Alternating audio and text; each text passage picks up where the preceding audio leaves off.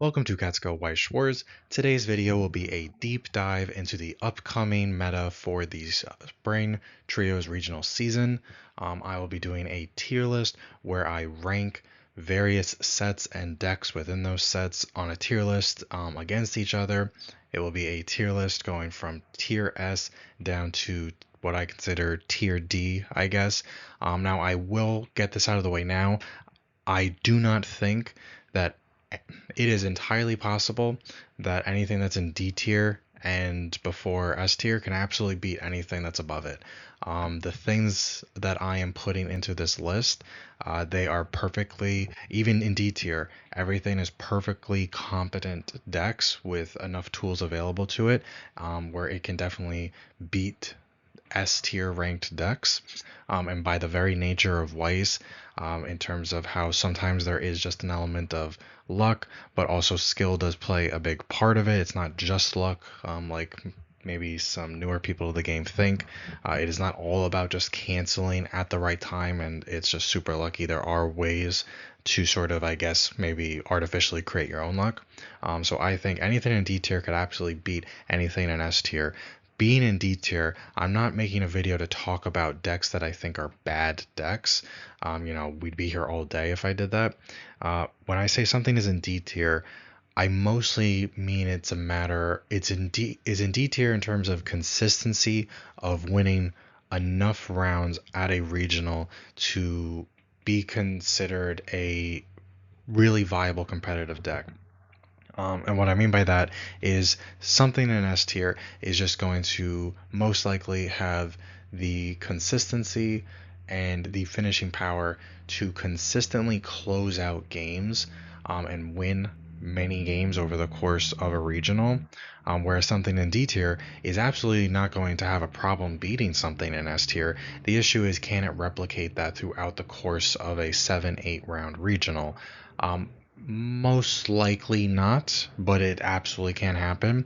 I think anything in B tier and above is going to pretty easily be able to, maybe not easily, but should have a easy enough time just competing with the things in A tier and S tier. I think they are consistent enough, their floors are high enough, and their ceilings are generally high enough where they can and most likely will pop up in some capacity in top 8 throughout the upcoming regional season. Once you start getting down to maybe C tier and D tier, just that consistency over a long tournament starts to wane. Now, to put it in context, I've been playing Weiss for a number of years now. I've been playing Weiss for about like 6-ish years or so, and I've definitely improved a lot from where I started. It was laughable how bad. I remember when I first started, to meet color requirements, I would level climaxes that got stuck in my clock because like I didn't think it was that important, because I was like, oh, I don't need that climax right now, so I don't have the combo, so it doesn't matter. And to see where I am now, it's a world of difference, which is true for anything you practice at, and I practice a lot at Weiss. However, with that does come some knowledge.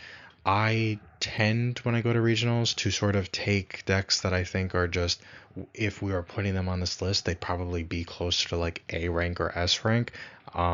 However, for I think like when it comes to singles regionals and when it comes to team regionals with my personal record, not my team's overall record, I think out of like the last 8 regionals that I've been to, I think 7 out of those 8, my personal record, whether it was singles or teams, was like whatever the equivalent of, we played the whole tournament and it would be X2 at the end of the day. So 7 rounds, I'd be 5 wins, 2 losses. If it was 8 rounds, I'd be 6 wins, 2 losses. I think there was one teams regional that I did just have a rough time at a couple years ago, maybe. But I was taking some pretty strong decks, I think, to those regionals. And my point of saying all this is that even when you're playing the absolute objectively best decks in the format or close to it, it can still be, just by the nature of Weiss, be a little difficult to just win games. I remember some of those regionals at Philly just a couple months ago. I had a game where I did not attack with more than one character in a turn until I hit level 2, and I canceled a good chunk, which was very frustrating too. For whatever reason, I was just not seeing level zeros or level ones. It was absolutely insane, and that sort of thing has almost never happened to me before. And I was playing Bane Dream at that regional, but it does happen. No matter what deck you're playing, no matter how good it is, sometimes you're just going to have a rough game that it is just outside of your hands. And there are going to be other times where you're playing the game of your life and you still just don't win because sometimes it just doesn't work out that way. Your opponent is just doing as well as you, and someone's got to win at the end of the day and someone's got to lose at the end of the day. So I say all that to mean that going into a regional this upcoming trio season, you're watching this video because maybe you want some insight into what decks you should be playing. Maybe you've got 5 sets available to you and you want to, see what your best options are. And then you see that, oh, I've got something that is in D tier, huh? That really stinks. Or I've got something in C tier that I was really gonna want to play. And it kind of stinks. I feel like C tier is just not good. I don't mean that those decks are not good, that they don't have finishing power, that they don't have value. It's just when you try to translate that over the course of a long tournament, it's hard enough when you are playing what are objectively the best decks in the format. And when you try to just move on to something that maybe isn't quite as consistent in whatever way you need your consistency, it just means you're in for more of an uphill battle. 100% doable. You know, you could be taking something that's in D tier and your teammates are playing decks from A tier and S tier, and you can absolutely carry their asses throughout the regional for a trios regional. Maybe one of them just keeps losing nonstop. Maybe one of them is on Oshi. Spoiler: Oshi's going to be ranked very highly in this list, and they just keep losing, and it's just not their day. And you are playing something that I have here in D tier, and you just are winning your games because most sets that have come out within the last 3, 4-ish years, maybe even 5 years, depending on the set, they absolutely have enough tools where if you build your deck the right way, you can 100% compete with the current meta. You are most likely not going to have the sheer volume of tools. You're not going to have power creep, maybe somewhat of an issue, but it's not so bad that you can't compete. And I think that's really important when you, as a player, are trying to decide what you should be taking to a regional season. I don't think it's quite the same. If anyone is familiar with Yu-Gi-Oh, for example, if you play Yu-Gi-Oh as well or you have in the past, if you're playing anything that's not like, tier 1 or higher, you're probably not going to win or do too well at a regional. Doesn't mean it does not happen. I don't need people coming at me saying, "Oh, it's not true because my friend topped with with appliancers, 3 years ago at a 6-man regional." For anyone who doesn't know, that deck sucks in Yu-Gi-Oh. But anyway, um, Weiss is a little bit different than certain other games where just because something's objectively in the top tier, the second top tier, doesn't mean it absolutely can't lose to things that are lower than it, just by how Weiss is set up. Now you try to take something that would be in maybe F tier, which is not going to be discussed here. Something like that would be, Monogatari from like 2015 or whenever that was, or the original Fairy Tail set, or the original Fate set. That would be things that are basically just unplayable, no matter how hard you try, just because the game has changed in the past, 10, 15-ish years. But when you look at the game, 3, 4, even 5 years ago, yes, certain things are different. Card designs are better, a little more advanced, but it's not so different where the fundamentals haven't really changed. As long as you know what you're doing and your deck is designed to be able to just deal damage, accumulate resources, get you out of tight deck spots, you're fine, honestly, as long as you practice and you know your deck inside out, and you also know the matches that you're most likely to go up against, because it is very important to understand what the meta is. So with that preamble, just a long way of saying that don't want to offend anyone that sees, man, my favorite deck and what I think is my best deck, he put it in D tier, he's so mean, or now I can't take it to a regional. Absolutely not. I think there is a single deck that I have in D tier that I'm going to talk about as the very last deck, and I'll tell anyone not to take that to a regional because it sucks. And I only put it on this list because of how much I dislike the deck. And I've never actually played it myself in person, but I played against it. And I always feel so bad for my opponents because they always lose to themselves when they play this deck. And it might surprise some people what it is. But anyway, so we're going to start from the top with S tier, work our way down to D tier. There's going to be only a couple things in S tier, a few things in A tier. There's going to be a crap ton of decks that are in B tier, and I think B tier is a really solid place to be. S tier, spoilers, there's 2 decks in it. 3-man team regionals are the format we're about to go into. So even if you have 2 people on the S tier decks, you're still going to need something to fill out that 3rd slot, and maybe you don't want to or can't play something from A tier. There's absolutely nothing wrong with, I think, anything that is in B tier. And C tier, as long as you know what your deck does, same thing. And same thing with D tier. So without further ado, let's get into it. So we have our tier list here. I will remove the blocks as it goes on. Originally, I painstakingly put a single block over every single deck, and I was going to do one at a time and reveal each deck one at a time as we went. As you can maybe see with B and C tier, that would be a whole lot of decks, and I actually did do all the work in PowerPoint to do the transitions for each and every single one. And then when I finished it and I was doing it, it felt really, really tedious. This isn't a game show where you need to reveal prizes or whatever. So we're going to reveal decks in blocks. So I'll reveal all of S tier at once, all of A tier at once, all of B tier, so on and so forth. People have time. Their time is valuable. I don't need to be wasting people's time where they just slowly have to listen to things. Maybe they just want to skip to their favorite deck and just maybe hear a little bit of commentary about it. So after doing that whole hour of doing the coding, or not coding, I'm not a coder, but doing the transitions in PowerPoint for it, I decided to just make it simple. And so if you want to skip ahead, then you should be able to roughly just sort of gauge.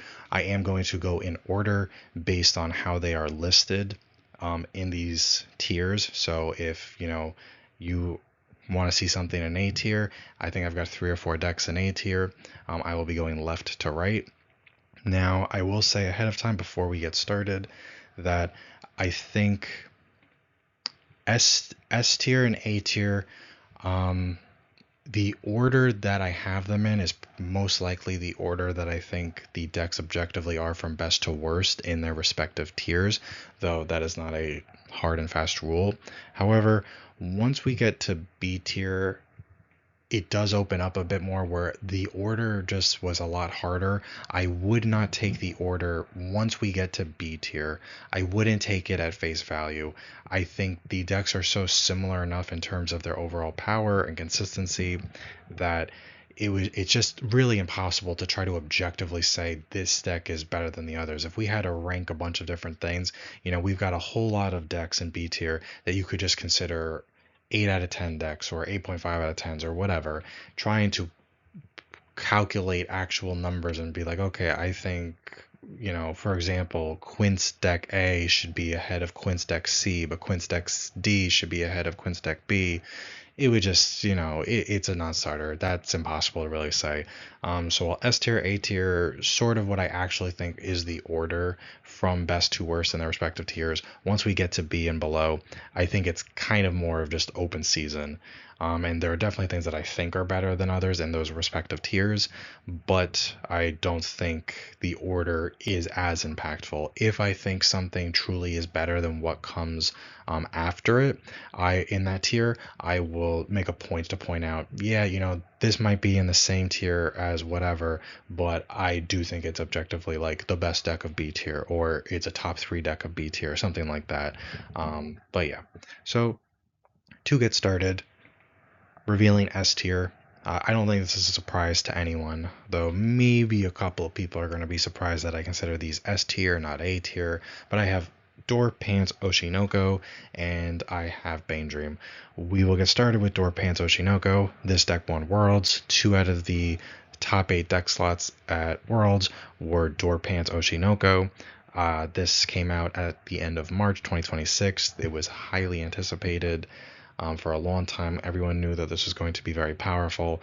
The package around Door Pants Oshinoko is just insane. You've got the level 0 Brainstormer, that's a mill 5 Brainstormer that also is a coin flip for bouncing back your center position character in your center stage. And you have a level 1 combo that is both gives you deck speed, that also lets you, if you grab you look at top 4, if you grab a level 2 or higher, you get to look at the top 3 cards of your deck and rearrange them, which is incredibly powerful. And there is just the whole package as a whole is just really, really great. The level 3 Akane, not only does it decompress your opponent while also dealing damage in really good instances, multiple instances of one, it also heals you for every time you burn them. And it hits on level 0 cards, not just climaxes. But I have found that it's not just burn ones, it's the fact that you are also decompressing your opponent. So if your opponent is, I've had games where I'm playing Akane, my opponent's got maybe like 8 cards in their deck, but they've got like 5 climaxes in it. And I just am able to just, with one Akane, just get through so much of that deck. Just mill a bunch of zeros off the bottom, snipe climaxes with the burn ones, snipe climaxes with the mills. I've had Akanes just process 6 cards before they even get to their swing if my opponent was compressed and had a lot of climaxes, and then that just set up my other Akanes perfectly. It's just a really strong package. Set 1 was a great set in my opinion, but it had issues, and as someone who loves Oshinoko and liked Set 1 a lot, those issues were too much to really make it competitive. You were really relying heavily on an over-the-top finisher to make up for the deficiencies that the set had. Set 2 more than makes up for that. Your level 0 game is so much better now, so you have a lot more consistency. You're not bleeding hand right at the beginning. You've got so many great tech options. I think Oshinoko as a whole is positioned really well because of Set 2, but I think the clear-cut winner, after my extensive testing so far and just seeing results, and people's feedback in the community, there was a lot of discussion. I think, is Door Pants going to be better than a choice with the Kana from Set 1?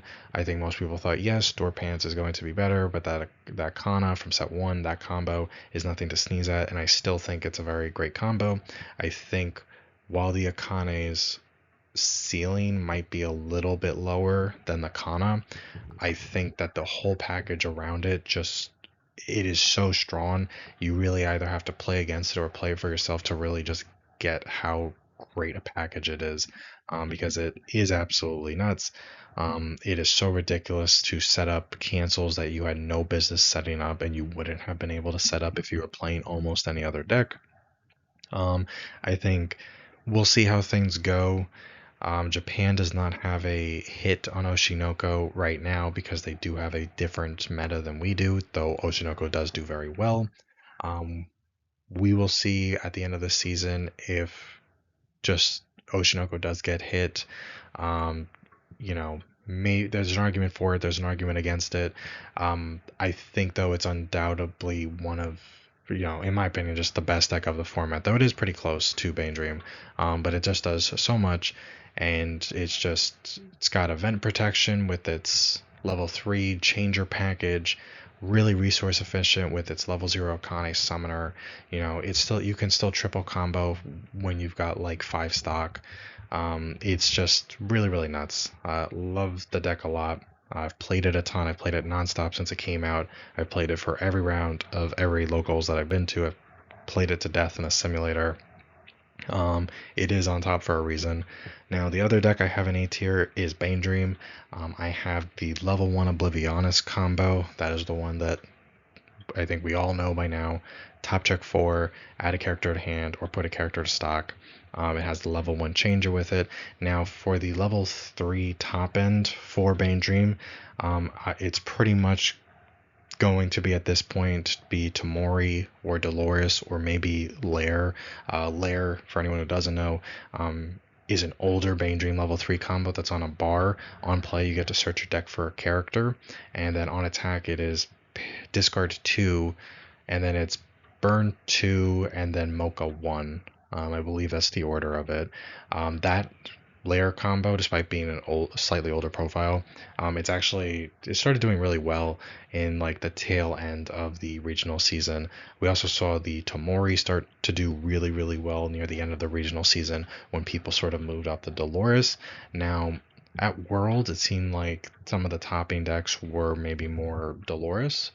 Um, than Tamori. I still think Tamori is the way to go. But I think the overall package for Bane Dream, despite the ban list we had, which puts the level 1 changer and the stock swap event and the Fumio on a choice list, I still think it is incredibly powerful. I've still played it and tested it with those hits on it, and it is still a phenomenal package. It is so consistent. The level 1 combo, having playing 8 copies of it, and it's on a bar, and no matter what top end you pick, they're very resource efficient, especially when you have a level 1 combo that can give you hand or stock, and you're on good triggers no matter what top end you're playing. You have a nearly unparalleled level 0 lineup.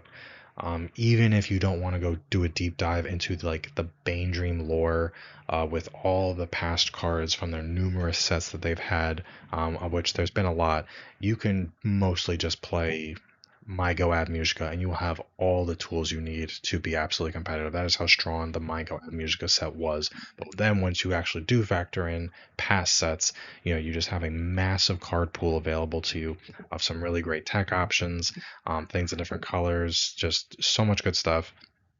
I have played Bar Pants with the Tamori top end, Bane Dream, since it came out in July of 2025, and played it. I can't say how many games I've played with it, but it's near nonstop.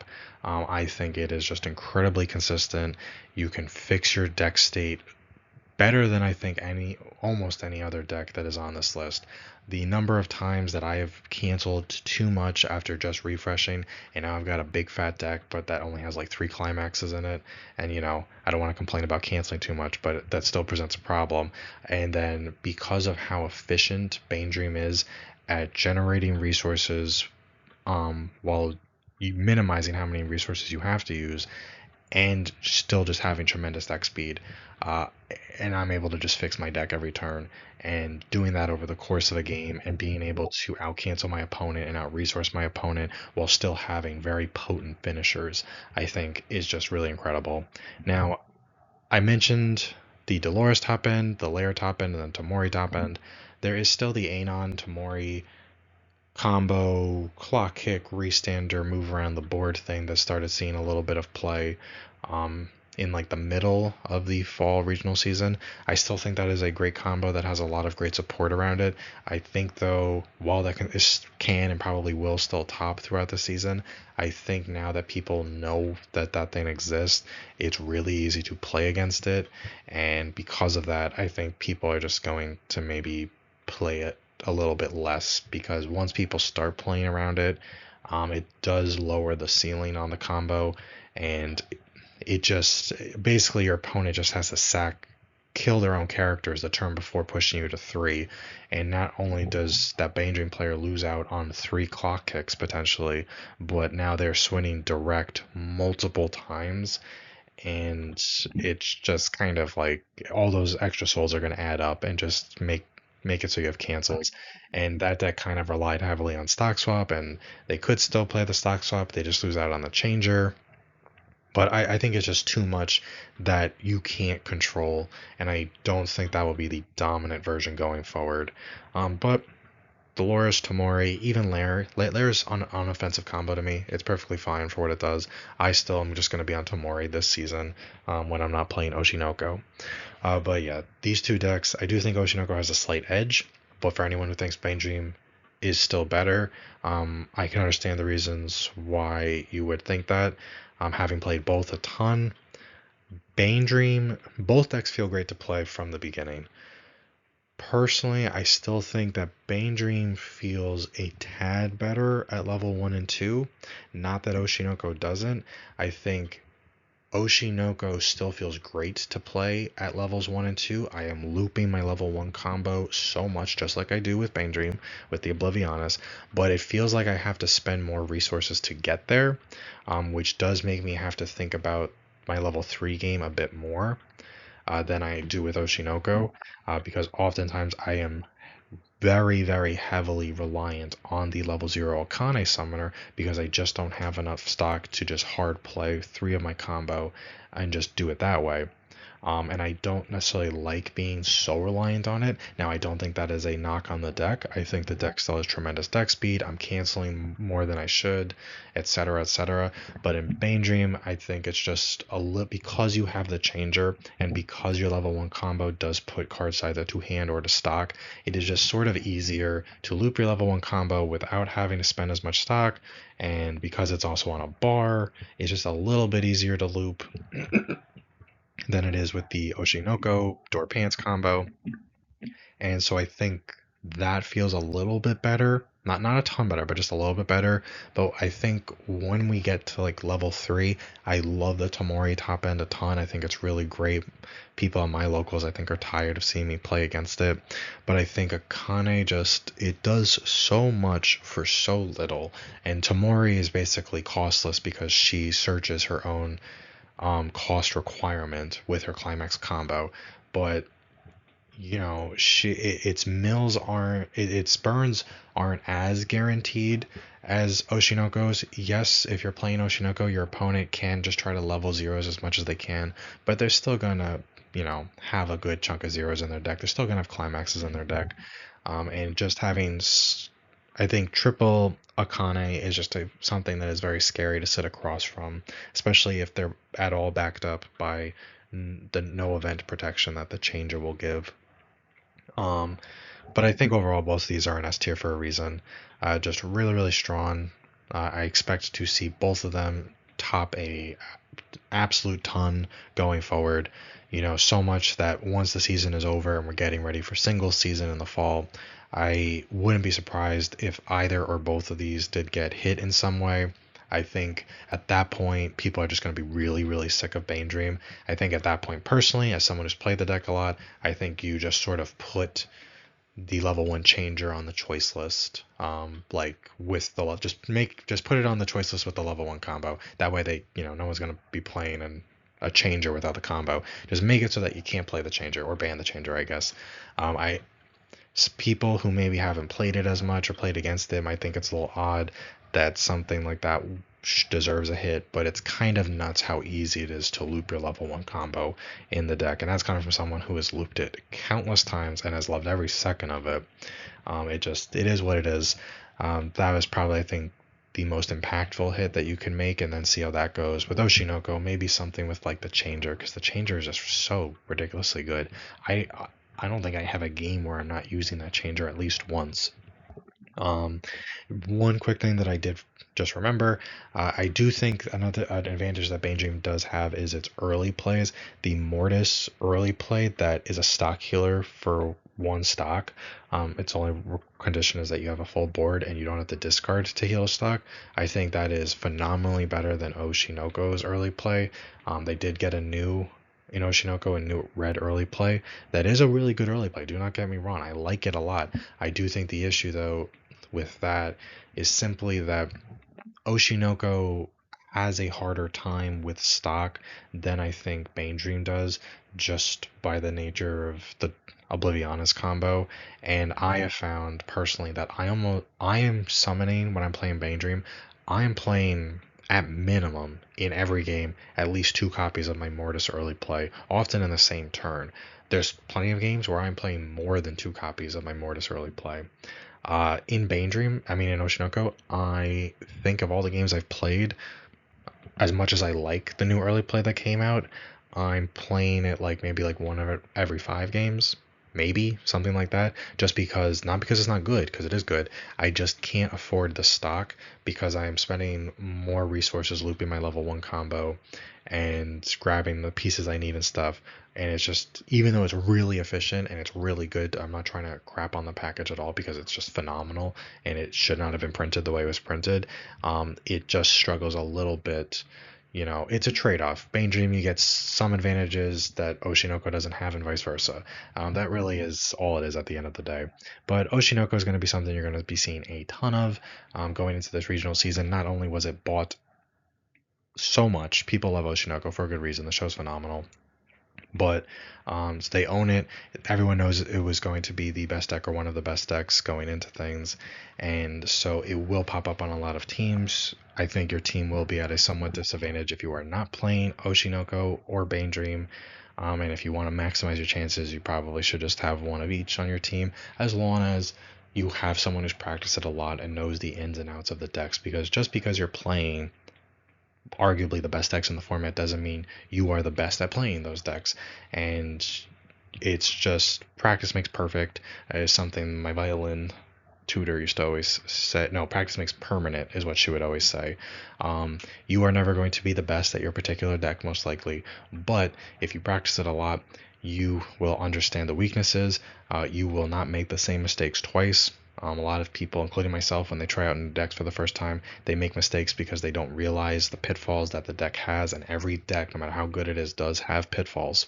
But once they make that mistake once, if you are paying attention to your own games and stuff and you realize where you went wrong, you shouldn't be making that mistake again. So as long as you practice it a bit, even if you're not as familiar with either of these, you should be fine going into the regional season.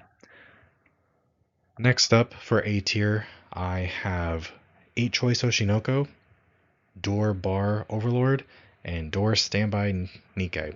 Now, I think the Overlord and the Nikkei are pretty standard, probably what everyone expected when I didn't have them in S tier.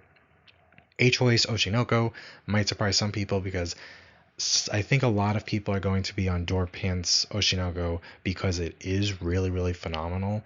But I also think some people are going to be on it just because they've been told nonstop that that is like the best way to go, and they're not even really going to be thinking about A choice too much. I can tell you, having played lots of games with Door Pants against various 8 choice Oshi builds, that A choice Oshi is something you have to still consider. You still need to be afraid of it. The Kana level 3 combo can be so absolutely devastating. I do also think that 8 choice Oshi, if you are playing the Memcho level 2 combo, I think you actually have a really good matchup into Door Pants Oshinoko. Because Memcho, for anyone who doesn't know, it's a level 2 combo that when you play the choice climax, you salvage a character, and then when the damage it deals that turn is canceled, you can stock 2 characters from your waiting room. It's a really great way to not only stock charge yourself, but also to put as many level 0 characters as you possibly can into your stock, meaning it's more likely that your opponent's Akanes are going to whiff. Now, I know how powerful that is because I've played Door Pants Oshinoko into 8 choice Kana Oshi a bunch of times, and I struggle with that every single game. I have had to play the stock shuffle purely just to try to get those zeros back into their deck and not knowing if it was going to work or not.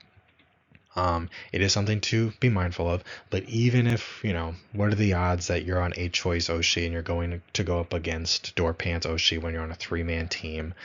Even if every single team you went against was playing Door Pants Oshi, you still only have a 33% chance of actually being the player who goes into it. And I don't think you should, play decks with the sole intention of beating one specific deck when we have a format that is so wide and open, like the one we're about to be is. Even though obviously there are going to be decks that are better than others. I still think on its own, this deck has no problem standing on its own 2 legs, whether it's A choice or it's not pictured here, but I would put in the same slot Door choice Oshi with the same level 1 Door Kana combo that the Akane deck plays. That level 1 Door Kana combo, that can be played with the level 3 Kana choice combo. There's nothing that says you can't do it. You do lose out on the really powerful Kana Brainstorm, that's the Mill 5 Salvage Brainstorm, because that one only hits on 2 specific climaxes, and you're not going to be playing it if you're only playing one out of those 2 climaxes, but there's still a perfectly good Salvage Ruby Brainstorm, and the level 1 Kana is still on a good trigger. It is still going to set up cancels. Nothing else changes about it. The weakness, I guess, that you could say that this version of Oshi has against the Door Pants version of Oshi is that the Kana version does require experience. It's experience 6 for the Kana, which means that you are having to keep more zeros in your deck. But there is a level 0 Memcho that gains +3 level while it's in your level. You could play that to mitigate it. I wouldn't try to go do too much of a deep dive into which version of Oshi is better. I have lost from double Kana when I'm like 2-2 and just 8 damage a certain way. I have also survived triple Kana from like 2-4, which was a match I actually recorded recently and was actually really crazy. I survived triple Kana twice, and I canceled like 8 times in those games. It wasn't that they did not hit zeros; they were hitting zeros. I was just barely. It was a game of my life, and I had no business winning it. But I think that is sort of abnormal. Kana is devastating. Multiple instances of burn 2 are devastating. We've seen things like Bunny Girl with Mai, where that thing will just cycle through a lot of cards at the bottom of your deck and then burn 2. That was so powerful, it needed to be put to 2. This is also cycling through some cards on the bottom of your opponent's deck while burning 2. It has both versions of Oshi have great removal options. There's the new red 3/2 double D-leveler, but we still have the tried and true, which is my preferred card from set 1. It is a yellow 3/2 Kana that is a double bouncer, and it does all of it for 1 stock as long as you summon it with a full field. That is absolutely phenomenal in my opinion. I think because of when I was making up A tier, originally I actually wasn't thinking of this Kana 8 choice deck at all, and I didn't even have it anywhere on the list because I just didn't think about it. I was so focused on door pants. But then I was like, I don't know, I feel like there's something else that you could just put in A tier that is like really strong. And then oh, of course, I forgot about. I'm just looking at my Oshi cards. I'm like, oh, there's my nice Kanas. And I remembered to add it back in. And I thought it really is better than B tier. It's just such a strong deck. Its top end is phenomenal. It has most of the great utility that the door pants Oshi has. Honestly, the only thing it doesn't would be the brainstorm. And that is really it. You can play all the other same stuff. I guess it doesn't have the changer, but whatever. And then when I put it into A tier, I had it at the end of A tier. And then I was thinking, I can't imagine losing against Nikkei with 8 choice Oshinoko or door choice Oshinoko.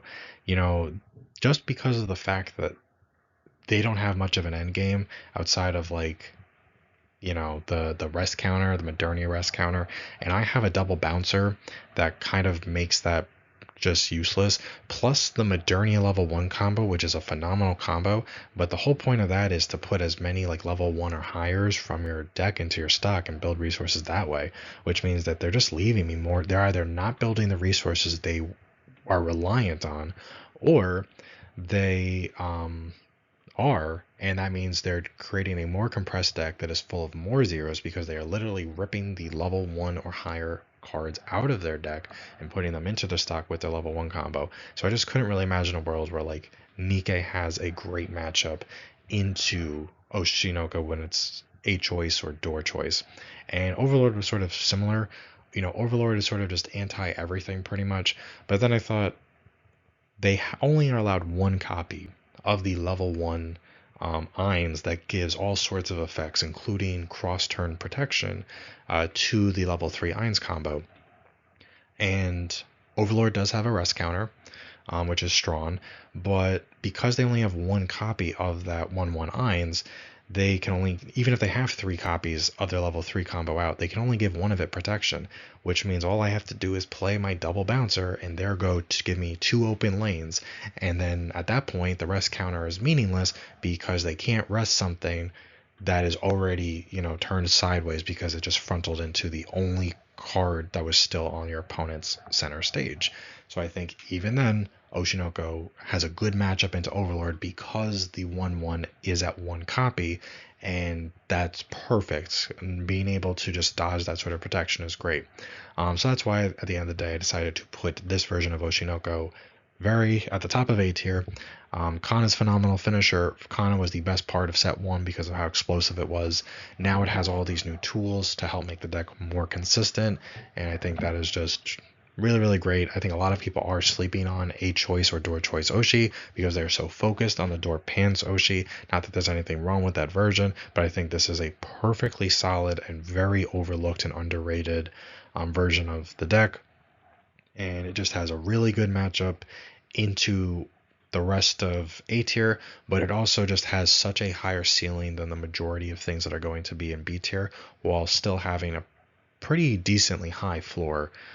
Yes, it does require cancels, which some people don't like. But, at the end of the day, something's got to give. Not everything can just be perfect. It can't just be on attack, mill the bottom 3 cards of your opponent's deck, and for every 0 burn 2. That would be too good. They have to put some sort of condition on it. So they made that condition that in order to do that, your opponent's got to cancel. Um, perfectly good. I have tested it. I do think I lean a bit more towards door choice because I like the defensive tools of the level 1 Kana. Plus, I don't like playing 3 climax splits personally in a deck, but having gone against it, I can say that is so freaking annoying, and it's a great way to build resources if you're playing 8 choice, and it's still very strong. Then we have Overlord.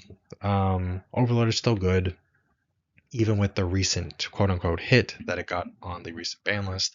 I still think Overlord is very strong. People were taking it to Worlds. It did not top 8 there, but Overlord is always shaky. In a little over a week, we do have the Overlord Extra Booster that is coming out.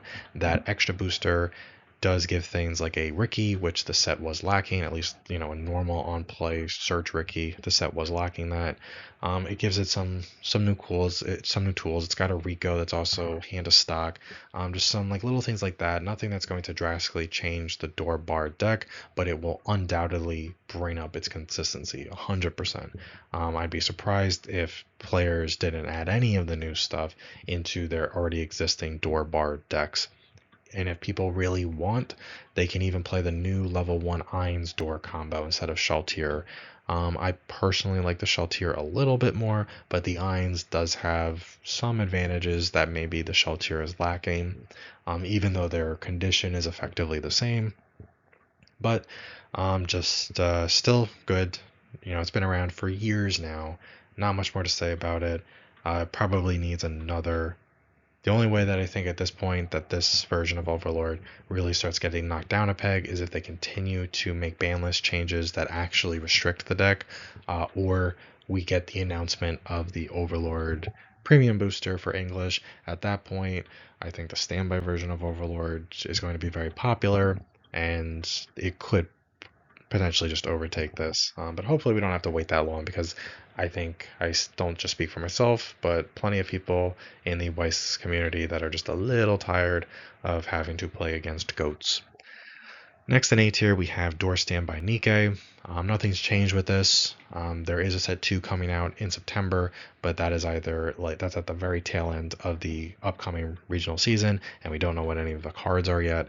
So this season, it's pretty much just going to be the same thing. I still think the rest counter is something to be feared.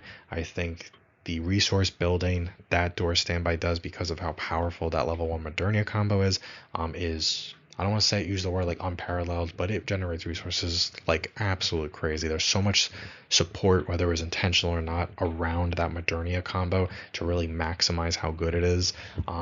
Biggest weakness is simply the fact that their level 3 endgame isn't really that phenomenal.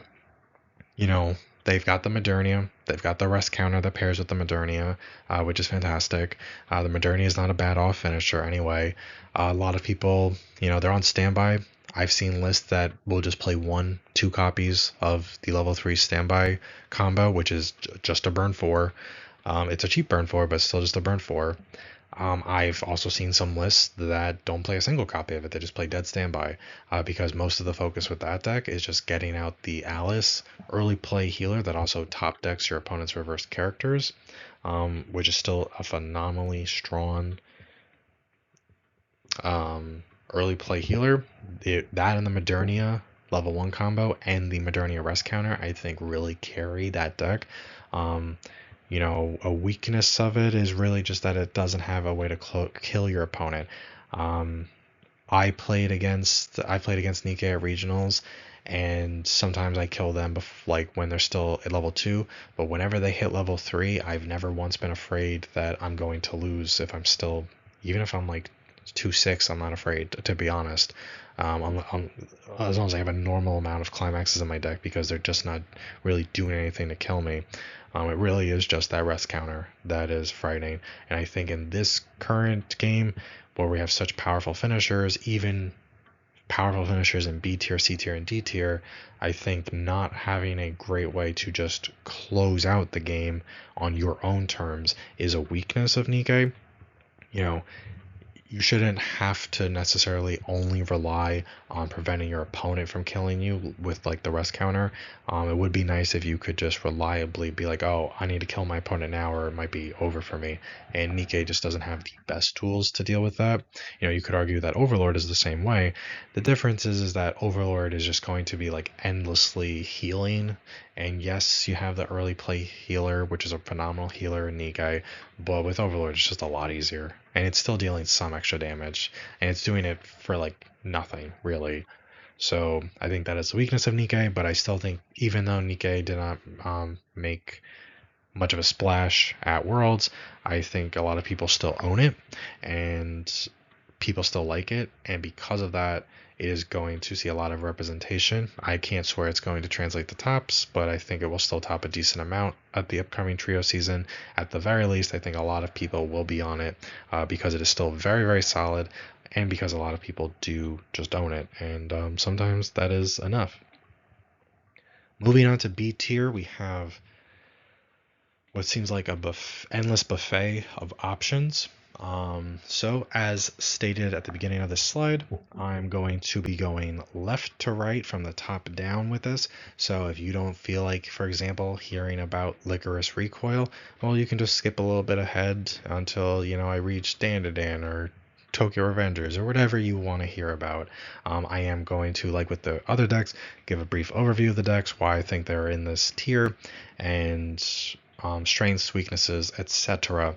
Now, S tier and A tier were like, S tier was really easy for me to make. A tier was pretty easy for me to make. Honestly, I already knew it was going to be Overlord and Nikke, and then I just had like the last minute addition of Oshinoko, and at that point it was just, where do I put it? And that had me thinking for a couple minutes. B tier and C tier were the hardest for me to decide because every deck in here has strengths, every deck has weaknesses. There are decks that maybe didn't top a ton in the last regional season that I do have in B tier, but are those decks not topping because they're not good decks? Are they not topping because it wasn't a good format for them? Were they not topping because people just weren't on them? That is, any of those is absolutely viable. Or, if something like Tokyo Revengers, where Tokyo Revengers did do well at some regionals, with the caveat that not many people are on Tokyo Revengers, and the people that are topping with it, they are like just really, really, there's some like well-known Tokyo Revengers players, for example, and you can't just pick. You might love the anime and maybe you want to play that, but if you've never played it a day in your life, if you want to play what's quote-unquote the most meta build of Tokyo Revengers, you really need to be practicing that, because while the concept is simple, it does require you to know your deck pretty well. And so there are, like Tokyo Revengers, I think there are things on that are in B tier that maybe, if some of them, sure, they topped a lot, or we've seen Licorice even won a regional, Hololive topped a ton, that's that sort of thing. But if it didn't top a ton but it's on here, there could be various reasons for that. But I still think that everything that is in B tier has some strengths and some weaknesses, but its strengths are enough that I think whether or not it topped in the last regional season, they do deserve a slot here. Starting off, what I think is probably, it's hard to say it's the best in terms of overall power, but I think it is very, very consistent at what it sets out to do, and that's why I do have 8-door Hololive at the top of B tier. Its ceiling in triple Maureen is fine, but it's just a burn 2 at the end of the day. So if you just triple Maureen, the ceiling is actually quite low. There's a lot of things that are in B tier where the ceiling is significantly higher than straight up triple Maureen. But the thing is that Maureen, just because of how efficient it is and because of how efficient the level 1 door combo is, you can build resources that then enable you to do more things, like stock swap, like Botan shuffle back stock swap. For anyone who doesn't know, Botan is, I believe, a trial deck Hololive card that is a 3/2 blue that's on play, ditch 2, put 3 cards from your opponent's waiting room into their deck. It's a great card for when your opponent leaves you like a 1-card deck or something, and you just play the Botan and you just shove 3 climaxes into it, and then you stock swap them, and then you get at least 3 climaxes out of their deck guaranteed, and straight into their stock. absolutely phenomenal thing, devastating when that sort of thing happens. It happened to me at the Philadelphia regional. My opponent generated so many resources because they kept looping the Chloe level 1 door combo, which salvages while also having the chance to generate you free stock.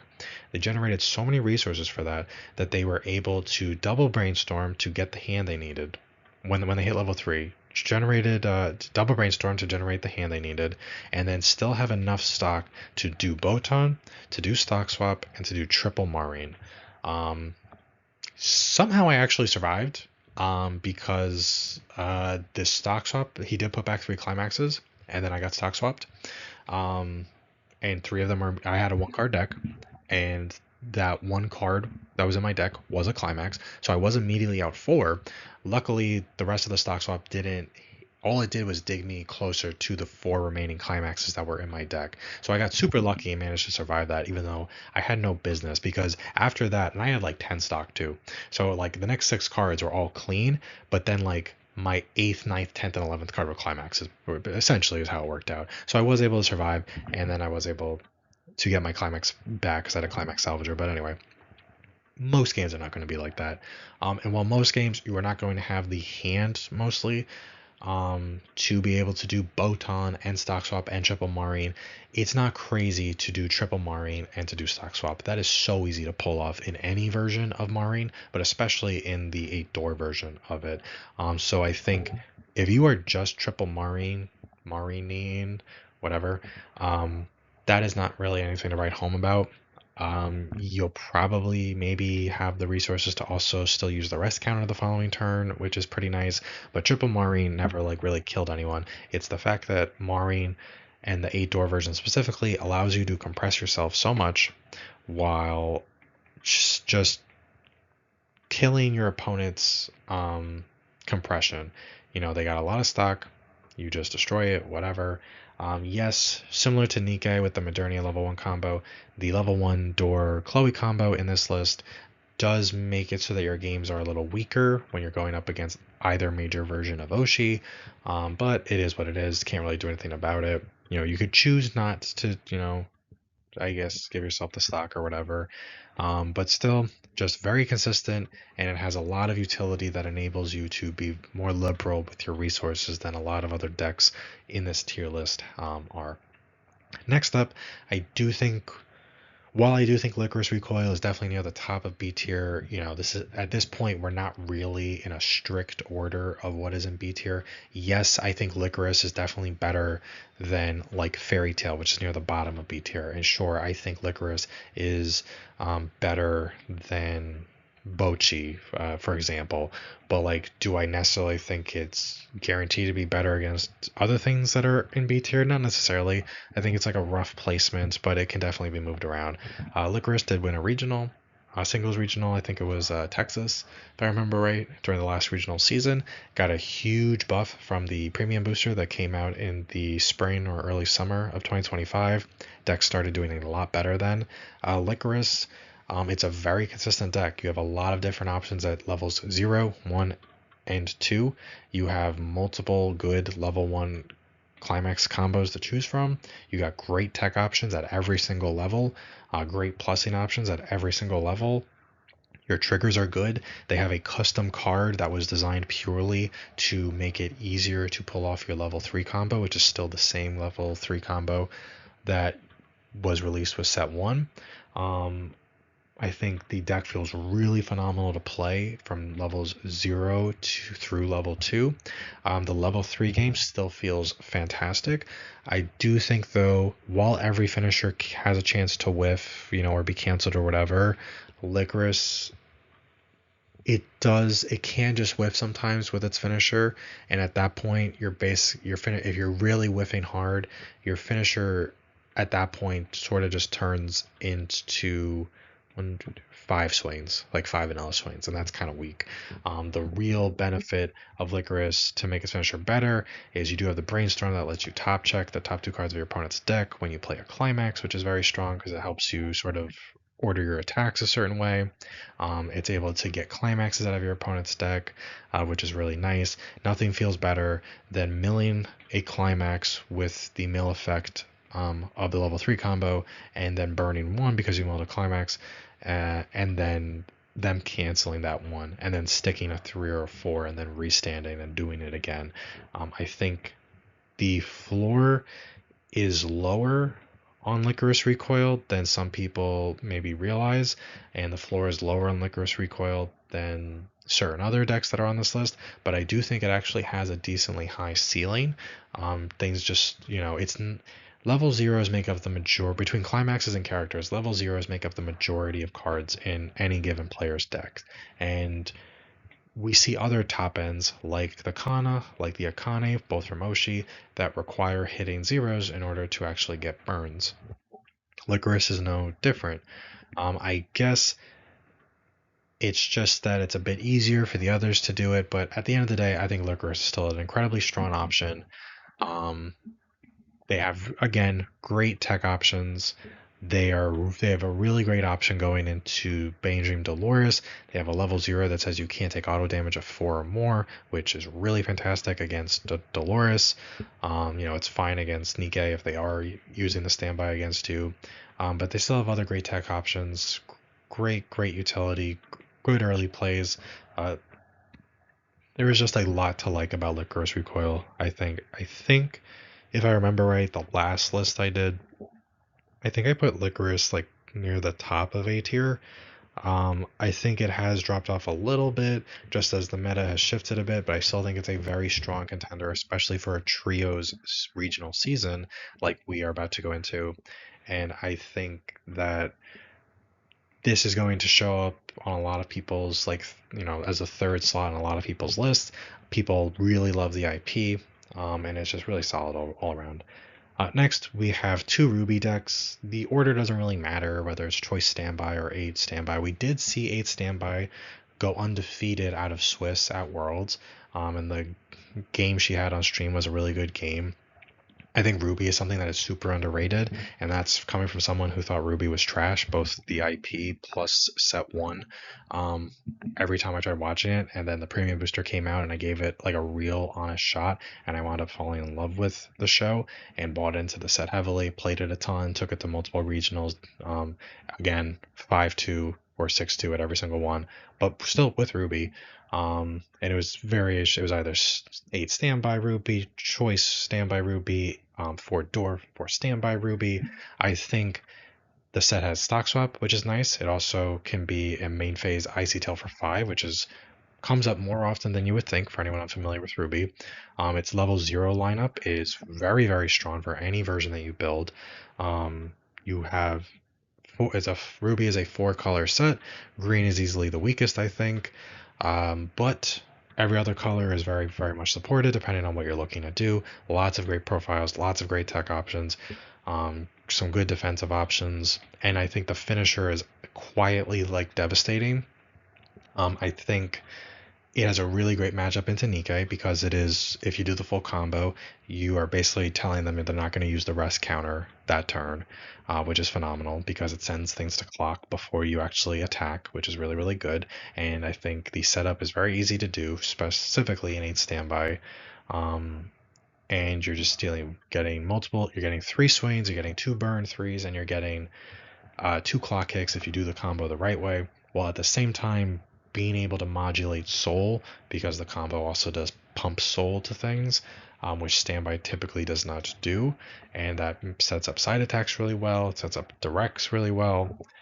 Just a really, really great pick overall that I think doesn't top as much because people aren't playing it as much, but I think it's, as someone who played in 2024 when the premium booster came out, I basically played nothing between June and December except for Ruby, various versions of Ruby, won a couple of the title cups with Ruby, different versions of Ruby.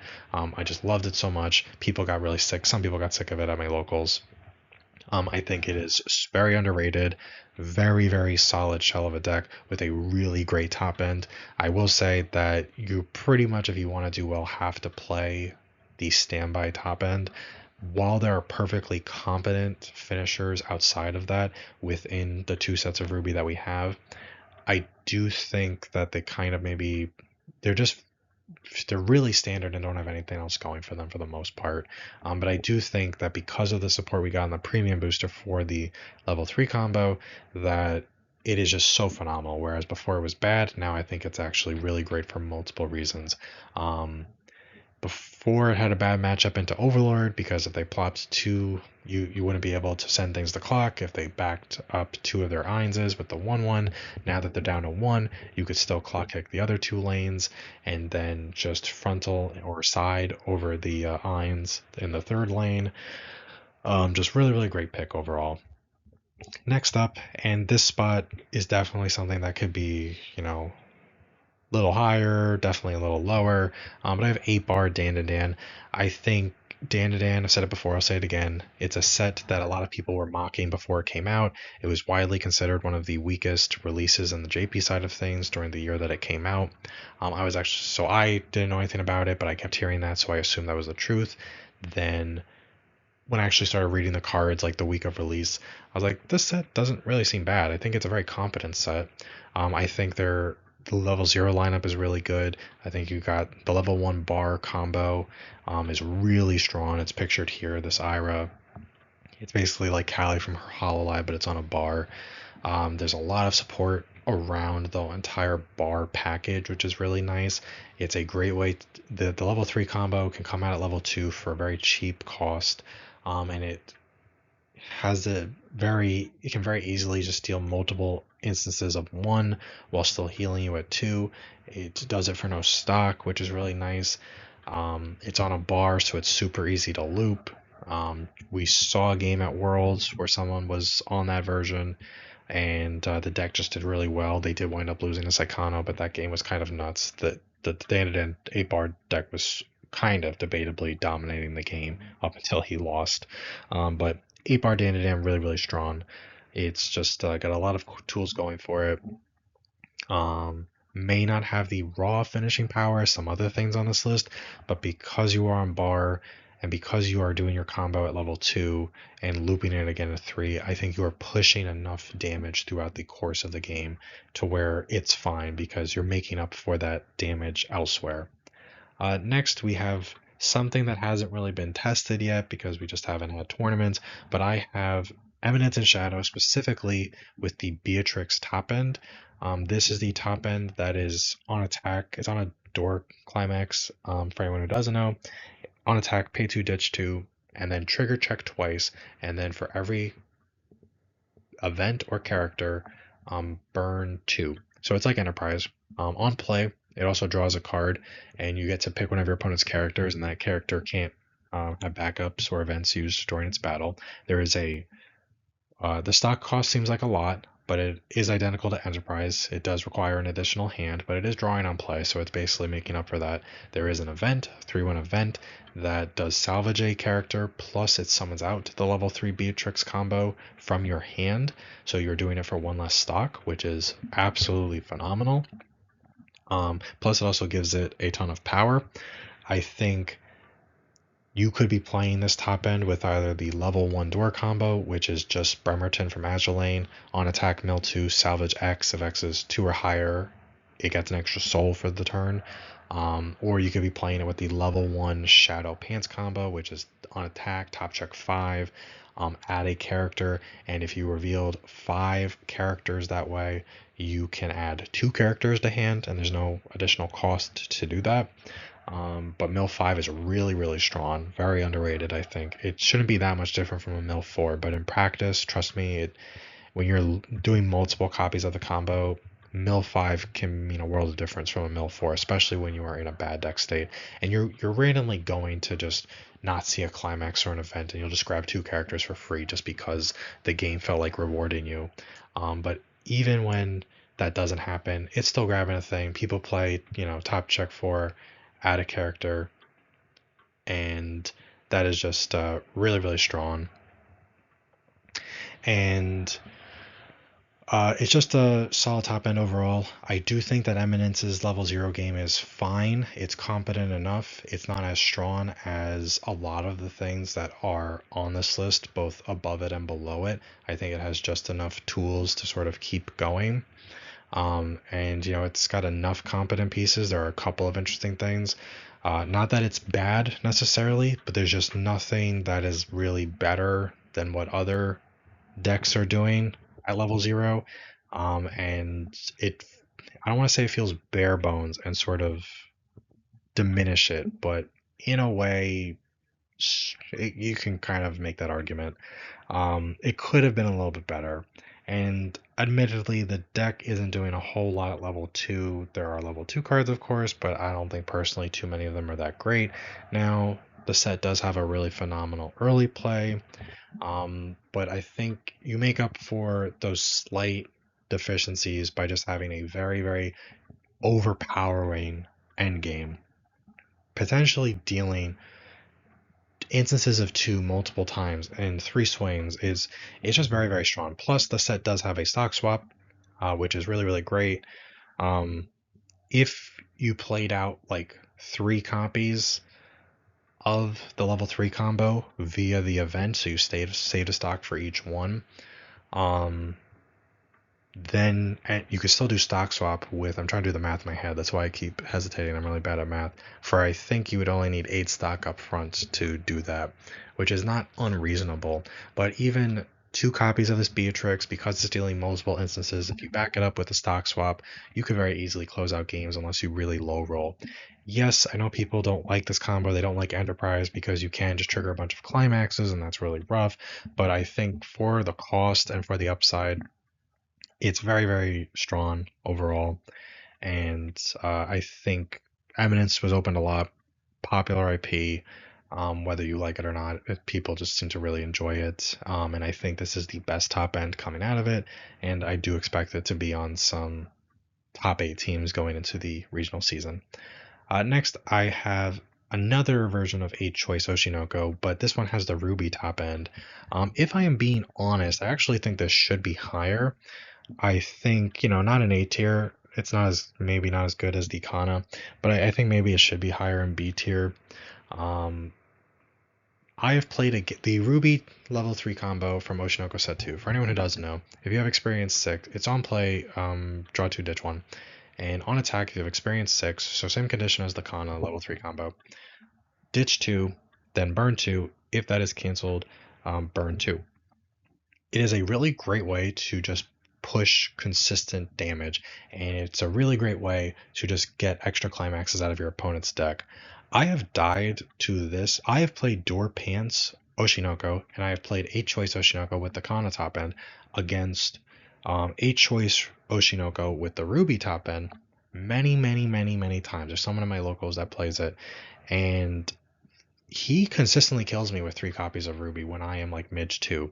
I think it's an understated finisher, but it's really, really consistent. I do think you have to triple it to really maximize how good it is, but I think if you triple it, at that point does become very dangerous. It is, at the very least, it's still burning 2. It doesn't require a cancel. It doesn't require your opponent milling certain cards or anything like that. So it is pushing 2 guaranteed. But once they cancel that 2, if everything about it just feels so free, just getting the additional burn 2, and then if they cancel that, you're more likely to stick the actual swing.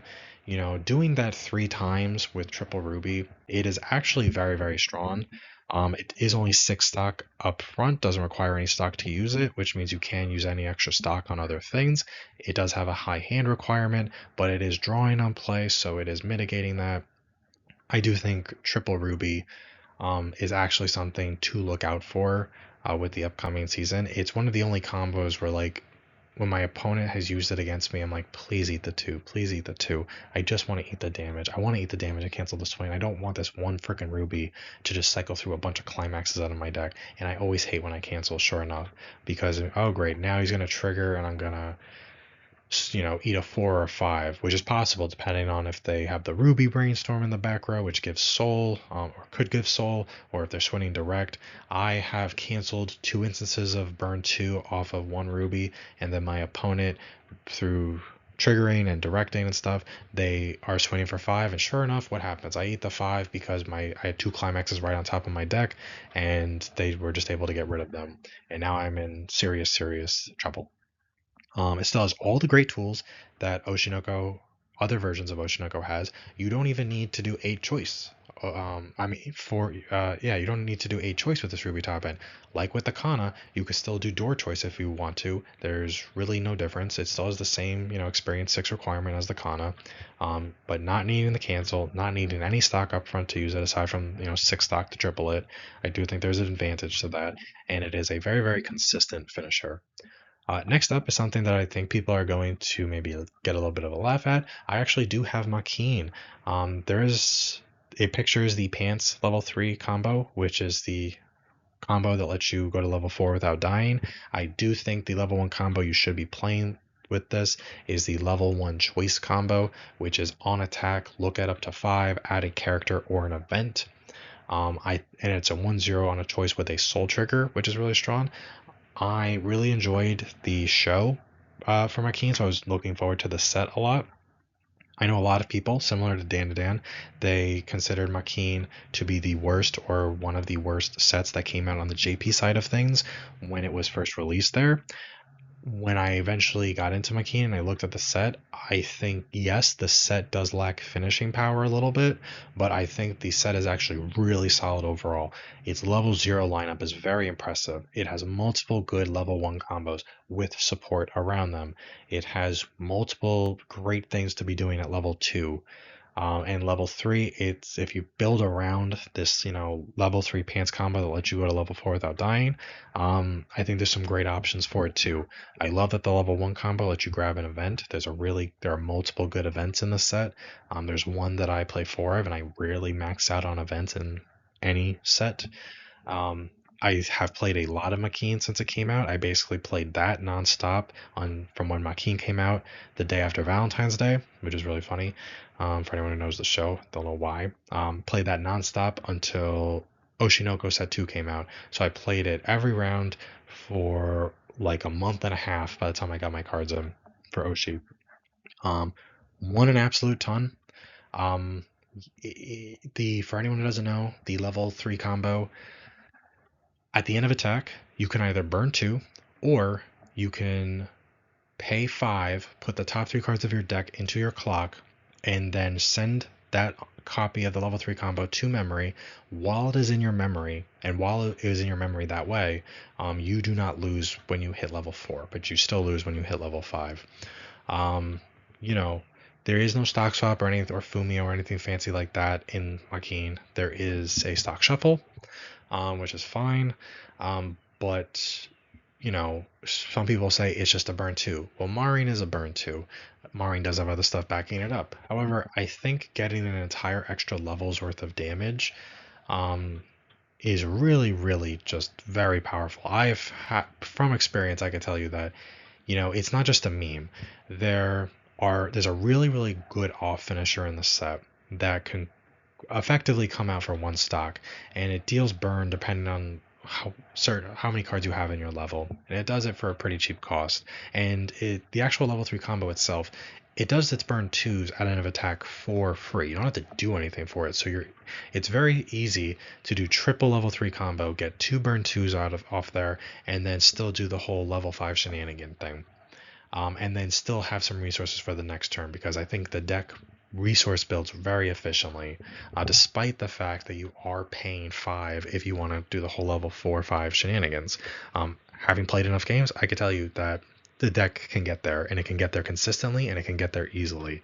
There is a fantastic event that makes that similar to the Beatrix event, lets you I'll just say what it is. It's a 3-1 yellow event it's a 3-1 that says look at up to 15 cards, 15 from the top of your deck, then summon any character from among those cards with level equal to or less than your current level, which, because it's a 3-1, it'll be level 3 or lower. Not only do you get to bring out some level 3 things for 1 stock, which is always nice, you are also cycling through 15 cards through your deck. And what I have found is I am using that not really just to get out a character for less stock. I am using that to set my deck up perfectly for when I'm about to do my level 4 or 5 shenanigans.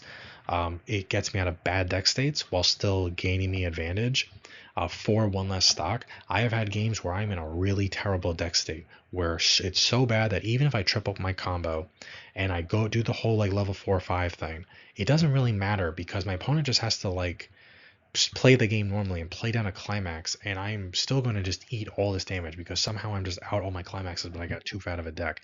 That one card solves so many problems and gives me so much deck speed and sets up my next turn perfectly, sets me up to a refresh exactly the way that I want to be set up. And I think because of a card like that, because a level 1 combo can grab events, but it also has a soul trigger and it's pushing damage, plus it's cycling through up to 5 cards from the top of my deck. It is just really strong. The level 0 lineup is great. I think people are sleeping on Makeen a little bit. I am not saying that Makeen, people are going to be like, oh, wow, look at this. He has Makeen above Gura. No, Makeen does not have a better finisher than Gura.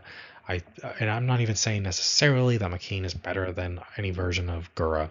What I'm saying is that it is an incredibly consistent deck that builds resources, that still is pushing extra burns while giving you a backup option in case you are going to die. And I have had enough games where I was in a really bad state because I just was drawing too many climaxes, which can happen with any deck that you play, no matter how good it is. You could just draw too many climaxes. Um, and being able to go to level 4 without dying completely changed the course of the game. If I was playing any other set and it was the same sort of setup and I was just sort of not canceling the same way or drawing too many climaxes the same way, or no matter how good my top end was, I just wasn't going to be able to make enough of a comeback. But because I was able to go to level 4 without dying, I was able to have the time I needed to set my deck up in a way so that I could actually play the game and win, which no other set can say that it can do because no other set currently lets you go to level 4 without dying, at least not in English. Um, it is still there's still other options you can play in Makeen. I think the best one would be the level 3 choice combo, which is similar to the Ruby we just spoke about, where except this one is burn 2 if it's canceled, burn 2 if that's canceled, burn 2. So you get one additional chance at a burn 2. It is more expensive than the Ruby, but I think as a set overall, it's an incredibly underrated set that people really sleep on. I think in a single season, I can see why it doesn't do as well and why it wouldn't do as well. It still does lack the finishing power that some stronger decks have, but I think on a team situation, there's absolutely nothing wrong with picking this. I think people shit on it way too much, and I did too when I first read it until I watched the show and I enjoyed the show, and then I actually read the set in full. I was like, there's really a lot to like, and then I tested it, and sure enough, it's just buttery smooth playing it. A lot of really great stuff in it. Next, I have Choice Pants Hololive. That would be the Kali Gura list. It's been around forever. Don't need to take up too much time talking about it. It still has the same massive card pool that every Hololive deck has. Gura is as strong as it ever was. Kali is still a good level 1 combo. I think the weakness of this, and is maybe a reason why Gura just doesn't top as much, is that Gura is limited to 2 copies. Similar to the next deck we're going to talk about, putting in level 3 combo to 2 copies means that you're consistently takes a hit. Even though realistically with Gura you are only ever going to get off in most games 2 copies of it anyway. The issue is that now you have 2 less copies to grab, which means that if one gets stuck in your stock early or one gets stuck in your clock, it is just a whole lot of things you need. It's just really easy to miss out on it. And honestly, one Gura never killed anyone. You still need to double Gura in order to win, and double Gura is still very frightening. It's still very strong. But I think having 2 copies of Gura is the real problem that deck faces. If you get both copies right away, good for you. But if they get stuck anywhere, now you have a problem and you need to expend resources to get it unstuck. And that is definitely a consistency issue. But if everything goes well, it's still very frightening to be seated across from a double Gura. Because it still has a great card pool and Gura is still very strong. Next up, we have Bunny Girl, 8-door Bunny Girl, which still managed to top a chunk even after the hit that it got at the end of last summer. Similar to Gura, they limited the level 3 combo to 2 copies. Pretty much what I could say about Bunny Girl is identical to what I just said about Caligura. The deck is still the same as it ever was, except putting your finisher to 2 copies kills the consistency. And unlike Gura, which 2 copies is really all you need, there are games where you're playing Bunny Girl, and I played a lot of Bunny Girl when it came out, where when you're playing it, even if you triple it, sometimes like one of them is just going to whiff. The Gura has a harder time whiffing, even though it can whiff. I've had games where I triple Mai, and one of my Mai's mills the bottom 6 cards in my opponent's deck and does not see a single climax. And you can't really guess which one is going to do that. So there are, lots of games where that didn't happen and all my Mai's were effective, but sometimes it just does. So now the fact that you're down to 2 copies means that one of your Mai's could just whiff, and at that point you're probably not winning the game. Because if that one whiffs, all you have left is another Mai, and even if that Mai completely hits, it's still burned 2-3 times, so it's basically marring at that point.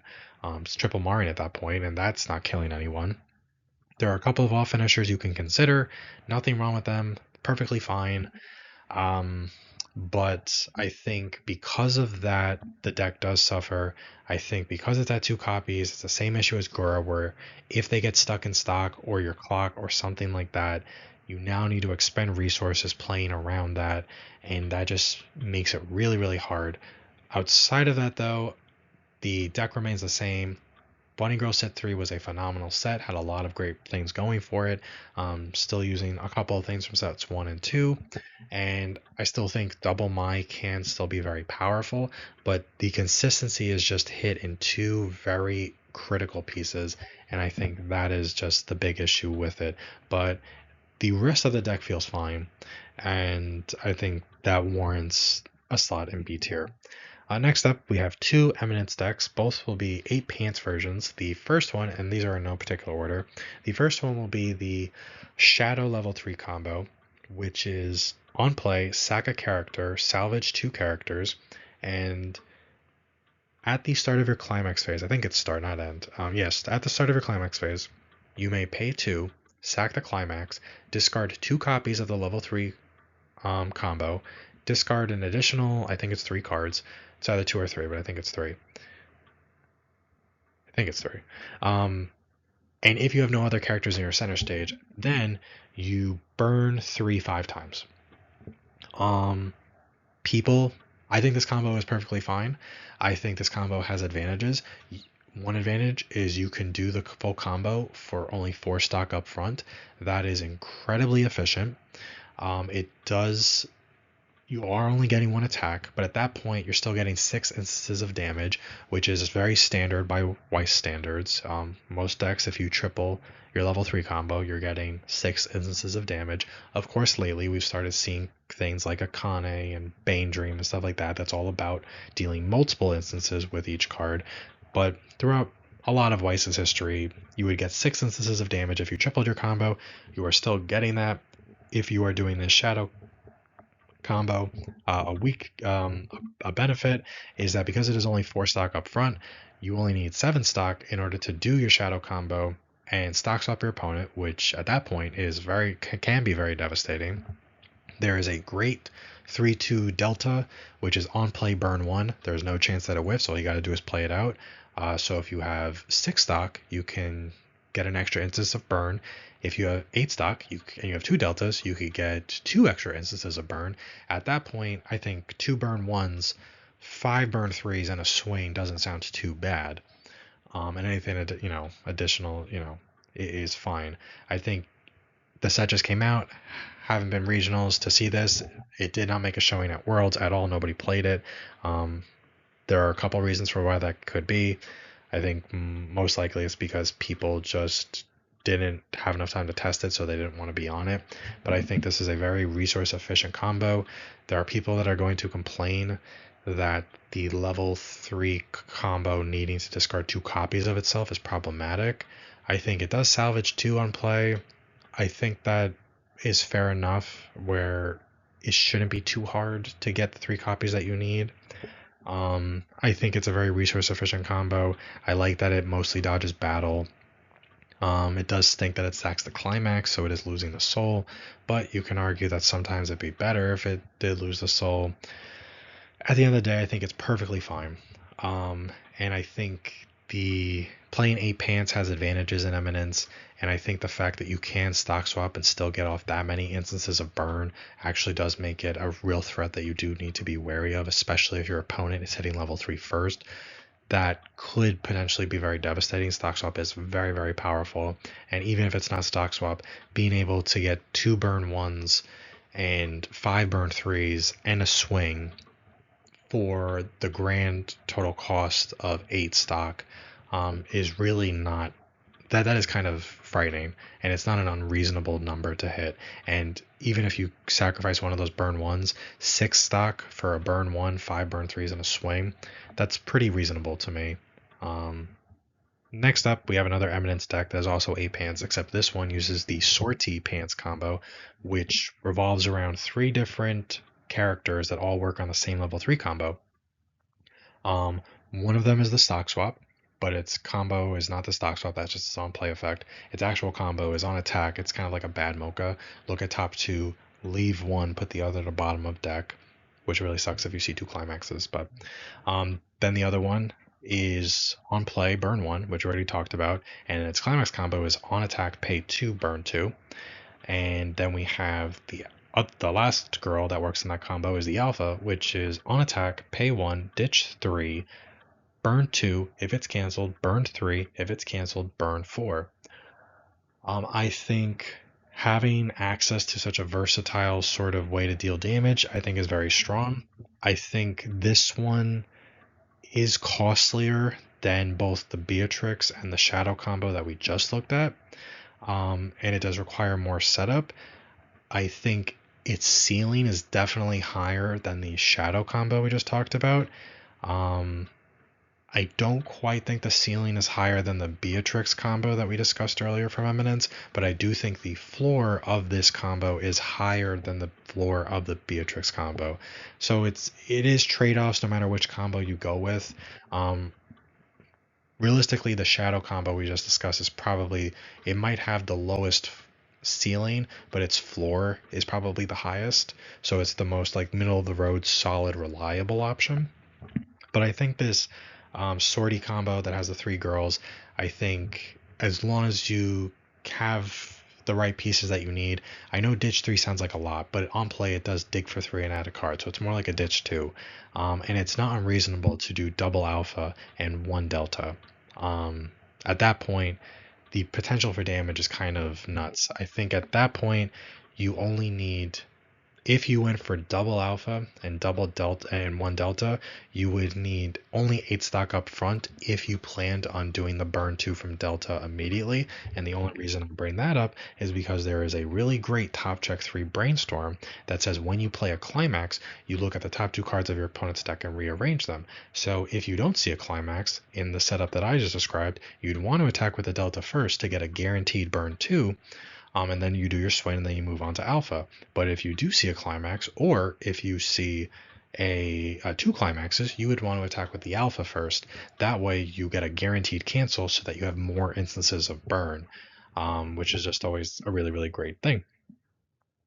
So I think the alpha has a very, very high ceiling. It could just wind up being the most expensive burn 2 you ever had if they just eat it. But I think because that brainstorm exists, that does really, really help sort of set up the alpha really well. And I think because of that, a lot of people do seem to be more on the Shadow, and definitely more people are on the Beatrix. But I think this whole 3 girls on the 1 climax combo, I think, is a little underrated. And I think it's definitely something that's worth considering if you like Eminence and own Eminence, which a lot of people are going to do. I do think this version requires you to be more mindful of your resources than the previous 2 versions, and it does require more setup than the other 2 versions of Eminence that we discussed. But there are advantages to playing 8 pants in the set. There's a really great brainstorm that is good pants support, and there is a lot to like about this combo. And personally, I like this 3 girl and 1 combo climax combo the most. I'm not saying it's the best. I do think the Beatrix is just the best objectively, and if I was going to a regional, that's probably the version that I would take. But I am very excited to try out this three girls combo. Um, I built my deck and all that, and I think that it could definitely surprise people. And it's solid enough for a cost that might seem high, but is reasonable enough in practice that it can definitely perform consistently well at a regional and would not be a bad third slot for a team. Next up, we have a deck that actually isn't out yet in English. It comes from it's a little hard to see, but that is Eins from Overlord. It's from the Extra Booster, which comes out next week. There is a lot of new doors support in the Extra Booster. There's a new level 1 Eins door combo. There's a new level 3 Eins door combo. There is a level 0 Eins stockless door climax swapper. There is a Mill 5 salvage brainstorm that hits on doors. There is various door support in the new Extra Booster. So the version that I'm going to be talking about right now is 8 door. The new level 3 combo is pretty straightforward. It's on attack, pay 1, ditch 1, then do one of the following 2 effects of your choice. You could either burn 3, or you could stock swap your opponent and then burn 1. I think this is like very reliable. It's not anything flashy. We have seen combos that are on attack stock swap. The problem is none of them deal any additional damage. Overlord has a on-play Fumio, but it does not have an on-play stock swap. I like that this combo does let you stock swap your opponent while still dealing some additional damage. That is really nice. Plus, it will feel really great if you stock swap your opponent, get some climax out of there, immediately burn 1 and snipe another climax, and then stick your swing. So I like that. Realistically, if you hit level 3 first, most of the time you're going to be doing a stock swap on your first one, and then doing the burn 1, doing your swing, and then on the remaining 2 Eins, you will just deal burn 3, burn 3. That's probably how it's going to go most of the time. But I think Door has so much support with the new Extra Booster, and Overlord already has a good card pool, and it's going to have an even better card pool going forward, that I think, even though it is not a flashy combo, I think it is a very solid 1k1 deck that most of the cards are going to be in red. Red's the best color in Overlord, arguably, and it's going to get a lot of good support in red. Door specifically, lots of good support. Just really, really good stuff coming out of the Extra Booster for Overlord decks that are not the Door bar deck, and I think that is just really, really, really nice. Moving on to the next thing, we've got a series of quintessential quintuplets decks.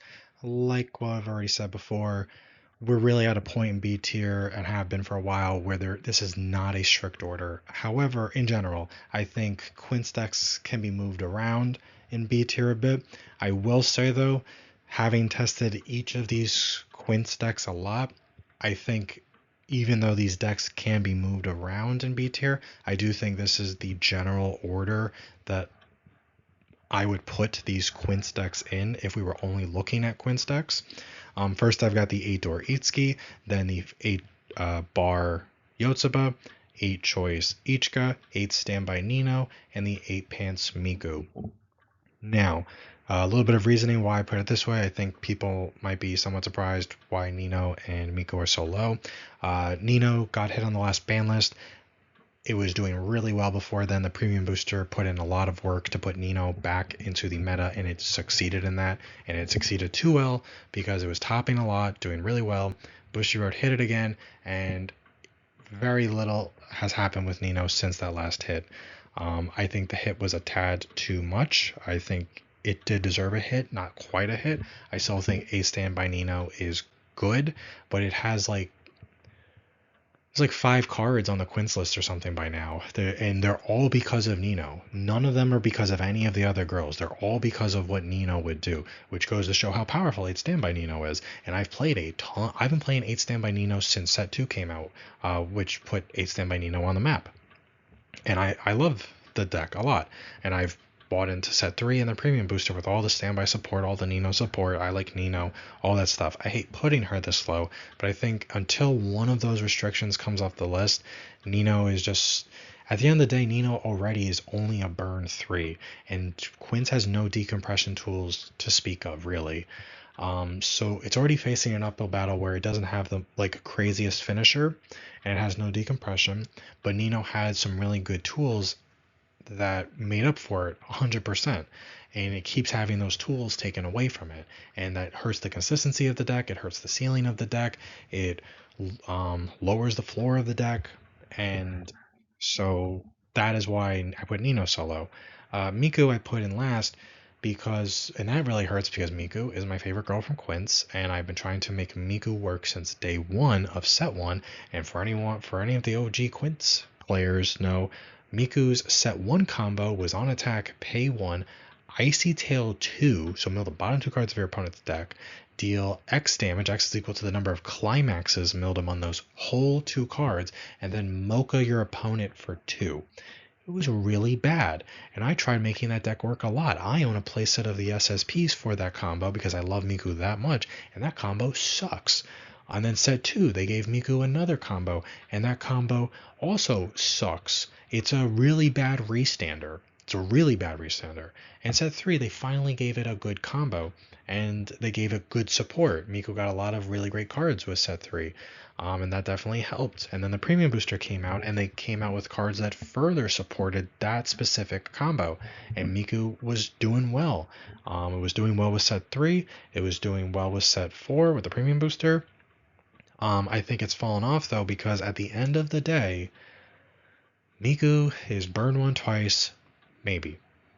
It's burn one twice, maybe, with extra steps involved. At that point, why am I not just playing something that's just burn one twice guaranteed? You know, you needed a certain number of markers on your board to get the whole burn one twice, otherwise it was just a burn one. And even if you had the required number of markers on your board, which the deck does do well because it's all revolved around markers, but even if you have the right number of markers, you still needed to mill a climax on the bottom of your opponent's deck, which meant that you could do a whole lot of setup, and at best you're getting a burn one twice, and at worst you did a whole lot of setup to not even attempt to deal an additional instance of damage.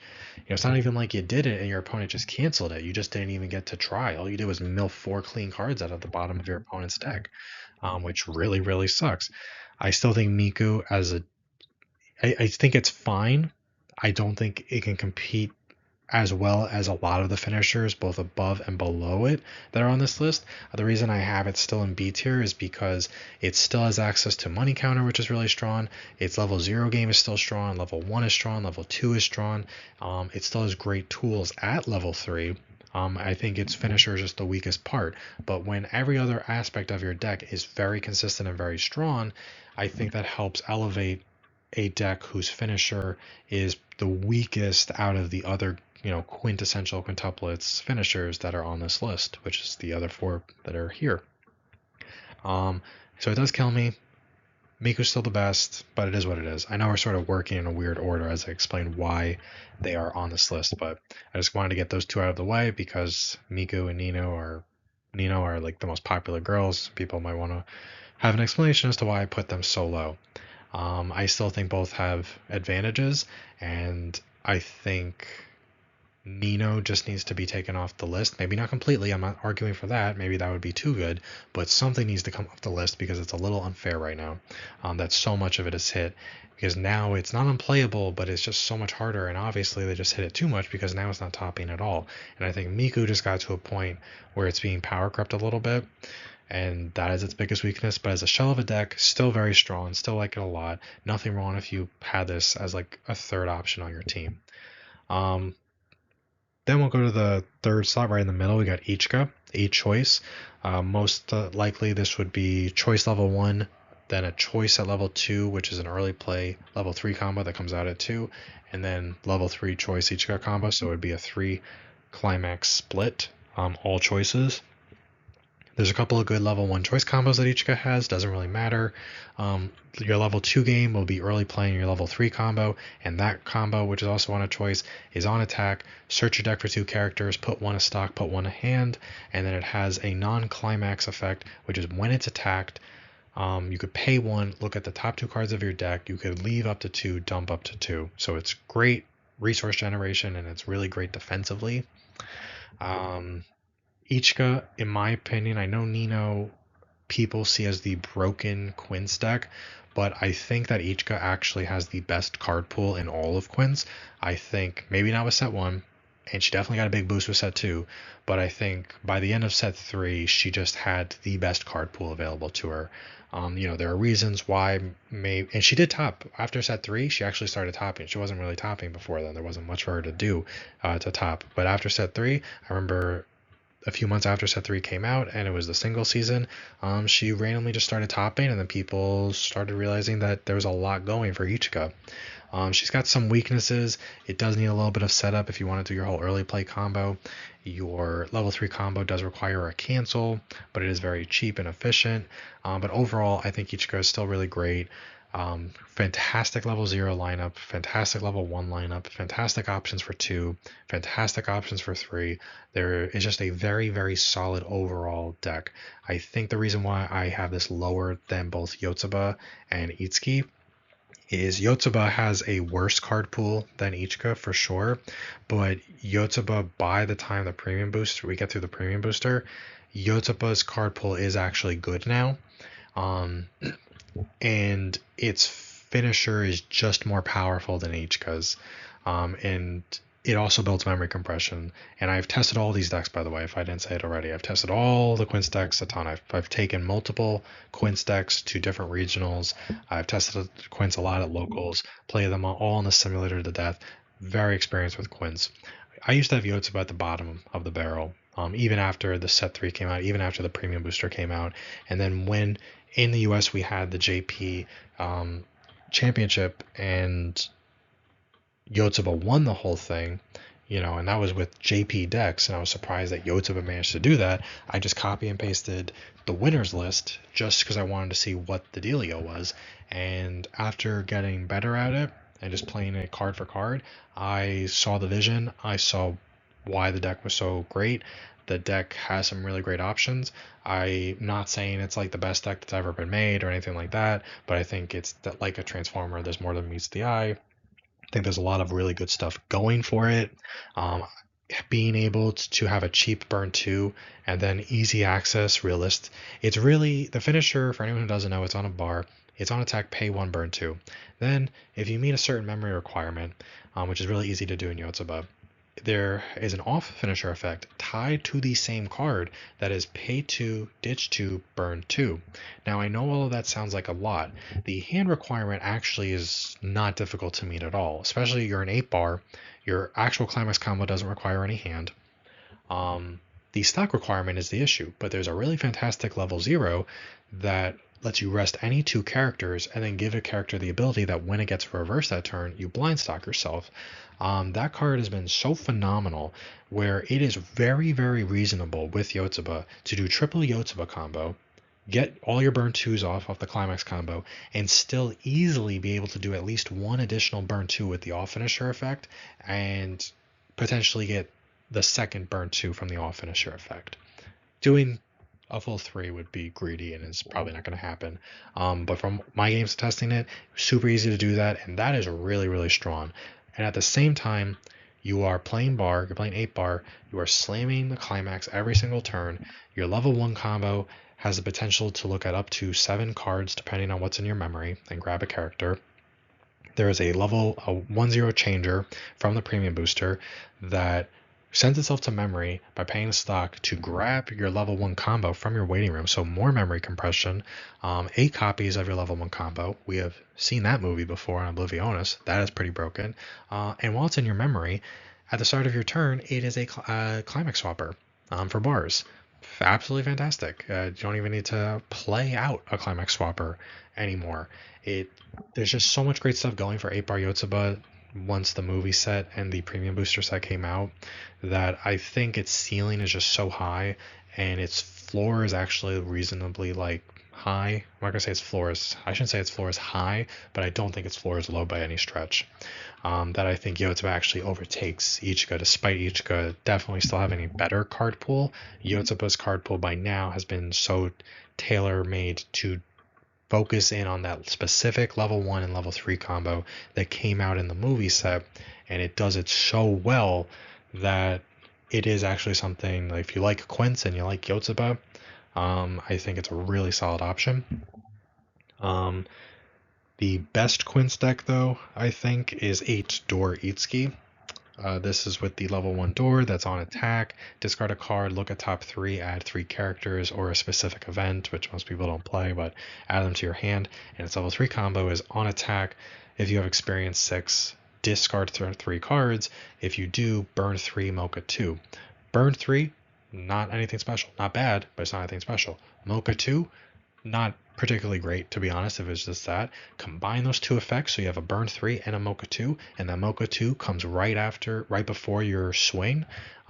Incredibly powerful. You triple this, and I know ditch 3 sounds like a lot, but for anyone unfamiliar with quints, there are 2 cards within quints that give you +1 hand size, and they are both very good cards to begin with that you can plop in your back row, and one of them is a brainstorm and the other is a really good card, so you can very easily have a 9 card hand size, which is perfect for the Itsuki. The Itsuki also hand trips you on play. They get to look at up to 3 and add a card, so it's really more like a ditch 2.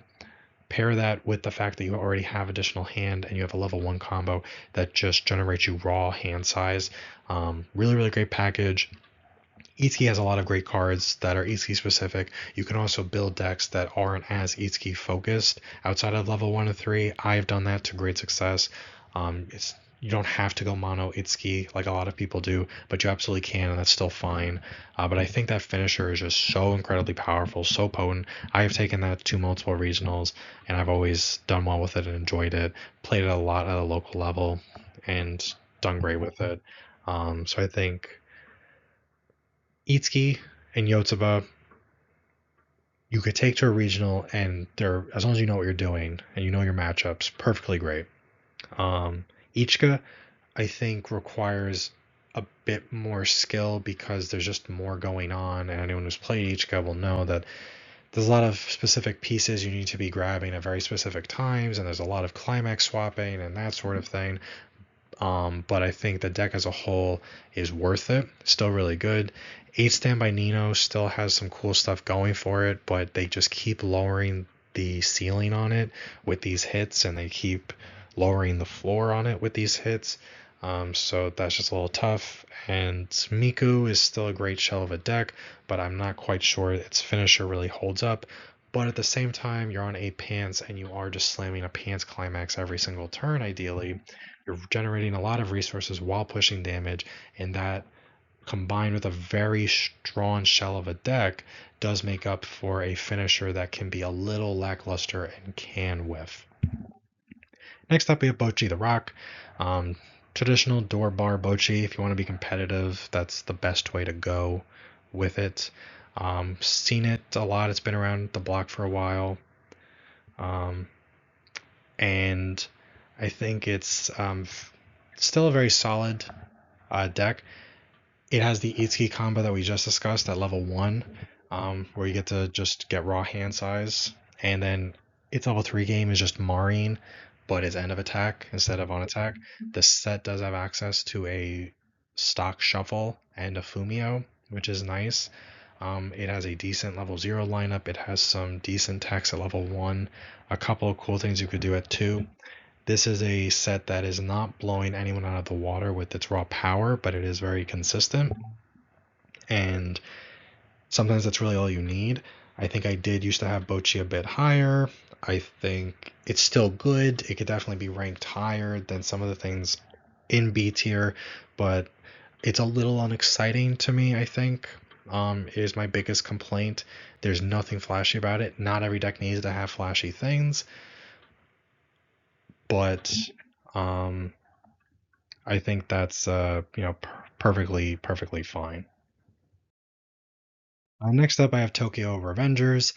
Tokyo Revengers, when it's in the right hands, can be very frightening. A lot of people are probably unfamiliar with Tokyo Revengers. I don't think it's sold too well in either Japan or here, and not everyone plays it. But there is a top end that essentially allows you to get 4 swings, and then it's like, how many burn ones is it? It's like 6 burn ones or something like that. It's a lot of burn ones. And then there's also the very easy way to get main phase burns as well. So it's a very powerful finisher. Now it does require a decent amount of stock, but so that will be the top end. That is the pants combo there that we see. but what we see the icon for at least. The two popular ways to play the rest of the game is either through dual laners or through potching. What that means is that there is a card in Tokyo Revengers that basically, if you only have one or less other character in your center stage, then it gives all characters in your center stage the ability that, like, on attack, you could stock a character from your waiting room. So if you have two copies of that card out, both of them will let you stock, so you get stock charge really, really well. All for just sacrificing a single, like, lane of swinging, which is probably fine. I mean, we have someone at my locals that plays Tokyo Revengers a lot, and it's a tough deck to play, especially as he's gotten better at it over the years.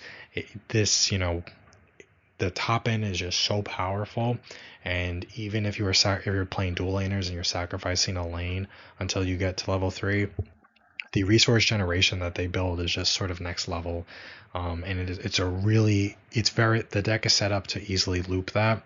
The other way would be potching. Anyone who doesn't know potching, that is a 2/1 that gets absolutely massive, and you can summon it out at level 1. And then you basically just create these massive boards at level 1 that your opponent realistically has no chance of getting over, and they'll have to crash into it, and then you have just open lanes to swing into. You don't have to focus on playing out new characters because your pot chains are going to be so big. I think the dual laner version is a little bit better, but I think both are fine, and I think the top end, if you're playing it right, getting multiple main phase burns, then getting 3 swings followed by however many burn ones it is. I should know by now, but it's like 5, 6-ish or so burn ones, followed by another swing. It's a lot to survive. I have died from like 2-1 when my opponent did it all, and I just ate so much damage. It can just be very tough. I do think, though, that this, more than a lot of decks that are on this list, does require more skill to play.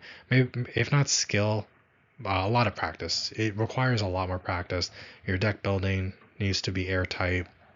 Especially because you are sacrificing that one attack per turn, which in terms of stock resource doesn't matter, but in terms of damage, sometimes your opponent's just going to cancel a lot if you're playing this, and that one missing out on a swing every turn does put you behind on damage. So you have to make sure you're playing a certain way to sort of make up for that. But I think you practice it a lot, you'll be fine.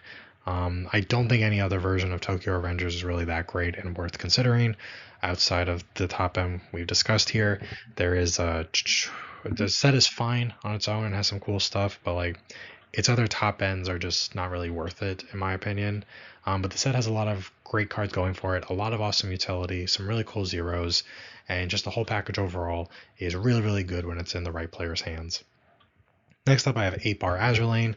This features the Noshiro level 1 combo that's pictured here, and I would recommend the Shinano level 3 combo that came out in set 1, which is on attack, you can mill the top, I think it's top 9, and then for every climax burn 1, and at Encore step it heals. The level 1 Noshiro is on reverse. Look at the top card of your deck. If it's a character or an event, add it to hand, and it does that twice, and there's a lot of support around it. You still get access to the entire Azure Lane package, which is really nice. This version did not top a ton when Azure Lane 2 came out, but I think other things were going on. I still think it's very, very solid, and if you like Azure Lane, you like Bar, I think this is definitely something that is very competent. I played a good chunk of 8-bar, and I really, really enjoyed it. I thought that I would like Enterprise the most, but at the end of the day, I kind of just liked the 8-bar version more. It was just more consistent in my opinion. And this could be moved around B tier a bit for sure. Next, I have Bar, Door, Gun Gale Online. We got the extra booster for Gun Gale back in September of 2025.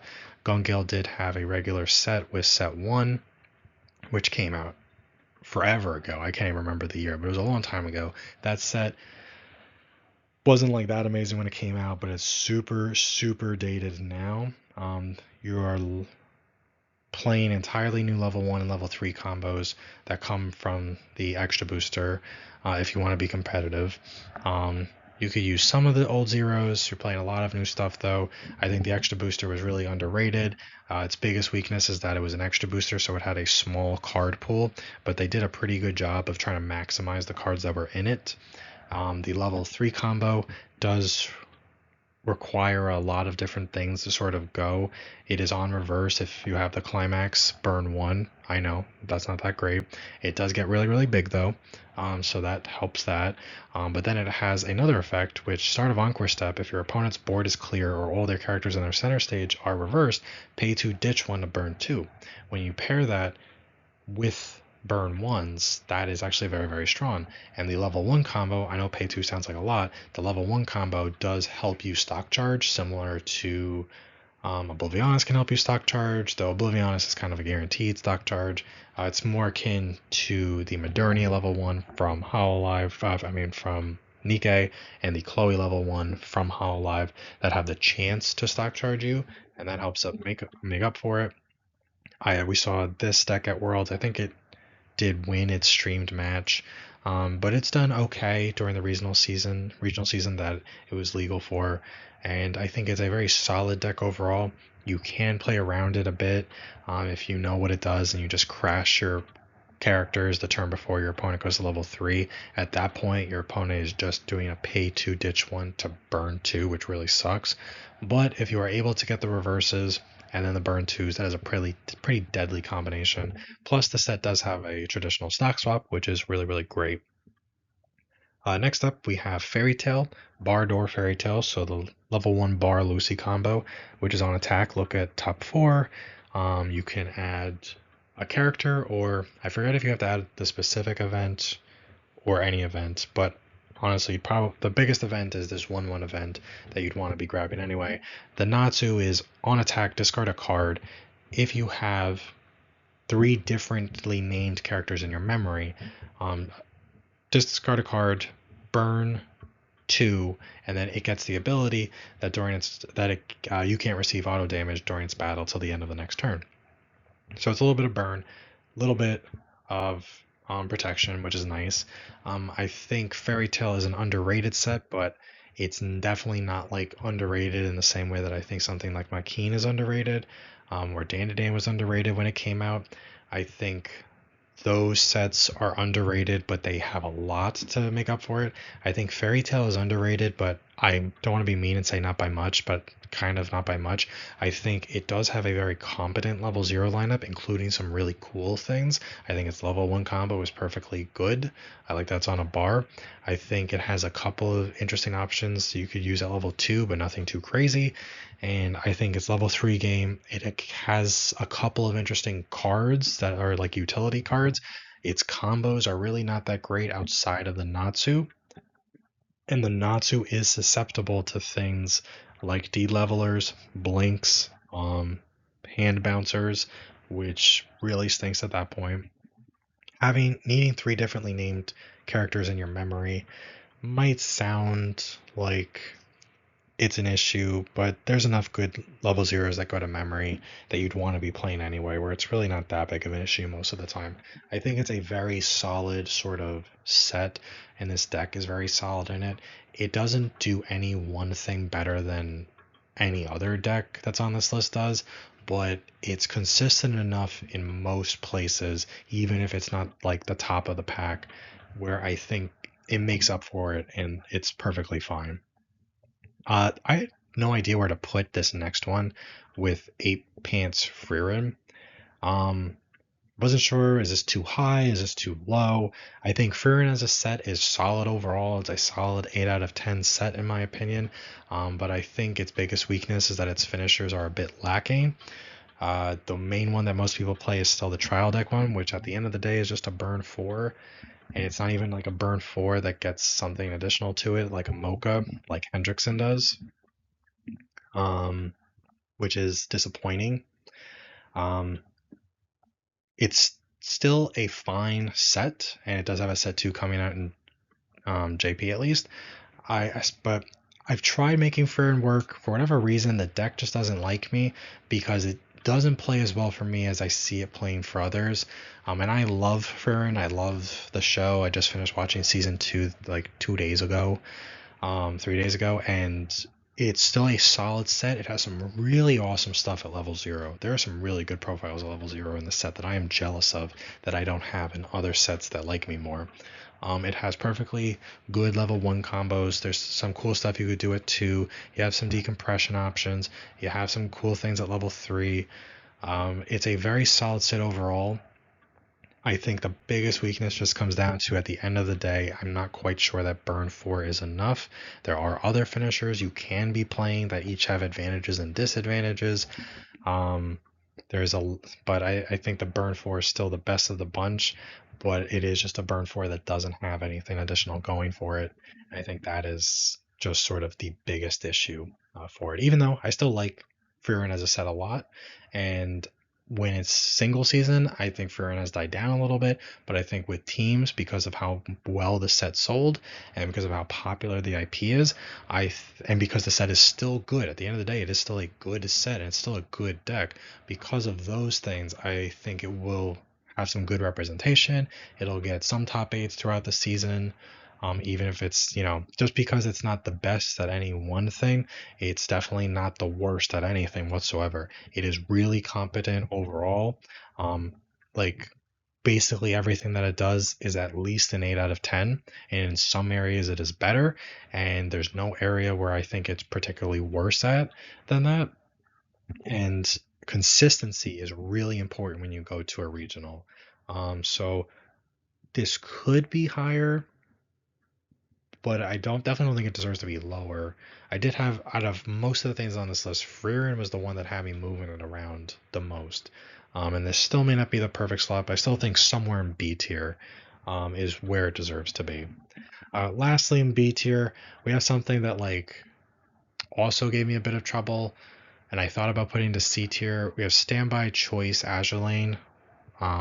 Though if you want, it could be like a choice, but the main thing is the top end of the unicorn, which is if it's in the left or right position of your center stage on attack, you mill the top card of your deck twice, and if there's a soul trigger, burn 1 for each of those cards that has soul trigger. And if it's in the middle position of your center stage, you mill 3 cards instead. It's a really cheap a really cheap way to get a bunch of burn 1s potentially. Yes, it can whiff, but you build a deck to sort of maximize how many soul triggers are in your deck. That way you whiff as little as possible. I think people thought Enterprise was going to be the best Azure Lane deck coming out of Azure Lane Volume 2. That did not happen. Then I think after that it would have been 8 bar. And while 8 bar is good, I don't think that really happened. 8 Standby has done well, but I think without having the hard numbers in front of me, I think Standby Choice with this unicorn top end has probably done the best and the most consistent. I've sat across from it a couple times. It can be very scary. It is pretty consistent. I think the weakest part is that the standby package isn't one that I'm nuts about. It is definitely not a bad standby package, but I think that red is just the weakest color in Azure Lane, and I just would have preferred if maybe I didn't have to play it, and you're mostly playing it to get extra soul triggers in your deck so that you don't whiff on the unicorn, and you could play the deck a different way. But overall, I think the deck is solid. It has, I think, fallen out a little bit. I felt weird about having it at the bottom of B tier, but it felt like C tier felt mean because it's still a really competent deck that can absolutely blow. If you triple this thing, and you don't even have to do amazing, you just have to do decently well, you can definitely just blow your opponent out from like mid 2, depending on how mills land, where your opponent's climaxes are, and it's so cheap, and you don't need like hand and stock to do it. So you can have enough hand and stock to do like a unicorn brainstorm at the end of the turn to get an extra burn 1 in there. I think that's really, really strong. You could probably move this above some things in B tier. Not quite sure how much higher it would go, but don't, just because it's at the bottom, I do not think it's bad. We're just in a position where order starts to not matter so much because things are so similar overall if you just had to score them like 1 out of 10. And we have a lot of decks in B tier. We have decks in B tier that I think are like 9s out of 10s, but then I think there's just a whole bunch of things that are like 8 to 8.5s out of 10s. And how do you really compare certain things? Every deck is going to have a weakness and a strength. And even if decks don't have necessarily weaknesses, their strengths may not be stronger than another deck's strengths. And I think that is sort of just like what starts to happen when you just have a format that is so open and there are so many good things that have been released within the last few years, especially the last couple of years, and they are all competent to a certain extent. So I think this Azulane list, this deck is perfectly good. Azulane, like Nikke, like Hololive, like Oshi, like Quince, like Danadan, like Bunny Girl, like Eminence, open up a ton, right? Azulane playsets got down to like under $100, which is unheard of by modern standards. It's been a while since sets would have playsets that low. They got that low because so many people were buying product because it's really, really popular. Azulane has a lot of people that own it, and it's has multiple decks that are really, really good, whether it's this unicorn version that we see at the bottom of B tier here or another version, and a lot of different combos that are really good and decks that set out to do different things. So I would not be surprised at all to see various Azulane decks be in top eights throughout the season. I think most likely it's going to be like this unicorn version or any bar version. I think Enterprise is just having a tough time right now. Maybe even which kills me because I really love the Enterprise, but the deck doesn't work for me as well as I thought it would, and I think a lot of people thought that because Enterprise hasn't like topped since it came out, despite a lot of people being on it, especially for the first 2 or 3 regionals after release. There were like, according to Bushiroad's number, there were regionals that had like 30% people were on Azulane, and it's just that those Azulane players just didn't translate into tops. But I think this is still very solid Azulane deck. That will be it for B tier. A lot of great options in B tier. Honestly, everything that is in B tier can definitely beat anything that is in A tier, and it can beat anything that is in S tier. They are all competent decks. They all play the game their own way. They all have strengths. They all have weaknesses. Some more so than others in both ways, but just very competent decks. There are plenty of other decks that, you know, could be classified as B tier, but we've already spent 2 hours, which is longer than I thought this would be. I thought the whole video would be like 2 hours, so I'm trying to get through it now. But there's plenty of decks that could be just slotted into B tier that have other finishers and stuff. That things that there are other Makin decks, for example, that I would say are B tier decks. There's another Dandadan deck that I would say could be like near the bottom of B tier. There's other variants of Azure that could probably sneak their way into B tier. Other versions of Quince that could sneak their way into B tier. Other Hololive versions that could definitely be in B tier somewhere, even if it's lower B tier. But this should just help give a general idea for the type of things that could compete at a regional level. If this was singles regionals, some of these would be ranked lower. Maybe not low, but I wouldn't advise. They might still be B tier, but I maybe wouldn't say, oh, you should definitely take this to a singles.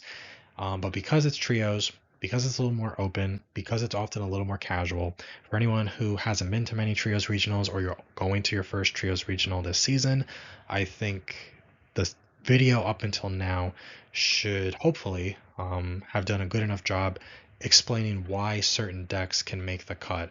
And even if the deck you wanted to take or were hoping to take isn't among B tier or above, you have an idea for what to look for, and you would know at this point, like, okay, this may not, this could, it does what it needs to do well enough where it absolutely can compete with anything that's like pictured here, for example, and you wouldn't feel bad about it. That again will be it for B tier. Next, we will move on to C tier. Next up will be tier C. Here it is in all its glory. Just another whole bunch of decks that I think, if I had to rate on average, I would say that the decks that are pictured here are solid 7 out of 10s. None of them would have a hard time going up against anything above them and winning necessarily. Yes, I'm sure some people are going to look at this and they might be like, how is, Avatar, Four Colors, Avatar Aang really going to beat Oshinoko? Well, the reason why something like Avatar Aang plus anything else that is in C tier would be able to beat full powered Oshinoko or Bane Dream or Nikke or Overlord or blah blah blah blah blah, is because all of these decks are incredibly competent decks. They are from competent sets, some more than others, of course. You got a lot of really solid 1k1 decks. You have some standby decks here that still do good standby things. There's just a whole lot of like really decent, good, solid stuff. Some of these sets have some really unique profiles, but at the end of the day, something that these sets and these decks all have in common with every other thing above it is that they just have very modern cards with modern profiles that have plussing combos earlier in the game, that have cards that just give you advantage while dealing damage and allowing you to build resources such as stock and maintain hand, beat over opponents' characters, get through your deck when need be, have different tech options, have removal options, and have finishing combos that deal damage in a way that it's easy to do, it's consistent to do. You don't need to spend an exorbitant amount of stock or hand or whatever to do it. They might do it in different ways. Some require reverses, some don't, some have other conditions. But within the confines of each of these decks that's pictured here, you can very easily do what the deck is setting out to do. Every deck, yes, the goal is to win with whatever deck you're playing, but decks go about it in different ways. You know, we have the fairy tale from tier B where the Natsu, he wants to deal a little damage, he wants to heal you down a little bit, but he knows that Burn 2 has never killed anyone in their life. So the goal with him is deal some damage, get some damage in, but then make it so that your opponent is basically just vanilla swinging the following turn. That way you can just follow up the next turn and then kill them after that. And then other decks are just a little bit maybe more aggressive. Something like the Beatrix from B tier from Eminence and Shadow.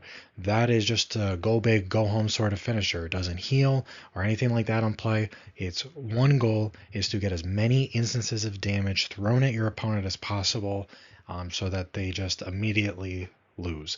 Hololive with the 8-door Marine deck that we discussed, that is not designed to win by having overwhelming power because it does not have that.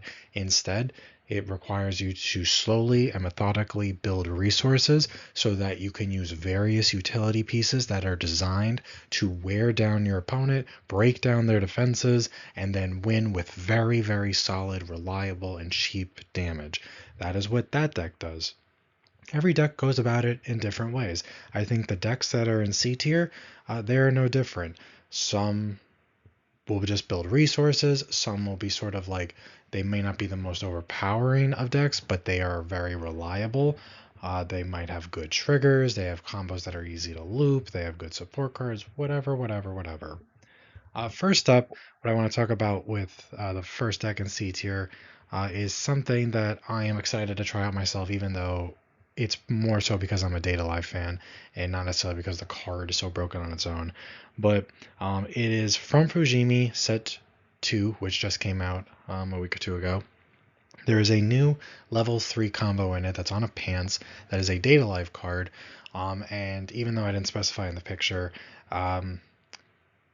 I will be looking at it through the lens. It could be, I was going to say just through a Data Live deck, if you just take that Fujimi card and put it in Data Live, but you could also just use it in a straight up Fujimi deck, and there's a good reason for that. It is just a burn 2, this combo. Nothing crazy about it. We've seen burn 2s a million times. It is just a ditch 1 and sack a character burn 2, so no stock. And the reason why that is really important, whether you are playing this Mio combo from in Fujimi or you're playing it in Data Live, the fact that it does not require any stock to use, I think, makes up for the fact that it is just a simple burn 2. And the reason for that is that both sets, Fujimi and Data Live, have level 3 events that basically will act as at least a -3 soul onto your opponent's characters. Fujimi has a 3-1 event that says send all of your stock to waiting room, and then opponent's character, one of your opponent's characters gets -1 soul for each stock that was sent. In Data Live, there's a 3-3 event that says perform the following action 3 times, pick one of your characters, gets the ability, the character across from it gets -1 soul. You could just stack it all into one character, so the character across from it gets -3 soul.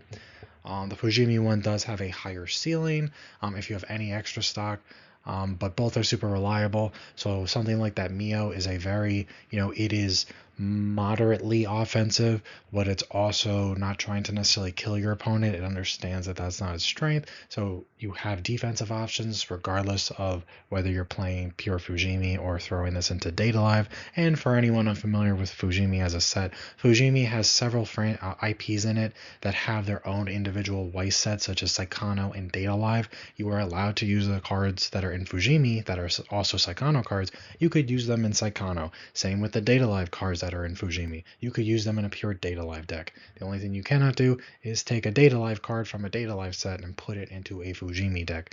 I would have had to have been printed in Fujimi. But something like this Mio, 7 out of 10 because it's cheap.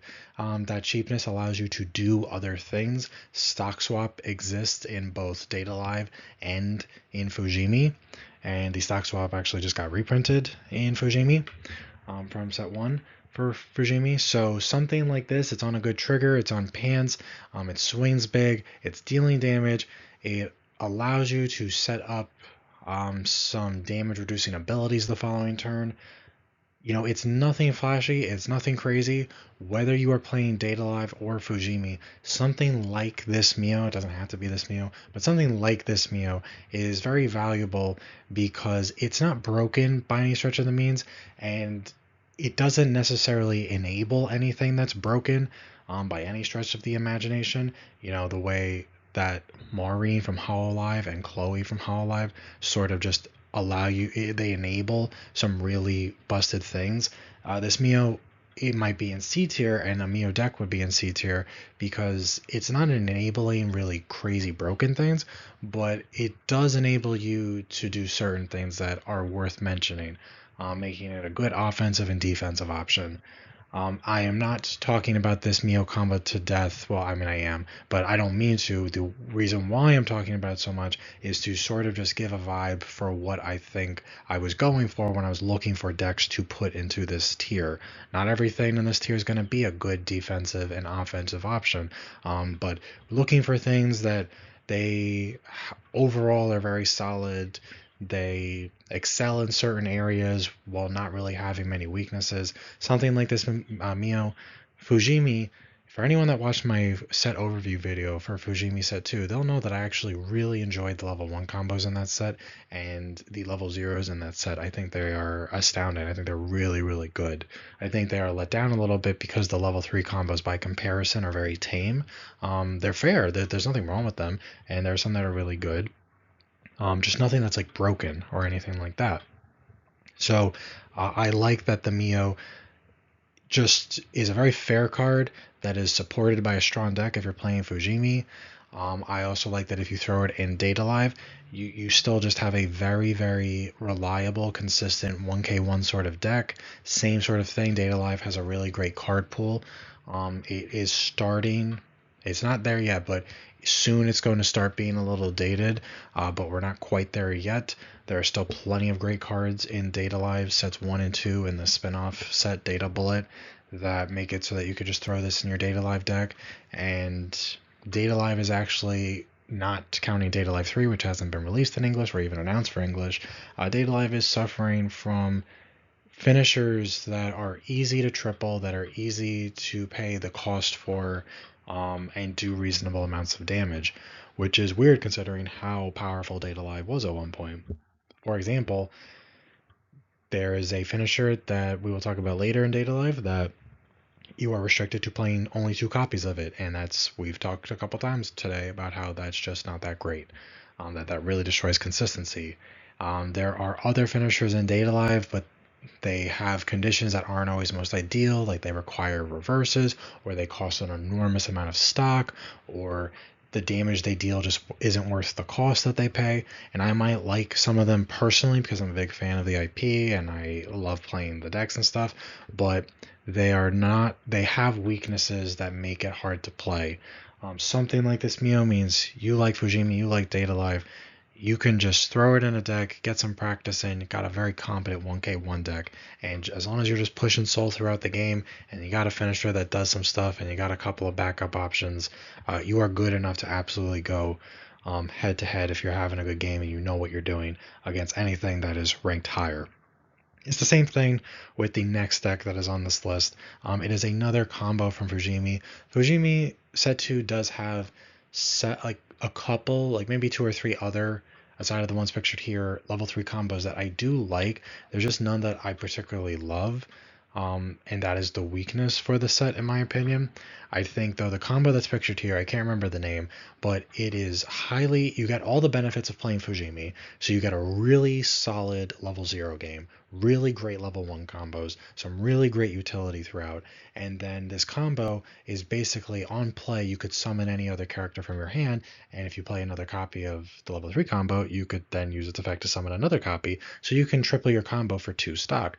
And its actual effect is you could pay to ditch one to declare a number and then burn your opponent equal to that number, which is highly modular, incredible selectivity, really, really good, especially once you get past the first swing and you see how the damage is landing based off your first burn and your first swing.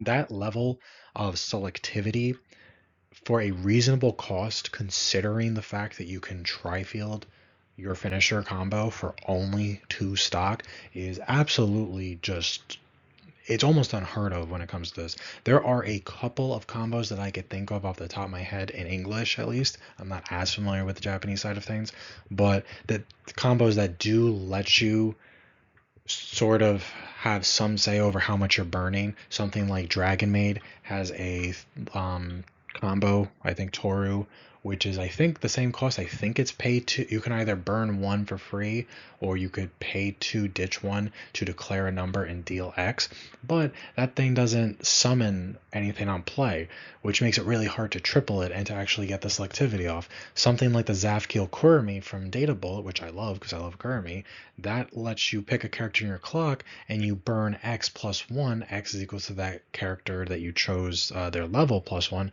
but that requires you, that's also a pay to ditch one, and that doesn't summon anything on play. That also requires you to have a clock.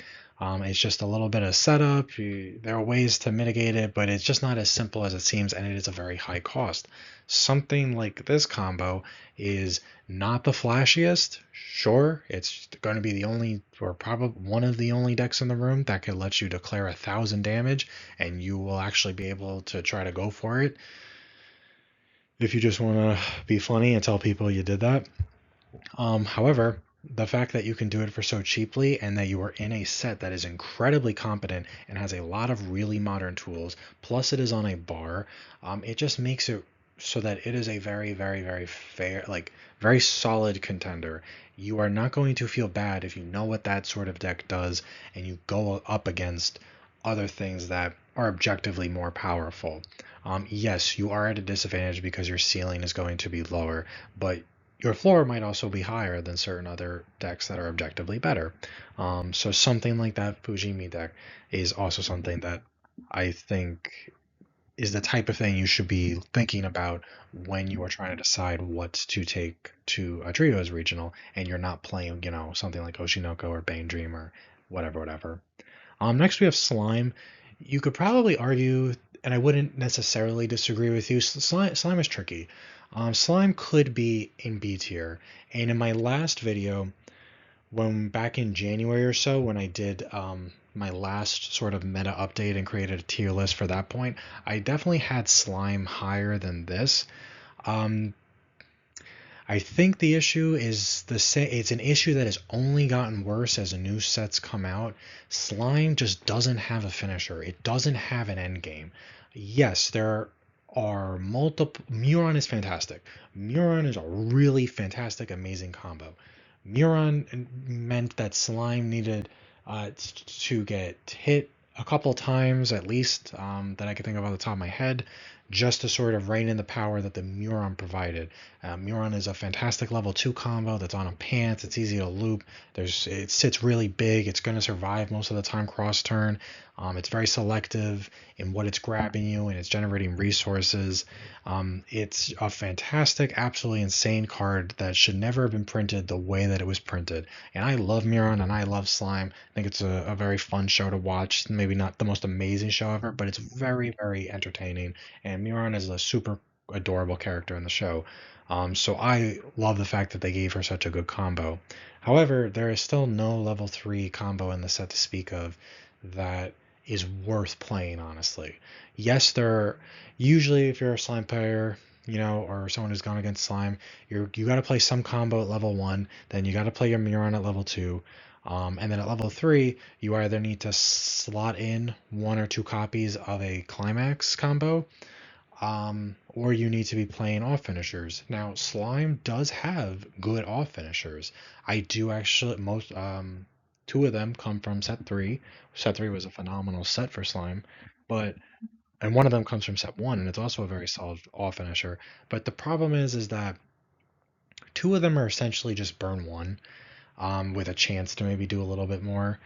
They do require some setup. They're not closing out games. And I think whereas a few months ago I put Slime in like B tier, I think if I remember right, and I think I put it higher in B tier, I think we're just getting to a point where it's not enough anymore to just like build a defensive wall and just like sit on that. Slime, Nikke does that, but Nikke also has one of the best sort of counters in the game right now. And Nikke arguably does resource generation better than Slime does because Nikke can start doing it at level 1, whereas unless you're playing standby, and even then you still have to wait a full turn, Slime needs to wait until it gets to level 2. Um, and with Slime, the Muron needs to it's a tricky thing. Slime has some great backups to use. They have a plus soul backup, they have anti-change backup, memory kick backup, yada yada yada yada. It's all great, it's all really good. But not something that's really. It doesn't have like a rest counter. It doesn't have a money counter that like Nikke has. So you're building. It doesn't. It Slime as a whole has early play options that are good healers, but they're all standard fair healers. Deck space is incredibly tight in a Slime list. I think in the spring of 2026, considering what's come out recently and what is coming out in the future, I think Slime has not gotten worse. I think other decks have just gotten better. Um, you just need to be doing a little bit more. You can't count, Slime isn't doing enough. It's just playing a standard game at 0. It's playing a standard game at 1. It's not doing like what Kana level 1 does from Oshinoko, where it's getting you through your deck, giving you cards to hand, and setting up cancels. It might, depending on which level 1 combo you're playing, get you through your deck a little bit. It's definitely not setting up cancels, and it is adding cards to hand. But I think just as more things come out and different sort of card designs and profiles come out, it is just being pushed down purely because decks are coming out that are better defensively. They have more defensive tools. They are certainly better offensively. Most things on this list, even in D tier, are going to have better finisher options than Slime.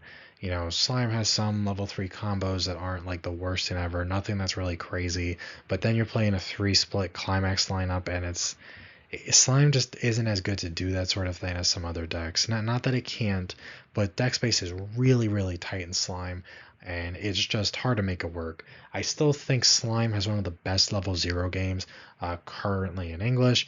It's very underrated, though.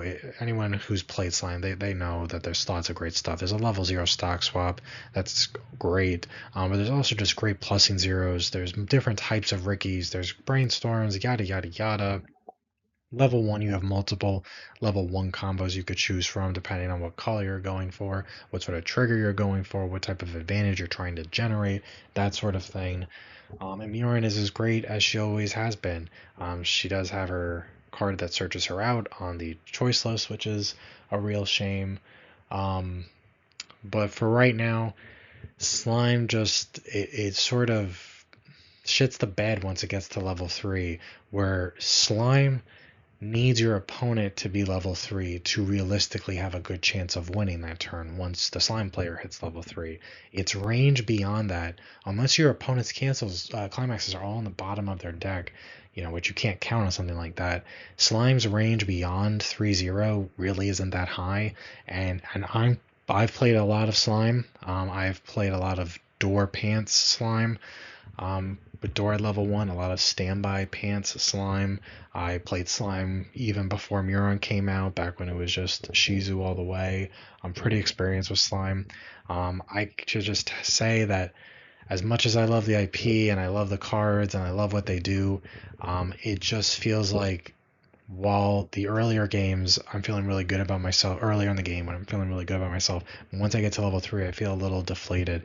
Even when I have the ideal setup that I want, it just feels like it's so tough for me to actually win. Where in order to feel confident that I'm going to win at level 3, it only happens when I know my opponent is already out a bunch of climaxes or something. I don't want to play a deck where I need to count on my opponent just being in a bad deck state to have a better shot at winning. I want to win. I want to go into my level 3 turn feeling confident that I'm going to win because I just have some powerful tools at my disposal. And not every combo in the game needs to just be dealing a million instances of burn. We've looked at combos today. Sure, you got something like Oshinoko where its two big combos are going to deal a lot of instances of burn. Then you got something like Ruby, which isn't really dealing you additional instances of burn, but it is spreading out the ways that it deals that burn, and it's doing it at interesting points in the game during your turn. You're doing it during the attack phase and potentially the climax attack. You're doing it during the climax phase and potentially at the start of your attack phase before you even attack. It really lets you know where you're at before you actually move to attacks, which is really, really important, especially for side attacks. And every deck sort of does it in their own way. And that is just something that Slime is sort of missing. As much as I love Muron, as much I love playing my off finisher Shion, that is like a Hail Mary all or nothing, kill your opponent or lose sort of thing. Too many times when I'm playing at level 3, I just can't close out the game. And too many times I've played it and I've done my Muron a couple times. I'm feeling good. I've got lots of resources, but then I eat a couple of damage I shouldn't have eaten maybe, and I'm pushed to level 3 when my opponent is still like mid 2, and I just sort of maybe heal down to 3-0 rather than going for the kill because I just know that I'm not going to be able to get there with Slime. But aside from that, deck's still strong. A set 4 could probably really fix that, especially if we got a competent level 3 pants combo. But I know a lot of people like Slime. I do too. It's not a bad option. I think you just need something that can really go for the kill a little bit more. Next, we have Seven Deadly Sins. Still the standard Stock Soul, Pants, Hendrickson, Elizabeth list. Seven Deadly Sins is such an interesting set because they needed to do so many hits to Seven Deadly in order to finally put it in the ground, essentially. It has 5 cards on the choice list by now in total. Now a couple of those are meant to stop the Escanor, which is its own thing and hasn't really been too relevant for the most part in a while, and that was a problem when it came out. And then people moved on to Hendrickson, and that thing was just top tier for a good long while, and they kept sort of just eating away, chipping away at it, thinking, oh, this will be the hit that finally does it, and it just never really happened. And then the last hit that they did, maybe like 9 months ago now, or roughly, where they put the level 0 combo to 2 copies, and that was pretty much the last we saw of Seven Deadly. It has topped a couple of times since that happened. I'm not saying it hasn't. I do see the results. I looked them all over. It does happen, but just like every other deck that we have discussed today and will continue to discuss, where a key card is limited to 2 copies, the difference is, if there is I don't even know what difference is more than night and day, but it is a night and day difference when you are comparing how a deck functions when it has full access to a full 4 copies of arguably its most important card, when you change that to 2 copies of its most important card. If you are playing 7 Deadly and you get 2 copies of your Elizabeth level 0 Brainstorm right in your opening hand, your game is going to be like 95% similar to what it was before the ban list that hit it the last time, at least. If you don't get those things though, and if one gets stuck in your clock or stuck into your stock or whatever it might be, you're going to have a real problem. It's at that point, it's not even an uphill battle, it's just like a slaughter. It is just, they're so reliant on that card, and so 2 copies kills the consistency. So I think over a long tournament, you might have problems with 7 Deadly Sins. With that being said, for a teams format, you can rely on your teammates to help you out a little bit. I don't mean that literally during the match, because you're not allowed to communicate with your teammates during the match. What I mean is if you don't win every game, count on your teammates to pick up the slack and then do the same for them, is sort of the general vibe. You don't have to win every single round at a team's regional.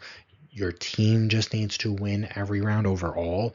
So 2 out of the 3 of you need to do it so you can have games that aren't the best.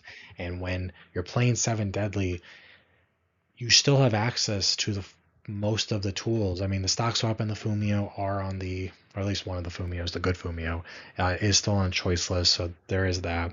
But you still have access to stock swap or Fumio. Most people will probably just stick with stock swap. You have access to a lot of really great things. You're pushing consistent damage. Hendrickson plays, for anyone who's not as familiar and they're just looking up what Hendrickson does now, if you got into the game more recently and you weren't around when Hendrickson was a bigger deal, you might read it and think, it's just a burn 4 and a mocha 1. And I have talked today in this video about how mocha 2s are bad. So why would a mocha 1 be good? You know why? Mocha 1 is always better than mocha 2, because every time I play against a goddamn 7 Deadly Sins player and they do Hendrickson, they always hit a climax off the mocha 1. It is every single, I do not know how, statistically it should not be happening, but it happens every time. And then they get rid of that and they stick the 4. That's just how it works out. But 7 Deadly needs a third set to sort of be put back on the map. Maybe some different sort of plussing combo at level 0 or 1. They might be a little focused on Eminence for a while, considering how well Eminence set 1 sold, and they still have a season 2 to adapt. They did just announce that Beyblade is an English exclusive set, so it does seem like they're coming out with English exclusive sets a little more frequently after taking a little bit of a break, to be honest. I don't really care for Beyblade, but maybe they'll come back to 7 Deadly at some point. We will see. Still a competent deck, but it is one of the more fragile decks that is in this tier, and that will hurt its consistency over a long tournament. Next up, we have 8 Pants Ayakashi Triangle. There's really nothing bad about this deck other than, similar to Slime, it lacks finishing power. However, it does make up for it with that you can be 2-6, at the start of your turn, and if you triple the Suzu combo, which is a level 3 combo that comes out at level 2 if you want, you could just heal down to 2-0 in one turn off of those cards, and then you have these massive bodies on board that are level 0s, so you can't anti-change them, you can't Adachi them, and you're probably not going to be able to run them over. And you're on 8 Pants. For anyone who doesn't know, the Suzu combo is, on play, you could heal, and when you play the climax, you can basically, or when you attack when you have the climax, you can heal again. I forgot which one it is, but it's one of those. But you can heal on play, and then you can start looping heals, similar to Overlord, except unlike Overlord, which needs the 1/1 to give the level 3 combo the ability that it can't be chosen by effects, Suzu just has it, which is nice, and there's some good support around it. I think the level 0 game in Ayakashi is underrated. Solid zeros. The level 1 Suzu combo is selective. I'm still not that nuts about the level 1 Suzu combo. It's not bad. It's just not my cup of tea. But being on 8 Pants is sort of invaluable. Ayakashi is one of the best salvage brainstorms currently in English, I think. It's really, really strong. It's a deck that is very frustrating to go up against if you cannot push your opponent to 3, similar to Overlord, because they will just keep healing every turn, and that becomes problematic. Once you push them to 3, it becomes a lot easier to kill them. That doesn't mean it's easy, it's just a lot easier, but getting them to level 3 can be an uphill battle.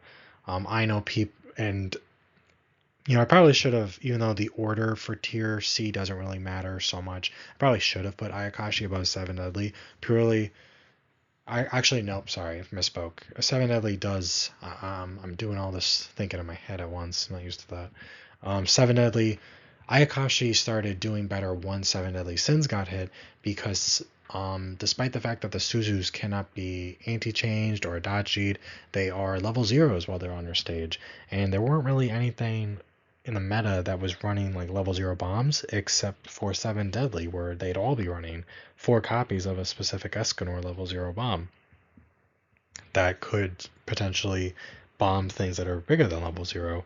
And that was a really good counter to Suzu Ayakashi. But once 7 Deadly went out of the way, I think Ayakashi started doing a little bit better, because not that many decks are running level 0 bombs or reversers anymore. So Suzu is just a real pain to deal with. When I went to Atlanta a few months ago, my first round was against the Suzu player.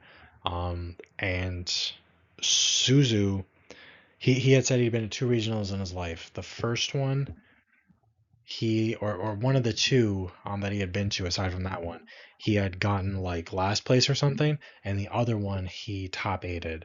Um, I don't know how long he was in it, but I could tell you that if he was playing Ayakashi at those, I could see why he top aided one of them, because goddamn did that guy stay at level 2 healing down for, I would say, 4 to 5 turns in a row.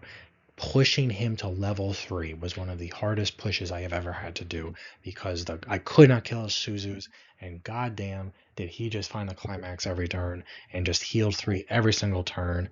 And at a certain point, he was just looping, he was overplaying his own thing so that he could grab it back to play it again to get a double heal that turn with 1 copy of Suzu. And it was just absolutely brutal. Of course, once I pushed him to 3, I think I won the very next turn, and because that was the big hurdle. But Suzu may not blow up the board and have the board control that something like Overlord has, but they both come out at level 2. They both have big bodies that are really hard to get rid of, and they just heal a crap ton. And Suzu can get some burns in, like Ainz. I think you have to sacrifice the heal in order to do the burn one. But still, it's a solid deck. It's something that a lot of decks aren't going to be prepared to deal with, so you have a major advantage that way. One downside, and this is something to keep in mind, that at a regional there is a timer, because Suzu players are delaying their death, but they're not actually really killing you, to be honest. You do run the risk of going into time, and that would just result in a double loss. I know my game at that regional, we got super close to time. We're both playing fast, but I was healing a lot, and he just was healing a lot too. So it's just something to keep in mind. You don't want to lose because your deck was just taking too long to either kill your opponent or just prolonging your own death. Next up, we have 8-door Rurouni Kenshin. I think there's actually 2 viable 8-door versions. Both of them will play the level 1 door combo that's pictured here, which is just a really simple, on attack, you look at the top, I believe it's 5 cards of your deck, you put a character to your hand versus go to waiting room, and on attack you could look at up to 2, leave 1, dump the other. So this 1 card processes like 6 cards. Door's got really good support. There's a level 3 combo that is burn 2 twice. There's a level 3 combo that's also on a door that is burn 2, Mocha 1, or Mocha 2, or it's Mocha, then the burns. I forgot the order, but it's like super cheap to do that one. I think Kenshin was one of the most underrated sets of 2025. I really enjoyed it a lot. I think it has a great 0 game. I think the level 1 door combo is insanely good for multiple reasons. It just reads well on its own, but it also has like really great support around it. It's got some really solid utility. It's got a Fumio in the set, a cheap Fumio. Just a very solid set overall. Um, Kenshin has topped here and there, not too much. They have not really been the 8-door version. I still think the 8-door version is the way to go. But it's a very reliable, solid 1K1 deck where it's just very reasonable that you're to be pushing damage throughout the course of the game. And then, depending on which door finisher you go with, either one, you're going to have some really solid reliable finishing power.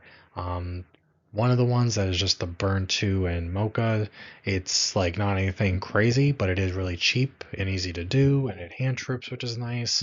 And because it's so cheap, it's easy to spend your stock on other things throughout the game. The other one that's Burn 2 twice is like a big investment and a lot of setup, but it's one of those if you do it, it's worth it sort of things. But a very, very solid 1K1 pile of a deck. Next, I've got um, Kanata Marin here. Kanata Marin was when Hololive first came out many, many, many years ago now. People are actually not exactly sure how to play Hololive. There was a level 3 pants combo that saw a lot of play. Eventually, people realized just how good Maureen was, and they paired it with this other level 3 combo called Kanata that's pictured here, who could come out at level 2. And Kanata would add cards back to hand while also stock charging you, while also healing at level 2, while also creating massive bodies that your opponent was most likely forced to crash into. It did a whole lot. It is a lot of setup in this day and age, which sometimes the games just go so fast you can't afford the setup, and I think that is its biggest weakness, which is why I have it in C tier instead of B tier. However, if the game's going fine, um, it plays as good as it ever does. It did. It still has this access to this, stock swap and the rest counter. The Botan, the shuffle back climaxes in before you stock swap them. Healing it too is really nice. It's for a cheap cost as well.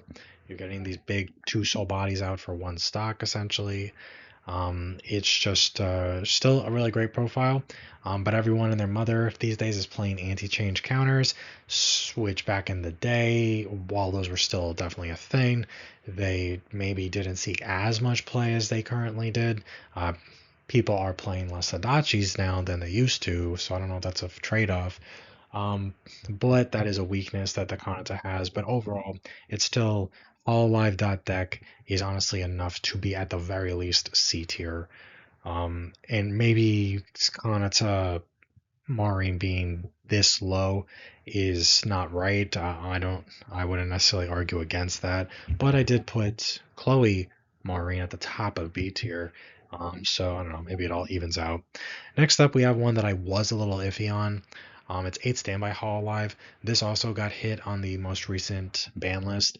The way that it was hit is that they already had a choice list between 2 cards. They added a third card to it, which was on climax placement. You could pay 1, look at top 4, add a character. It also bounced back to hand, and then I think it gave power. But it was really good in standby. It was a way to maintain hand size in multiple ways and free up lanes so you could summon things with standby.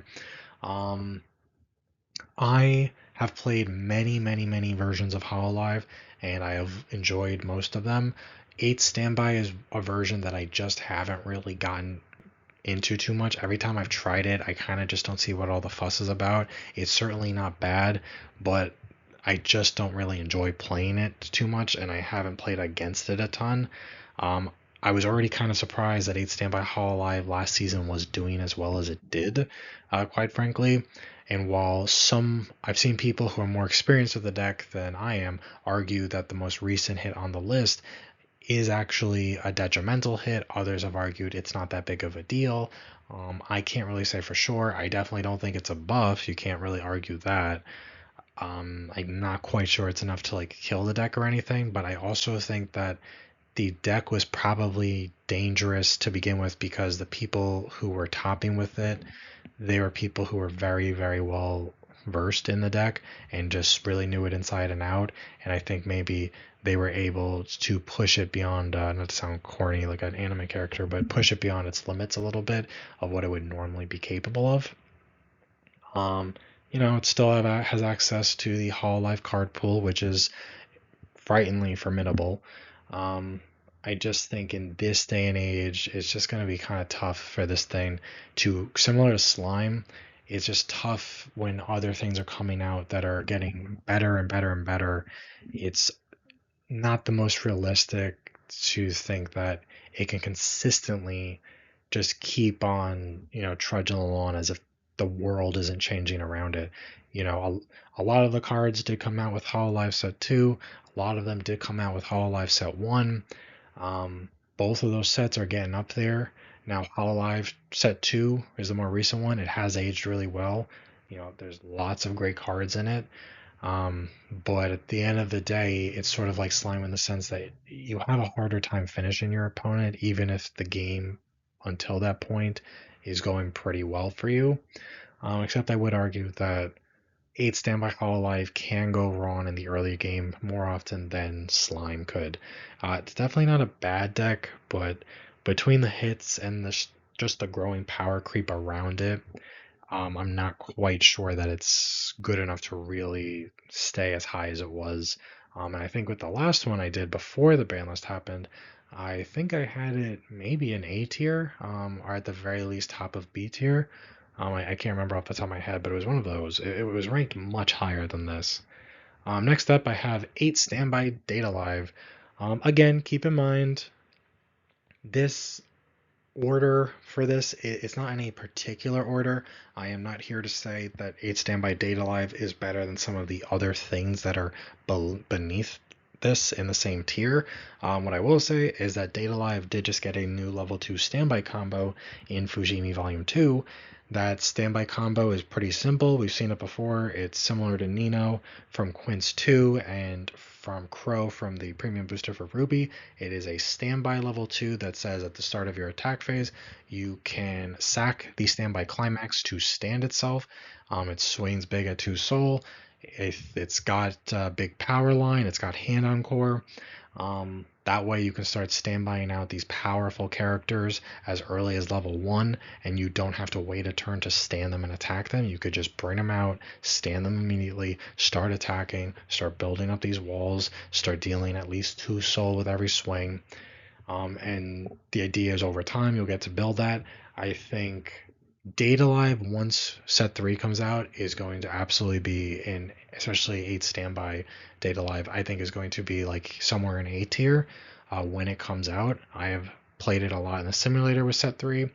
And there are multiple variations of new Data Live decks that you could be building that I think are very solid. But I will just say until then, this is sort of more like a band-aid. Data Live once was one of the, it actually at one point, when it came out, Data Live was the best deck in the room. But a lot has happened since then, and Data Live hasn't really been relevant for quite some time. I think this is like a band-aid, this new Fujimi standby support.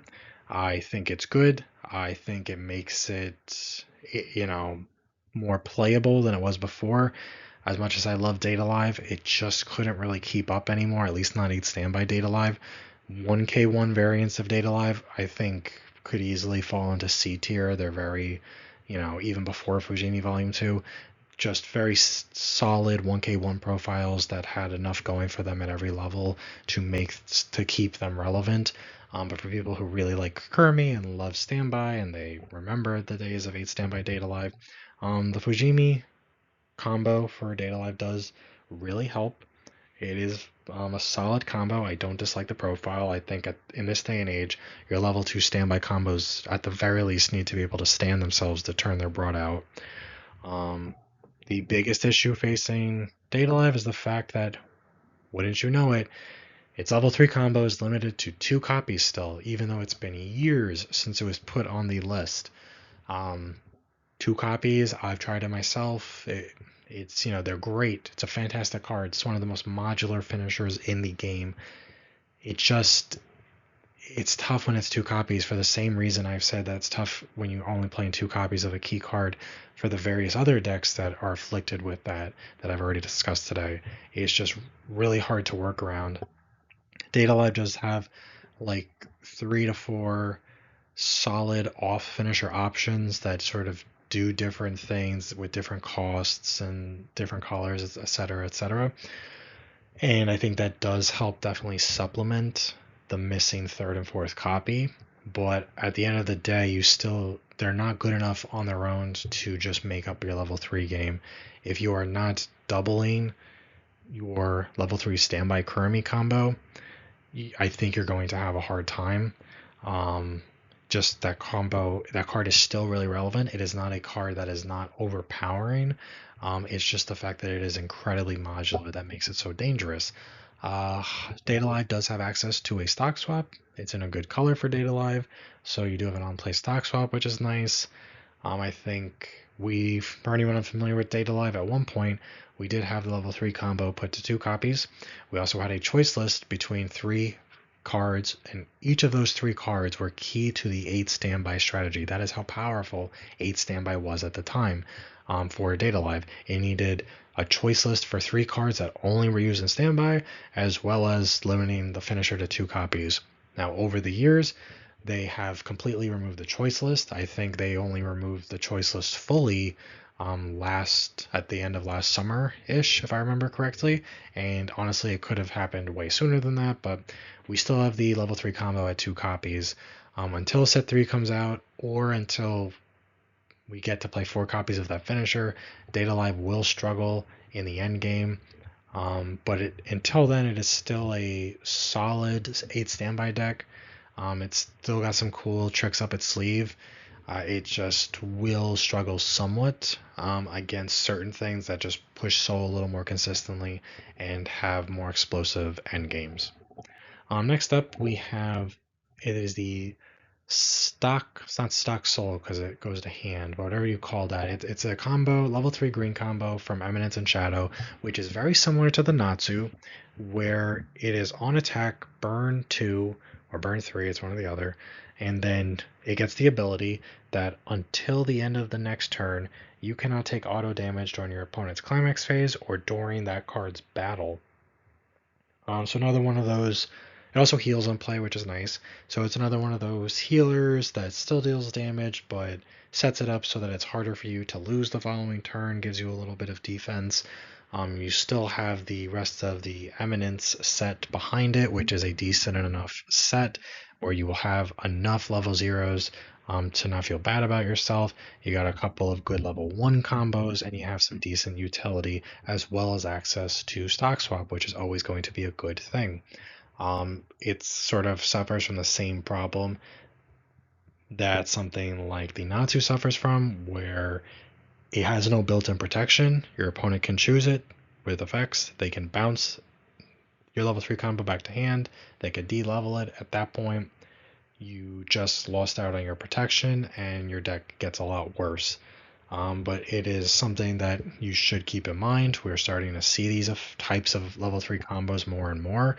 Back in the day, by back in the day, I mean for the last like almost 2-ish years, people kind of needed to play de-levelers or bouncers just in case they ran up against Shana.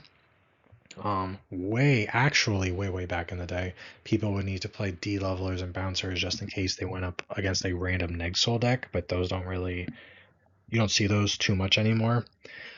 But now we're starting to see these level 3 combos that just turn off auto damage. So at least now when you're playing your bouncers or your de-levelers, you're not playing them just so that you don't have to tell people you lost Shoshana. You have reasons to want to be teching in cards like that. Combo is certainly not bad. At worst, it's more expensive Marine at the very worst. But if you're able to triple it and your opponent doesn't have a way to deal with it, you might win purely from just forcing your opponent to not do their actual level 3 combo. Next, we have Spy Family. The level 1 combo in any competitive Spy Family list, I think, has to be the Fiona combo that's pictured there. It is like Fiona walked so that the Kana level 1 combo could run. The Kana level 1 from Oshi. Kana level 1 from Oshi set 2, top check 4 add a character, if you added a level 2 or higher, look at the top 3 cards of your deck and rearrange them. Helps you set up climaxes really well. Fiona is on attack. If you have the climax, look at the top 3 cards of your deck, add a character, put the remaining 2 back on top of your deck in any order. It is also a great way to help maintain hand size, but also set up cancels the following turn. Plus, it has ways to pump its power on your opponent's turn. There's all a change system involved, the Spy family. So they will sit really big, and they're on pants, which means they're easier to loop than a normal level 1 combo. But I think the Fiona is like sort of the rest of Spy family is not bad. It's just not exceptional in any way. You know, you have a perfectly competent set. I think Fiona makes the whole thing work, and because most decks are not running level 1 bombs, Fiona will stay on board. That Spy Family with Fiona was another set that suffered back when Seven Deadly Sins was great, because they would just lose to the Escanor bombs that could hit them. But Fiona is still a great defensive tool that does plus you to hand. I think you have 3 options for your level 3. Realistically, you have 3 good options for your level 3 game, even though there's probably like a 4th climax combo that you could shove in. The trial deck one's not bad. I think you should just go 8 pants all the way. The 8 pants versions features a Lloyd or Agent Twilight level 3 combo that says on attack, pay 2, burn 3. If it's canceled, burn 1. I know pay 2 is a lot, but the synergy from pants makes it worth it. Also, there is a level 0 summoner in the set that is send itself to bottom deck, discard 2, summon a character, which I think does help mitigate that stock requirement. It makes it reasonable to triple that. I think the synergy that 8 pants has specifically with looping your level 1 combo while still having a competent level 3 endgame, I think does make Spy Family a very solid choice into the upcoming season.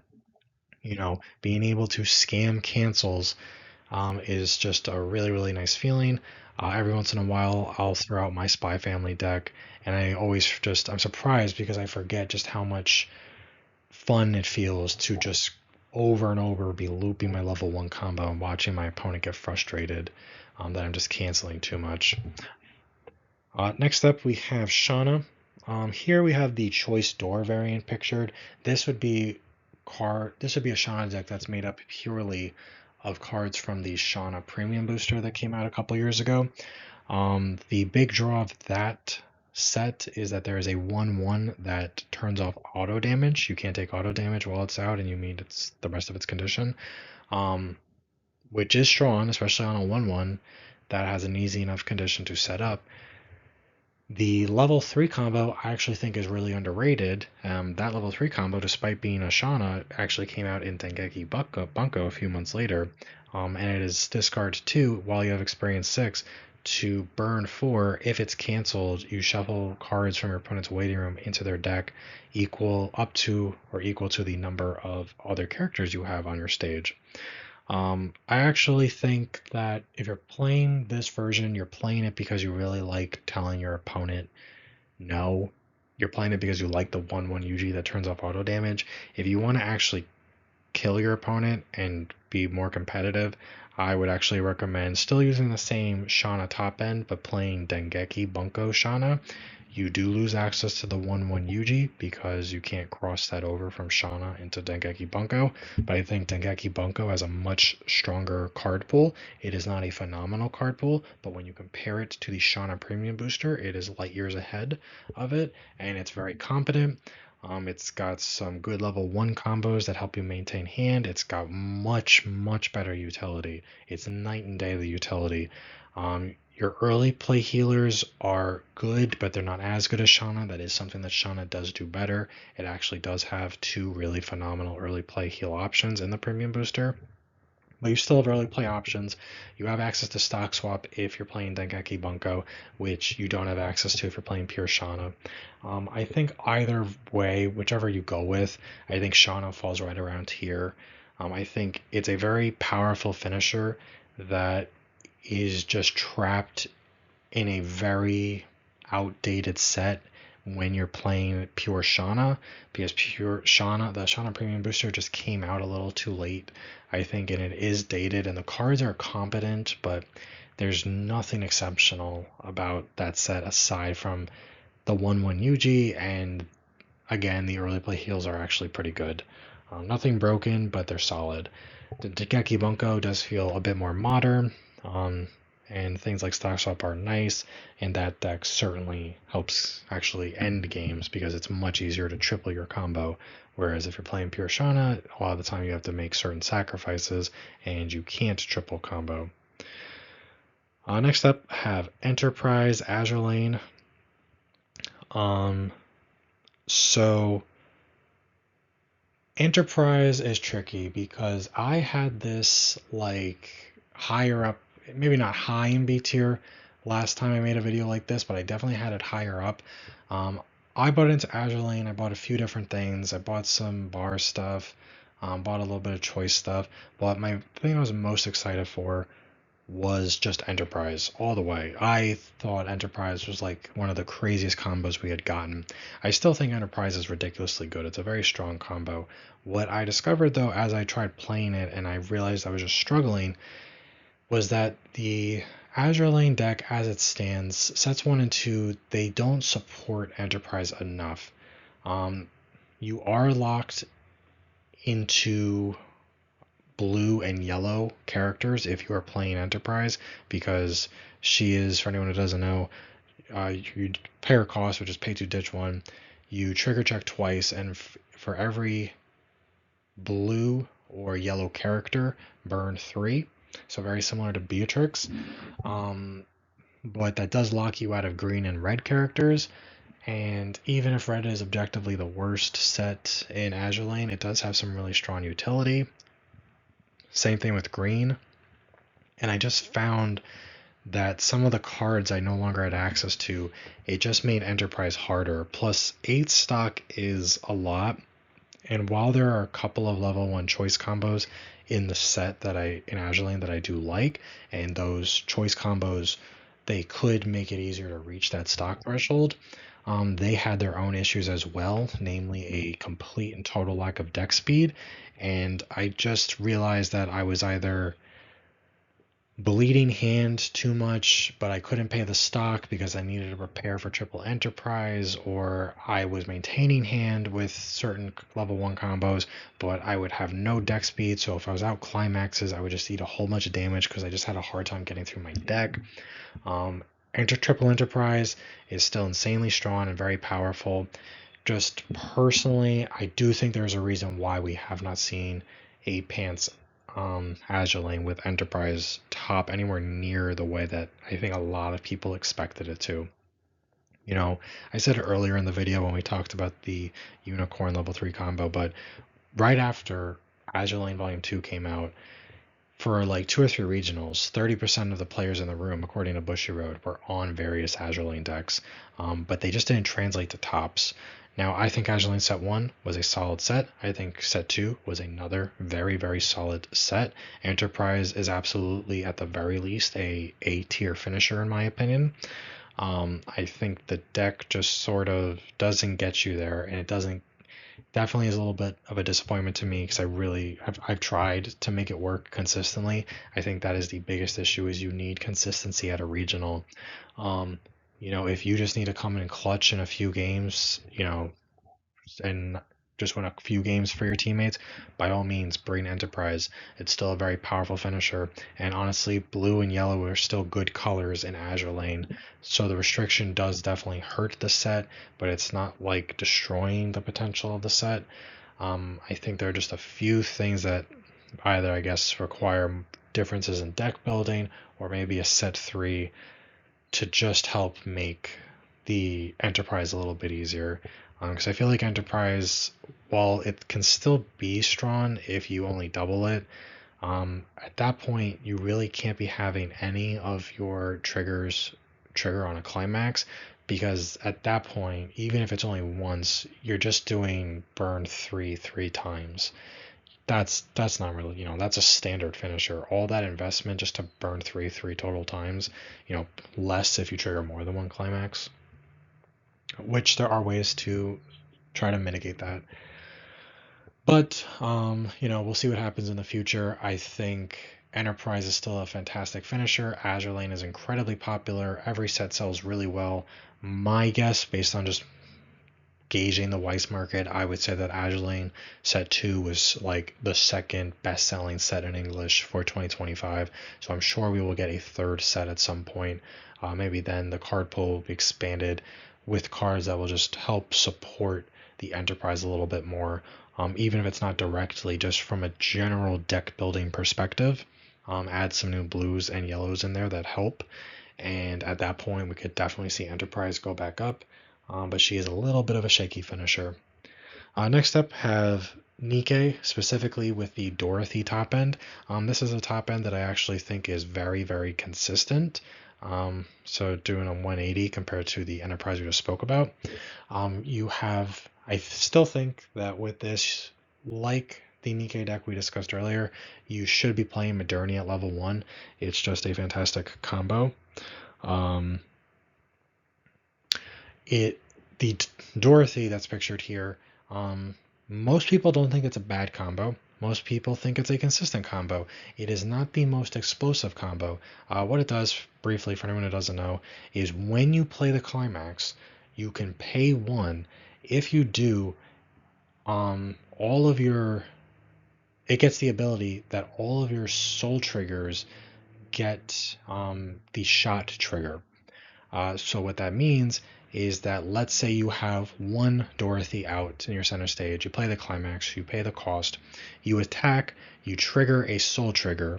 That soul trigger now has the shot trigger, which means that if your opponent cancels, you can now burn 1, because that soul trigger you just triggered for the trigger step has a shot trigger attached to it.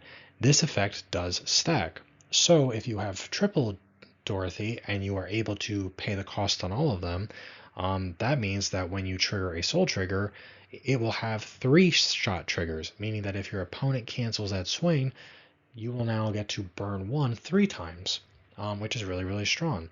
Plus, there is a 2-1 in Nikke that counts as a shot trigger when you trigger it, and I think while you have a climax out, so you could potentially burn 1 4 times. And there's the Dorothy also lets you do some top checking. There are multiple options to also help you top check. It is a little pricey because if you want to triple it, you'll need 9 stock up front. But with the Modernia level 1 combo, 9 stock really isn't too terrible. Plus, there is also a 2-1 that gives your door triggers a soul icon in them so that you don't whiff by triggering door. You still get to hit a soul trigger, which will be turned into a shot or multiple shot triggers. You still have access to the Modernia level 3 that summons a character, and notably is the Modernia that's required to use the rest counter effect of the Modernia rest counter. So since the Dorothy does not need any hand to use it, you could just play triple Dorothy. You've got the climax. Before then, you could play the Modernia Summoner, summon out one of your Dorothys, leave your Modernia in the back row. You've got the event in your hand so that you can rest counter your opponent the following turn. It is a combo where if you triple it, you and your opponent is like at level 3 or just about, you're probably not going to lose. It would be almost insane to not be able to close out the game from there unless you just whiff on soul triggers.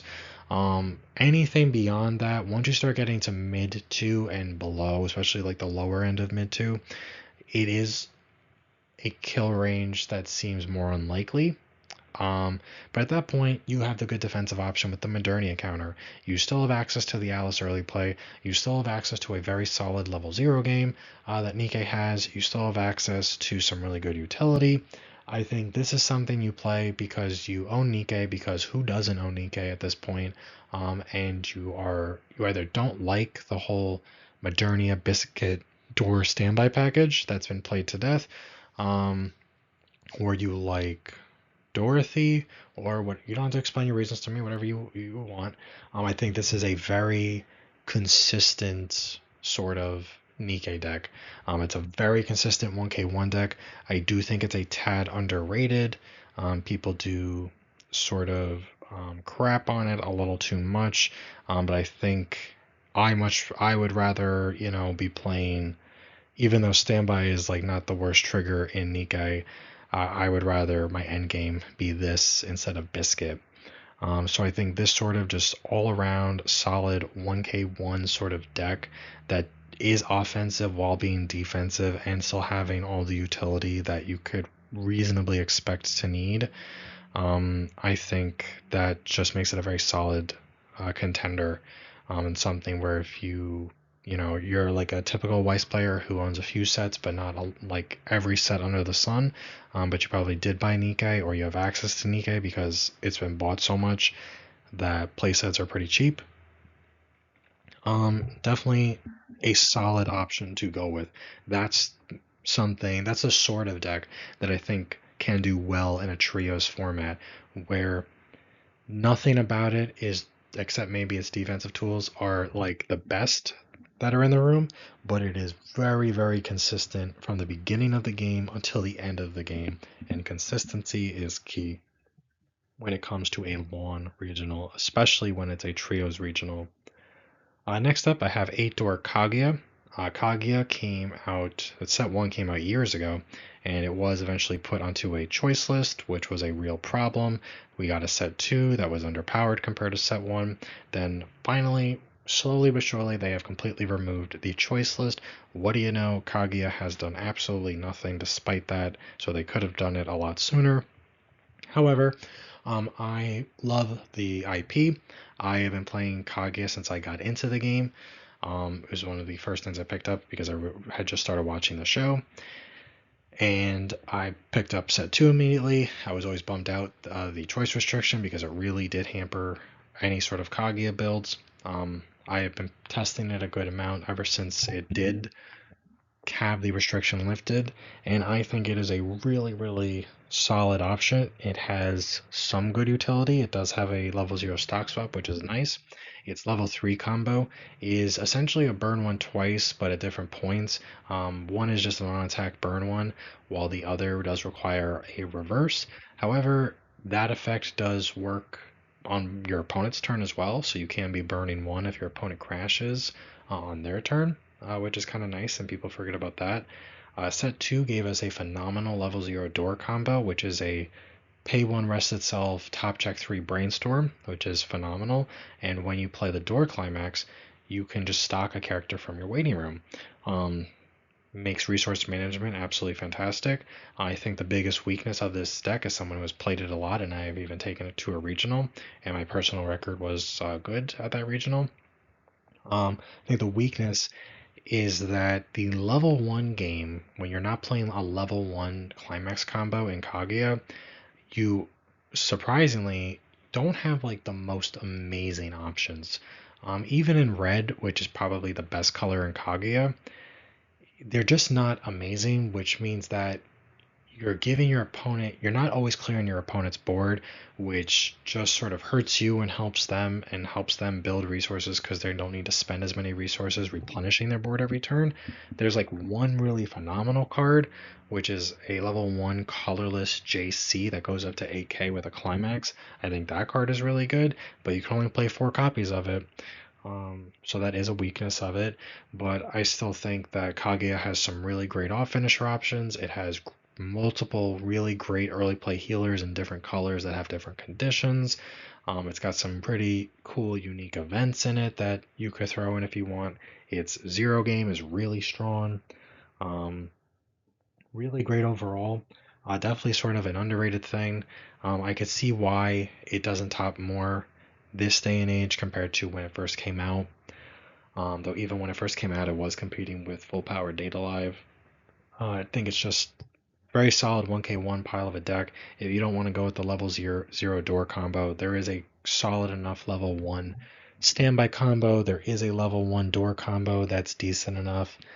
There are some other combos you could look at, but I think the card pool in Kaguya is good enough where if you're a fan of the IP and you've got the playsets already or you want to get them or whatever, it is perfectly competent as long as you know what you're doing, and there's nothing wrong with taking this to a teams regional. For a singles regional, I probably wouldn't recommend it. However, not ironically, because I was about to say ironically, it's not ironic, but um, the level 0 door combo, since you do get to stock a character when you play the door, it is pretty good against Oshi because you do get to take as many zeros as you want out of your deck. That is pretty nice. Makes it so that they're less likely to hit. You know, as someone who's played against people who do that sort of combo against me, when I'm playing Oshi, it's a real pain in the ass. I can tell you that much. Next up, I have 8 Choice Fairy Tale. You could argue that this one does deserve to be higher. It's tough. The level 3 combo that's pictured here is Ditch 2, Burn 1 twice, which is fair. No stock requirement is nice. That means you can brainstorm to get the hand you need, because even with a full hand, you will be short a card when you are going into this. Fairy Tale, as discussed earlier with the Natsu package, its level 0 game is perfectly good. It has some interesting things at levels 1, 2, and 3 outside of climax combos. I think 8 choice is a little tough because anyone who's watched my set overview for Fairy Tail will know that as much as I love Urza and she's my favorite character in Fairy Tail, her level 1 choice combo kind of sucks. It is a disappointment. Not because the actual combo is bad, but it's a full field condition, which is really hard on a level 1 combo sometimes. Plus, it is a really weak combo. Like with the climax, I think it swings for like 6k, maybe 6.5 with the climax. That is really bad on a modern level 1 combo. Now, there is a decent 1-0 change package in the set that does make your level 1 combo and your level 3 combo a bit better. There's nothing wrong with Burn 1 twice. I just think that Fairy Tail is not an overpowered set, and even though it's a very solid set, I think because of that, because of all the setup that you need, because it is a lot of hand, it's just a little bit harder to realistically expect to perform well with this throughout the course of an entire regional, but it's still a solid 1k1 pile. And for anyone who's noticed a theme here, if you can just have a solid 1k1 pile of cards, oftentimes I think that is enough in the modern game. You might have certain disadvantages that the better quote unquote decks don't have, but that doesn't mean that the disadvantages are so great that you can't overcome them. Next up, got the Four Colors Master of All the Elements Ain. I think this did actually top, was it Atlanta a few months ago? I was at that regional. I have always said that this Ain combo is enormously slept on. I have like 4 of the Secret and I absolutely love it. It's so beautiful. The combo is great. I think Avatar as a set is passable by today's standards, but I do think it, outside of the very broken standby stuff that came out with the set when it first came out, whether that was intentional on Bushiroad's part or unintentional, I think the rest of the set had good cards, but it didn't really have great cards. It didn't have anything that was like super broken outside of the standby stuff. And that still holds true, you know, years later. We haven't gotten a sequel set. We haven't gotten like a chorus set or anything like that. So this, you have perfectly competent level zeros, just nothing broken. You still got a one whole good level 1 combo. You do have stock swap, which is nice. You do have some early play options, whether you want to heal or just swing big, whatever. You got some decent stuff for sure. You got a couple of different backup options, but it does feel like it's sort of the bare minimum of what a Weiss set should look like in this day and age. But I do think the level 3 combo is actually really solid and underrated. For anyone who doesn't know, you pay on attack, you pay 1, ditch 1, and then you mill the top 4 cards of your deck, and depending on the colors of the cards that you mill, you gain different effects. And there is a back row Katara that lets you mill 5 cards instead of 4, so you up the chances. And the more the different colors that you mill, the greater the effects are. And I think in practice, if you deck build the right way, it's an incredibly strong finisher. And all the times I have tested it, I think I've had one game. I've played it a lot. I think I have had one game where I only milled the minimum amount of colors I needed to do an effect. Every other time I got to do at least the first two effects, and then sometimes you'll hit and you'll get to do all three effects because you milled all four colors. Um, so I think it is a very solid combo. The set is still competent enough.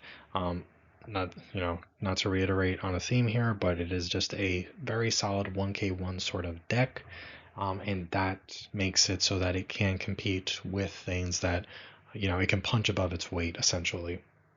Next up, have JoJo. Here I have pictured the choice pants version.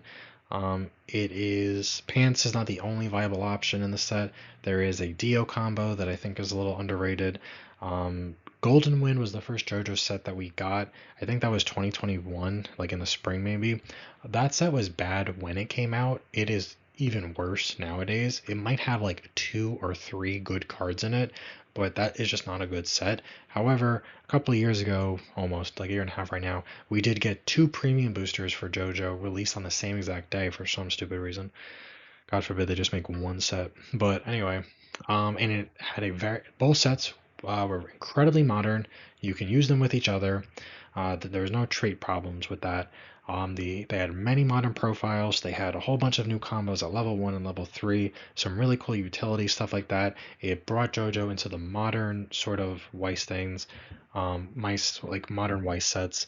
Again, solid 1k1 sort of deck. Nothing wrong with it whatsoever. People do sort of shit on JoJo a little bit, even with those new premium boosters. I think it's a little unwarranted personally. I can see why it doesn't top more, but also people don't really play it, so that is a big part of it. But I think, while it's not broken by any stretch of the imagination, I definitely do not think it's bad. I think if you're a big fan of JoJo and there aren't a lot of Weiss sets that you're seeing on this list or just in general that you really want to buy into or something like that, but you like JoJo, you can absolutely 100% build a really competent JoJo deck that is able to, once again, compete with any of the other decks that are on this list, even the ones that are ranked much higher than it. Because at the end of the day, it generates resources and it pushes damage. That is all a Weiss deck needs to do to win. It may not be the best at any one thing, but it's solid enough in every other area pretty much. Next, I have Girls Band Cry, specifically the 8-door version of Girls Band Cry. Not that there is really too many other alternatives, if we're being honest. Girls Band Cry is a set that was supposed to come out in August of 2025, but then it got delayed indefinitely, and we have finally got it near the end of January 2026. It had already been released in Japan for a while. No one was expecting much from the set. I'll be honest, the set is a little underpowered. It's fine in some ways. It has some interesting and unique level 0 profiles, but it also has a lot of level 0 profiles that feel like they're 4 or 5 years old, or they should be at least, which is weird because this is a modern set. The reason why I ranked this so highly is, relatively high, is the fact that I think Girls Band Cry actually has some insane utility cards at levels 1, 2, and 3 that help a lot. Utility that a lot of sets don't get one of, let alone all of them. And I think the level 3 combo has an enormously high ceiling, and I really do like that. I think the level 0 game and level 1 game is just competent enough to allow you to get to where you need to be for level 3, so that your level 3 combo is a really big, go home sort of combo that, if you go big, you're probably winning the game because it will just steal a lot of instances of damage. And I do really, really like the combo a lot. And there is some really cool stuff to like, but because the level 0 game is kind of weak and the level 1 game is fine but not amazing, I do think this deserves to be ranked lower in C tier, but I don't think it should be anywhere below that, just because it is still competent enough and its level 3 game does make up for it somewhat. Next up, I have 2 AOT decks, Attack on Titan. Attack on Titan set 3 came out sort of during the most recent sort of like Weiss boom. I think it was like the sort of the apex of the COVID era Weiss hype. So for anyone who wasn't around and doesn't know, like Pokemon, like some other games, during COVID lockdown and stuff, people were moving into different hobbies like trading cards. Weiss was also a beneficiary of that trend, and a lot of people started getting into it and hunting the signed cards and all that sort of stuff. Attack on Titan at the time was at its most popular, roughly. It's always been popular since the anime came out, but it was going into its final. It was in its final season. The one of 8 parts of its final season, I should say. And we got a final season set. There was a lot of hype around it. It was English exclusive. People were really pumped for it, and it came out, and it was a really solid set. There was nothing broken about it, but it had a lot of really great things in it. But at that point, it got a little too overbought. I think some of the distributors got a little burned on the product. Certainly, some stores got burned on it because they thought it was just an endless supply of way to print money at home, essentially. Because who wouldn't want to buy signed AOT cards, or boxes that had a chance of containing a signed AOT card? But aside from that, it is still a very competent set, and it's got some great tools. Even some of its older tools from sets 1 and 2 are still really competent, and still see play. Something like the 2-1 Armin that changes into the 3-2 Armin that makes it so that all of your characters can't be chosen. Well, that's just a giant middle finger to Overlord, while still being good against a lot of other decks, and still being an assist that also replenishes itself, because on play it digs for a card. Good early play options when you're playing either of the version that's listed here. I've got the level 3 choice Eren top end and the level 3 Levi top end. The Eren probably has a lower ceiling than the Levi, but its floor might be higher because the Levi does require a reverse. He's also a pay to ditch 1 or a ditch 2, but it's at least a pay 2, though it still needs the reverse. He is actually kind of weak. I think he's only 12k with a full board and the climax, which isn't the strongest ever.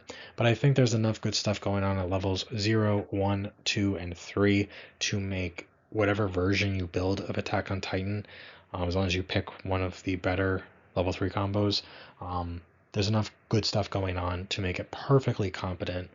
AOT with sets 1 and 2 had its time in the sun, did really well, was a real menace for the game. Some years go by, power creep happens, deck fades away. Set 3 comes out. It doesn't recreate those glory days where AOT dominated the meta, but at the time, it was topping consistently. It was getting a top 8 or a top 16 at a lot of regionals. It never felt oppressive because it wasn't or anything like that, but it was a respectable deck, especially, or just a respectable 1k1 deck that did have a couple of things that it excelled at. And its most notable finisher, the Eren Titan pictured here, was incredibly cheap, which was just a real big benefit. Still solid, still excel at the same things that they excel at, and this is the sort of thing, if you like AOT, pick this Eren top end, play the Mikasa level 1 combo from set 3, find some videos or some other decks that have topped in the past, just copy and paste them, practice the deck. You're going to do perfectly fine at a regional as long as you know what you're doing. Your ceiling might be lower than something like Oshinoko or Bane Dream, but you have a very, very high floor, and that's often enough. This could probably be ranked higher in C tier because it's probably better than some things we've already talked about. But there's nothing wrong with AOT set 3 as a set, or any deck you build from that.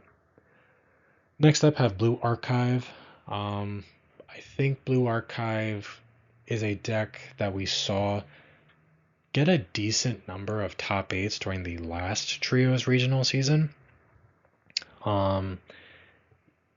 During singles, not so much. This top end isn't really a finisher, but what it is it helps you thin out your deck and maintain resources, and it's a level 3 combo that comes out at level 2. It's certainly a solid enough combo, and Blue Archive is a solid enough set. I do think I had this ranked higher in my last video, but I think the game just continues to change. We are getting a Blue Archive animation set at the end of July. Now, I have looked at that set. I think that set has some cool stuff in it. Don't get me wrong. I don't really think though that that set is going to like suddenly make Blue Archive like a tier 1 contender or anything like that. You know, it'll have tools in it to make your existing Blue Archive decks better. It will have some new combos in it that you can play if you want, but I think just overall it's perfectly fine. But it's really nothing exceptional. It is a slight disappointment. But I still think that Blue Archive is a solid enough sort of 1k1 deck where if you know what you're doing, you know, there's no reason why you can't compete. Something else that I don't think I put in my last video, the next deck will be Guilty Gear Strive. Guilty Gear was very, very popular when that came out. I do believe that was also a English exclusive when it came out. This will be the bar standby deck. For anyone who doesn't know, the bar version basically allows you to attack and you get to summon out some of these other characters that then have the option to do additional burns, and it's sort of like a great way to just push a lot of instances of damage. That's the long and short of it. Guilty Gear did like decently well for a while after release. I think it has been power crept a bit. It's also a deck that can be a little tough to pilot if you're not really well practiced with it, and I think people just haven't been practicing with it, or if they have, they decided it's not worth it. I still think in the hands of a good player, this is a very solid deck. This bar standby list. I can see why it felt wrong to put it in D tier though, because I do think it's a solid enough set, and this top end is good enough. It's just this low because no one's really playing it anymore, to be honest, but I don't think that means it's a bad option. Because no one's playing it, people are forgetting about it, which means that if you do decide to take this to a regional, there's a chance your opponent isn't going to remember exactly what it does. They're not going to remember how to play around it. They're not going to remember what tools it has at its disposal. That sort of thing.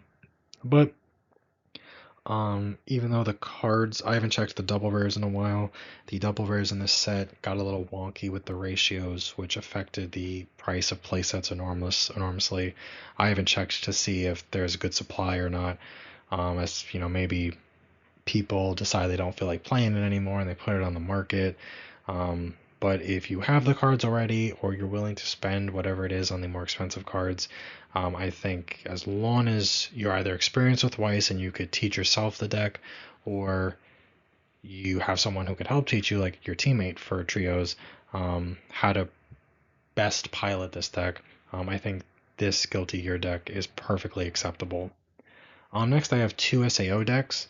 SAO recently on the last ban list had a restriction lifted that affects the second SAO deck listed here, which was the Alice deck.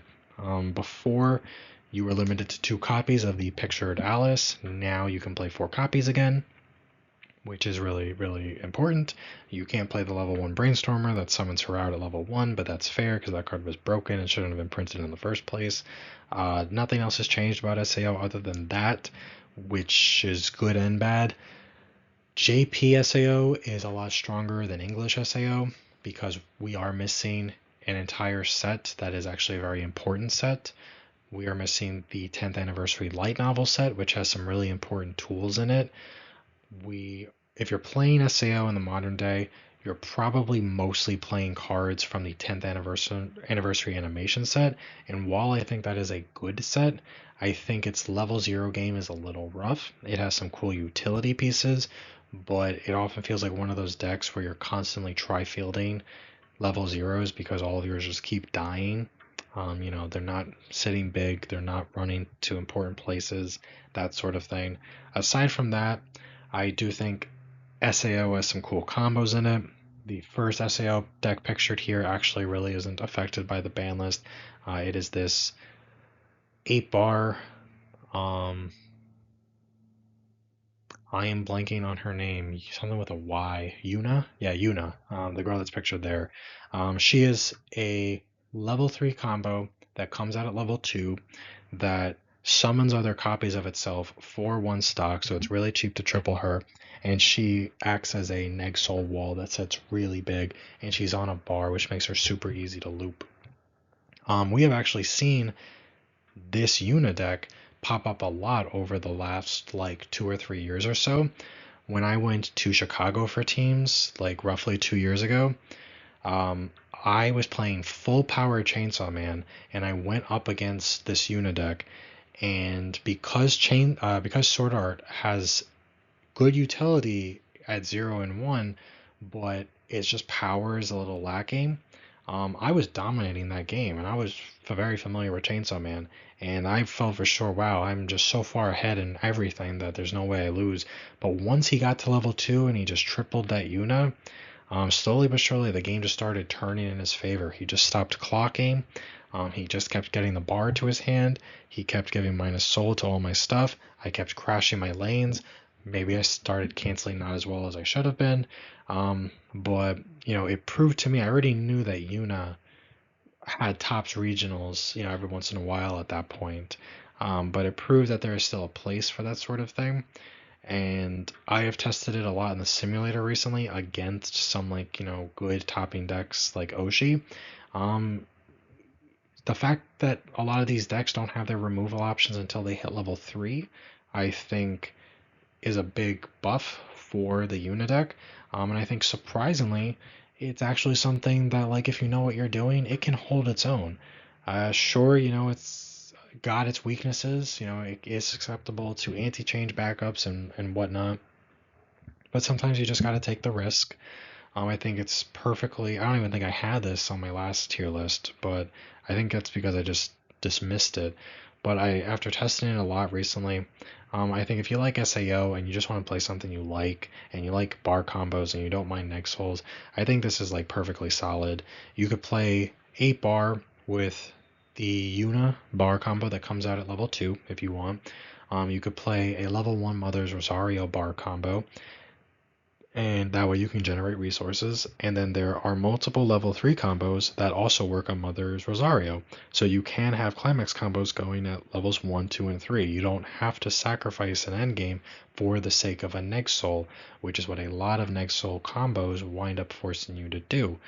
Because you can still fit in a proper level 3 combo without having to do any sort of wonky climax splits, I think that is a huge boon to this version of SAO specifically. And if you like SAO, which a lot of people do, it's super duper popular. I don't think there's anything wrong with just trying this out. Plus, SAO has opened a crap ton, so there should be a good amount of supply available for these cards. I think I bought a playset for someone for like $80 just over a year ago. Very cheap. Then we have this Alice deck. Um, wasn't sure quite where to put Alice, but because it was unrestricted, I did think it was worth mentioning. It obviously moves up now that it's at a full 4 copies instead of 2 copies. Um, I don't think there's anything wrong with playing it at level 2 instead of playing it out at level 1 like SAO used to do back when Alice sort of just ran things. But what I will say is I think that Alice is still very strong. I think very similar to Yuna, you should be going for. I don't think you should be trying to do a 3 climax split. You can do a 3 climax combo split, but I think you should only have 2 differently named climaxes in your deck. I think you should have a Mother's Rosario combo at level 1, play that into the Alice at level 2, and then have something that works off of Mother's Rosario for level 3. Um, Personally, I like at level 3 playing the Mother's Rosario. There are multiple level 3 combos that work on Mother's Rosario, and you are allowed to mix and match.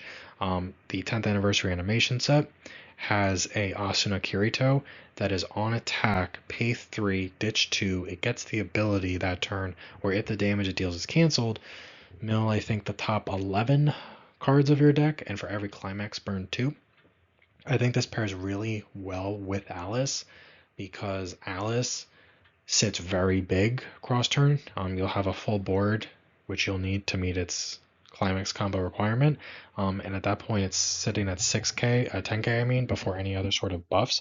And if you triple it, you got 3 10k walls up there before any other buffs. That should help make it easier to get a direct lane so that your opponent's more likely to cancel on that Kirito and Asuna. You can also just use other Mother's Rosario finishers. Alicization Volume 2 has one. Ordinal Skill has one. I think there's another one somewhere in English, but I'm blanking right now. I don't think the ceiling is quite as high, except for maybe the Alicization Volume 2 one. That is like almost identical to the Asuna Kirito one, except it burns instances of 1 instead of 2. But mix and match, your choice, perfectly fine. I think that combo has the potential to be very strong. I think Alice at level 2 is basically Neuron, but on a worse trigger, and in a set that has less available to it, but I still think it is perfectly competent. You have just enough to propel you throughout the game to get to where you want to be. I have tested the Alice version a lot ever since the ban was listed. I've tested it a ton in the simulator, only once in person, I think, but on the simulator, I have played myself when I have played things like Oshinoko. So it'll be me playing Alice versus me playing like Oshinoko or Bane Dream or Licorice, just some of the games off the top of my head I'm thinking that I played. And yes, there was a disadvantage in the earlier games because my level zeros just weren't quite as good. But if I was able to get the ball rolling, Alice was able to really put in a lot of work, just an absolute ton of work, and help set me up for level 3 really well.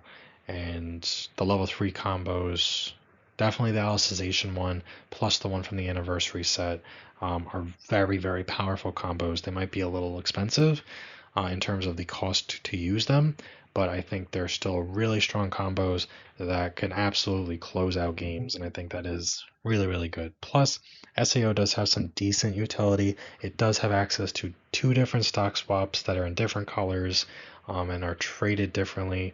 So, depending on what you're sort of going for, you do have access to stock swap, and that is super powerful on its own. I think Alice will pop up probably like once or twice in top eights, I think, throughout the course of the season because things do just tend to pop up like that.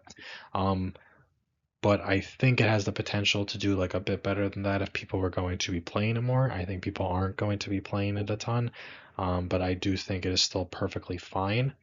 Um, it does, it heals like other decks do. It doesn't heal as well, maybe, but it's so that is like I guess one weakness it has, but it does what it sets out to do pretty well as long as you know what you're doing.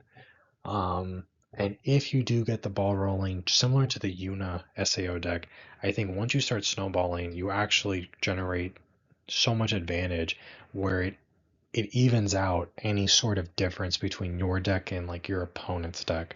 Whether it's your opponent's like Oshinoko deck or their Bane Dream deck or their Nikkei deck or whatever, things that just might have more tools available to them at cheaper costs potentially. I think if you are able to just sort of snowball the right way with either of these decks, you can just sort of make that difference non-existent at a certain point in the game, and then it becomes a much more even game. So you might have a little bit of an uphill battle, but I still think the cards are competent enough on their own, and I know that because I have tested them a bunch in the simulator, and they both work surprisingly well. I think the Alice might have worked a little bit better, which I was slightly surprised at. But yeah, Alice is still good in 2026. Is it good enough? Well, if it was single season, I would say no. Because it's trio season, I would say if you need a third on your team, and they've don't have a play set of every deck of every set under the sun, but they got SAO and they like SAO and they know how to play it, just let them go for it. But that will be it for the decks that I'm talking about with Tier C. I think, again, just to reiterate, all of these are perfectly competent decks that can absolutely compete with any other deck that is in Tier C or Tier B or A or even S. Um, you know, there are lots of, even though some of these are a little bit older, their card pools are good enough. And I have practiced with, I think the only things in Tier C that I have not practiced with in some form, whether it is on the simulator or in real life, would be Blue Archive, which I've almost never touched, even though I have gone against it a good chunk, and Guilty Gear, which I've played against a good chunk, but I've never personally played it myself. I've just gone against it. Everything else, I think, whether in the simulator or online, I think I have played a good chunk. Even like Fujimi, the Eminence deck, not so much, I guess, but everything else, yeah, definitely. And I could say that strengths and weaknesses for each of them, but they're all perfectly competent. And when I test myself in the simulator, when I'm playing any of these outside of the couple of aforementioned ones, um, I beat myself a lot, even when I'm playing like Oshinoko or Bane Dream, or something like that. And it's consistent and it happens enough where it's not just a one-off. They have weaknesses, sure, but they also have strengths that not every set has. And I think because of the simple fact that they have those, plus they are just pushing damage consistently while generating resources and having good end games, that is enough for them to absolutely compete and are definitely worthy of consideration when you're the third on your team who might be a more casual player is sort of deciding what to play. Which I know I'm saying that a lot, and there might be super competitive people who are listening who don't know that, like, who are just wondering why do you keep harping on that sort of player. From my experience with teams for like the last six-ish years, almost 6 years, it has been that yes, you absolutely see very, very competitive teams with very competitive players who are often very accomplished and have multiple tops and stuff like that. But you often see teams where you will have like one super competitive player, one mildly competitive player, and then like a third that they kind of just needed to fill out the team who likes the game but maybe doesn't get to practice as much, or they don't have a locals in their area, or some, which is very common in Weiss, by the way, or something like that. And then you do have teams where it's just like three people who are super casual. They might not be bad, but they're not, nose to the grindstone when it comes to practicing or following every single set or something like that. They're a bit more casual with it, which is perfectly fine. Um, so I guess tier C might be for people like that who have a lot of these decks and they're just wondering what they should be taking to a regional, and they don't follow the meta as much, and they just want a little reassurance, that they can still have fun with the Fujimi playset that they just picked up, or the new Data Life cards, or the Spy Family deck that they, really, really like because they like Spy Family. Just a little reassurance for them. Anyone that is super competitive and is always following the stuff, I'm sure you already know that a lot of these things are also already just very solid, like 1K1 sort of decks. Plus, the standby decks are fine. Moving on to D tier, we're going to be taking a look at a few things. It's going to be a lot less than what we looked at for tiers B and C. When we talk about things in D tier, I do not think that most of these are objectively bad. And I think some of them actually are really fantastic in certain ways. But I think each of them, while they excel in certain ways, they have weaknesses that really just can't be overlooked, and they might be really fine at a locals level. I would 100% believe anyone that's like, yeah, I went to a 4-round locals and I won with any one of these, and it was not like I was just going up against trial decks or something like that. But I think when you're going up against, when you're at a regional playing, 6, 7, 8 rounds, especially the higher tables as the tournament goes on, if you're winning and winning and winning, your matches and your opponents should be getting harder and better. And I think decks like this are still good in their own ways, but rather than being well rounded in every way, like we saw with most of the stuff that's in C tier and most things in B tier, they might excel in some ways, but they definitely have weaknesses, not minor ones, but sort of more major ones. Or if it's not that, there are versions of these decks that other sets just do better. And it's like, why wouldn't you just pick the deck from the other set that does the same thing but better? And the answer could just be, well, maybe you like this particular AP, which is a perfectly valid answer. There's nothing wrong with that. But again, like with tiers B and C, S and A, I think tiers S and tiers A and tier A, they objectively are just sort of like the best decks in the format, and there are reasons why, which I explained. But with tiers B and C, it is more of like, yes, some of these absolutely are in tier B and some of these absolutely are in tier C. But a big point that I was trying to get across is just for people that are a little less experienced with Weiss and Trios format, just to sort of explain, maybe you can argue over explain, the strengths and weaknesses of certain decks and certain sorts of combos and that sort of thing, to help you gain an understanding of what type of deck can reasonably do well. um, which I'm doing because when I started getting into Weiss, and I came from other card games, but I had a tough time playing Weiss compared to some of the other card games that I played. And it really helped me when people would sort of break things down and really explain them at like a very basic level, because some like I came from like Yu-Gi-Oh for example, and I would read a card in Weiss where I was like, holy crap, if this card was in Yu-Gi-Oh it would be banned because it's broken, and I would put like 4 copies of that Weiss card into my deck, and it just wasn't going so well, and people would explain to me in Weiss that sort of effect just isn't as good as it might be in something like Yu-Gi-Oh, for example. Same thing with something like Pokemon, which I also played before Weiss. So once people just sat me down and started explaining why certain cards and profiles and things like that, you have to be mindful of a lot of different things. It definitely helped me improve my game. So I think that is a big thing I'm trying to do with this video, because trios things can be a little daunting. Of course, singles, regionals, they're daunting enough. But when you're on a team, no one likes to feel like they let down their team members because they were unprepared or underprepared for something, or they didn't fully understand everything going on with the game.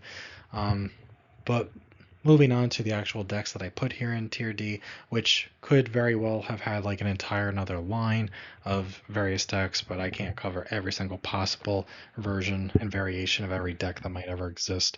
This is already double the amount of time I thought it would be. Not that I don't love doing it. But I've got here 8 Standby Avatar. 8 Standby Avatar took a hit when they banned the Sokka that made 8 Standby Avatar broken. Now I still think the Azula combo is good. I think it has weaknesses, but it's not a bad combo. I think the Zuko that is pictured here, which works on the same climax as Azula, it's not necessarily bad. I do think it's worse than Azula, but I do think it's perfectly fine. My issue with this is that whether you're playing the Zuko, whether you are playing the Azula standby, which are fine, what are you must be playing Avatar because you just like Avatar, because it is one of the weaker 8 standby decks that is currently out there. Even we have Nino in B tier, we have Ruby in B tier, both 8 standby versions. We have 8 standby Hololive, which I still think is better than 8 standby Avatar. We have 8 standby Data Live, which I definitely think is better than 8 standby Hololive. It's okay to like Avatar and it's okay to like Standby, but I feel like Avatar 8 Standby feels so bad when you're at levels 0 and 1. There's just not a lot to do with 8 Standby, which is probably why 8 Standby didn't really do too much back when Avatar was all high and mighty. It was bar Standby. 8 Standby just doesn't really have anything going for it. You're just playing a bunch of meh cards. And when you're playing the game from a disadvantage early, it's just tough to maintain wins throughout the course of the tournament. Plus, it's not like the finishers are so overpowering that they make up for that fact. Next, we've got Saikano. I only had the idea to include Saikano after watching the World stream, and Saikano got 4th place at Worlds, which is pretty awesome. I think Saikano is still perfectly competent. I think its ceiling is kind of low. Its best finisher is arguably the finisher that's pictured here, which is on attack, pay 1, ditch 2, I believe, burn 3, and all the level 1 or higher cards go straight into your opponent's clock, even if the damage is canceled. And on play it heals, but if you have a full board, you could heal the stock instead. I think this is it's not a bad combo. I think it's fine. The other best combo in the set is probably just on reverse, pay 1, burn 2, but it's got like event protection and stuff built into it, which is nice. Saikano it's the big thing going for it that it's always had going for it isn't necessarily closing out games, but generating a lot of memory compression. I think Saikano still does that incredibly, incredibly well. You do pay an enormous amount of stock for that privilege. So, you kind of need to stay at levels 1 and 2 longer to sort of get extra turns of attacks so that you can get back all the resources you're spending to get yourself some memory compression, which is a weakness that the set as a whole does have. If you don't feel like going for memory stuff, there are other Psychono builds that you can be playing. The cards are competent, but I will say Psychono is sort of an error where we're getting to cards that there might be modern profiles, but they're just weaker versions of modern profiles. There is more fluff in these sets. Some sets are just straight gas where you feel like 90% of the cards you're reading are just fantastic, but then we get sets where more of it feels like pack filler. A lot of things like on attack, give something 500, just sort of these meaningless effects that don't really do anything. Especially with Psychono Set 1, while there is some really good stuff in Psychono Set 1, stuff that was even put on like a choice or ban list in Japan at one point in time, that was a whole other sort of game back then. A lot of it is sort of fluff. Set 2 is a little bit better, but there is still a lot of fluff. Set 3 is better, but there's still a lot of fluff. However, at the end of the day, I do think there are multiple good level 1 combos between the 3 Psychono sets. There are multiple good level 3 combos between them. No stock swap or anything fancy like that, but you do have anti-change backup. You got another backup or two that's worth, playing. You got enough competent zeros to get to where you need to be. The memory compression is really where you want to be. So memory compresses better than any other deck can right now. However, it is at a pretty steep cost, both in terms of stock, but also in terms of your end games are so beyond fair and there's nothing broken about them. So you're sort of sacrificing resources plus an explosive endgame just to get a lot of memory compression. So, it does one thing really well and everything else is sort of slightly below average, I would say, to be honest. Though not necessarily bad, as was proven at the Worlds thing. You get a good player who knows their deck and they're absolutely able to compete with the best stuff. Next up, we have Adventure Time. Unlike Psychono, which its endgames are a little weak, Adventure Time, the endgame pictured here, is actually really strong. It is like, I could be forgetting the cost wrong, but it's like on attack, pay 2, ditch 1, and then it gets the ability that during that turn, when damage it deals is canceled, burn 1, I think, and then end of attack, it burns 2. It might be reversed. It might be when damage is canceled, burn 2, end of attack, burn 1. It's one or the other. Very high ceiling. It is expensive. I think we do see Adventure Time get 1 or 2 tops per season generally because the top end is still very, very strong. I think the rest of Adventure Time is kind of a little bit below standard by modern standards. It's just enough to keep it in the game and get you to level 3 so you can do your combo. But the level 3 combo really does sort of carry it.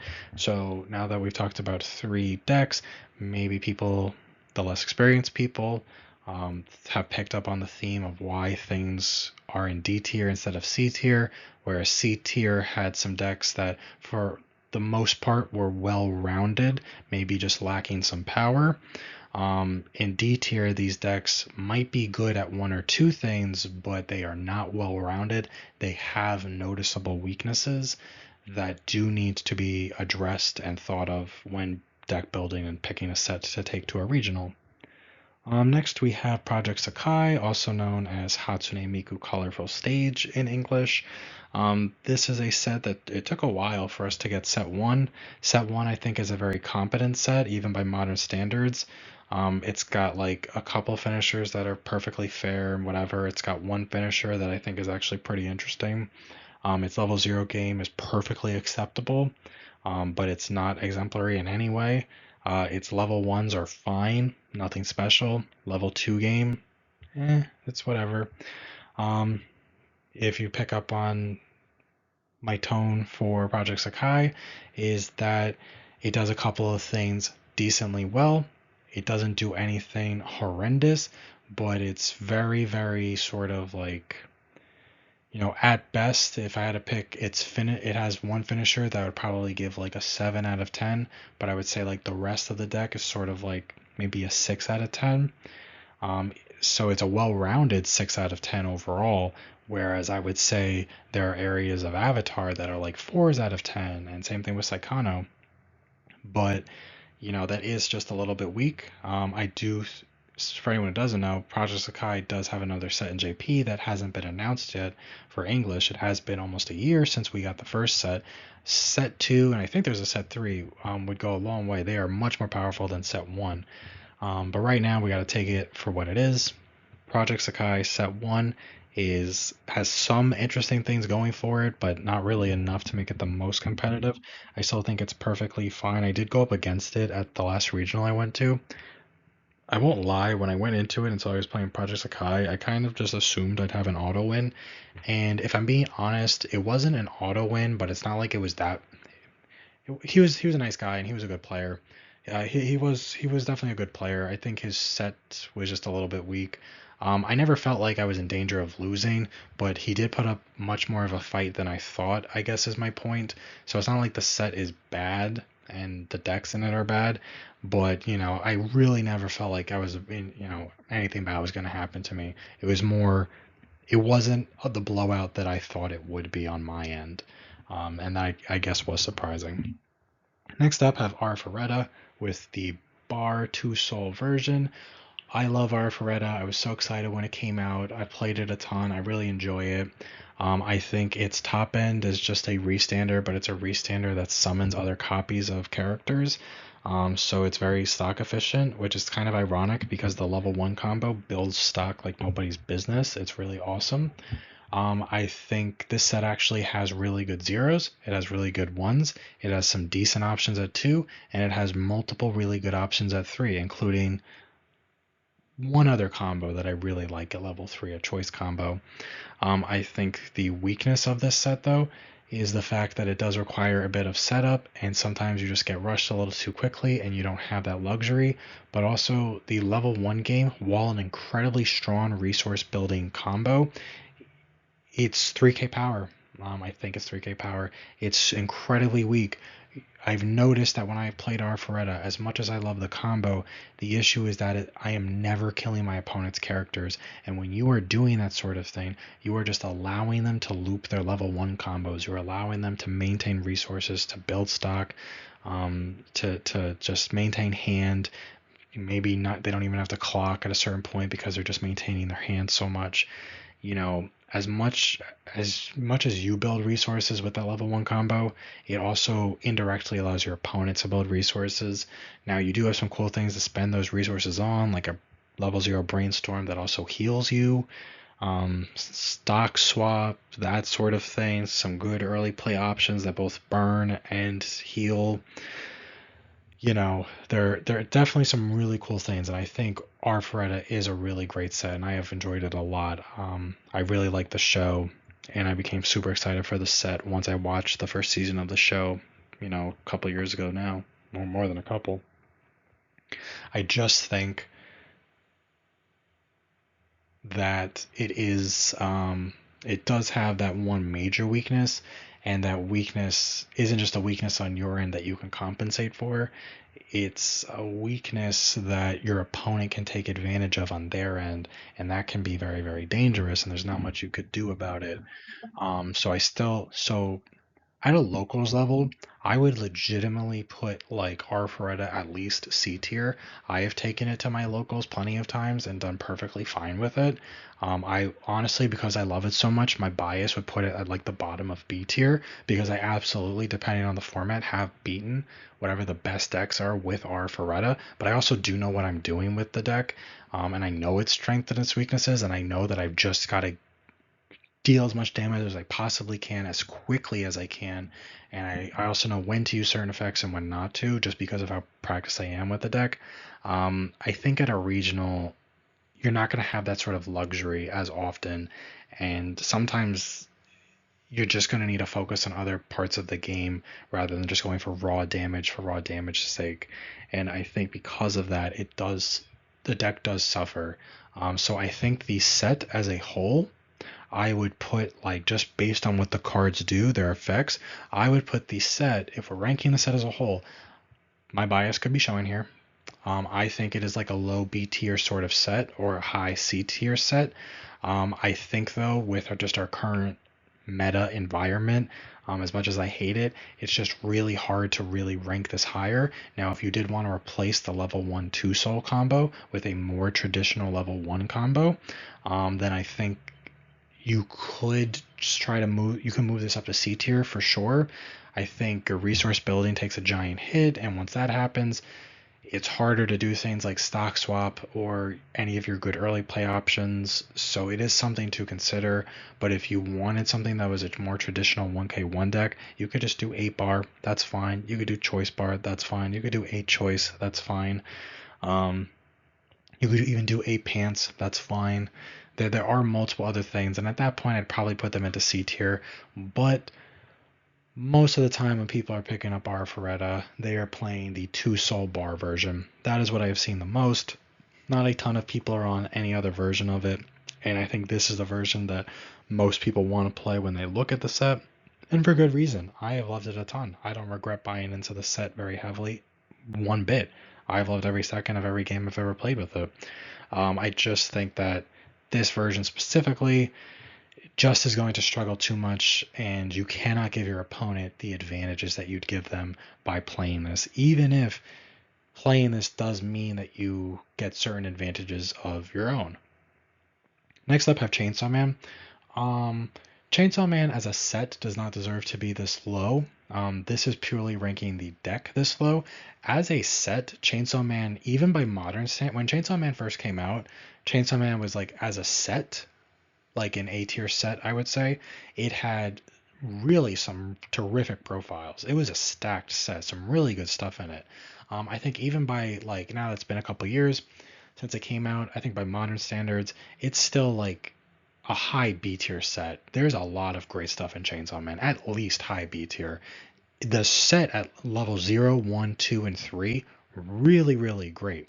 I think its biggest weakness right now is that its level 3 combos kind of suck. To be honest, yes, you have the Aki. Guess what? Aki is on a choice list.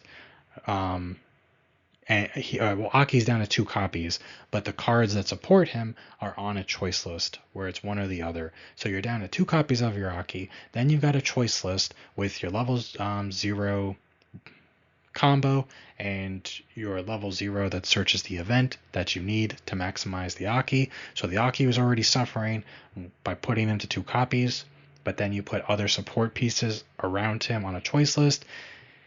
Level 3 game is just bad.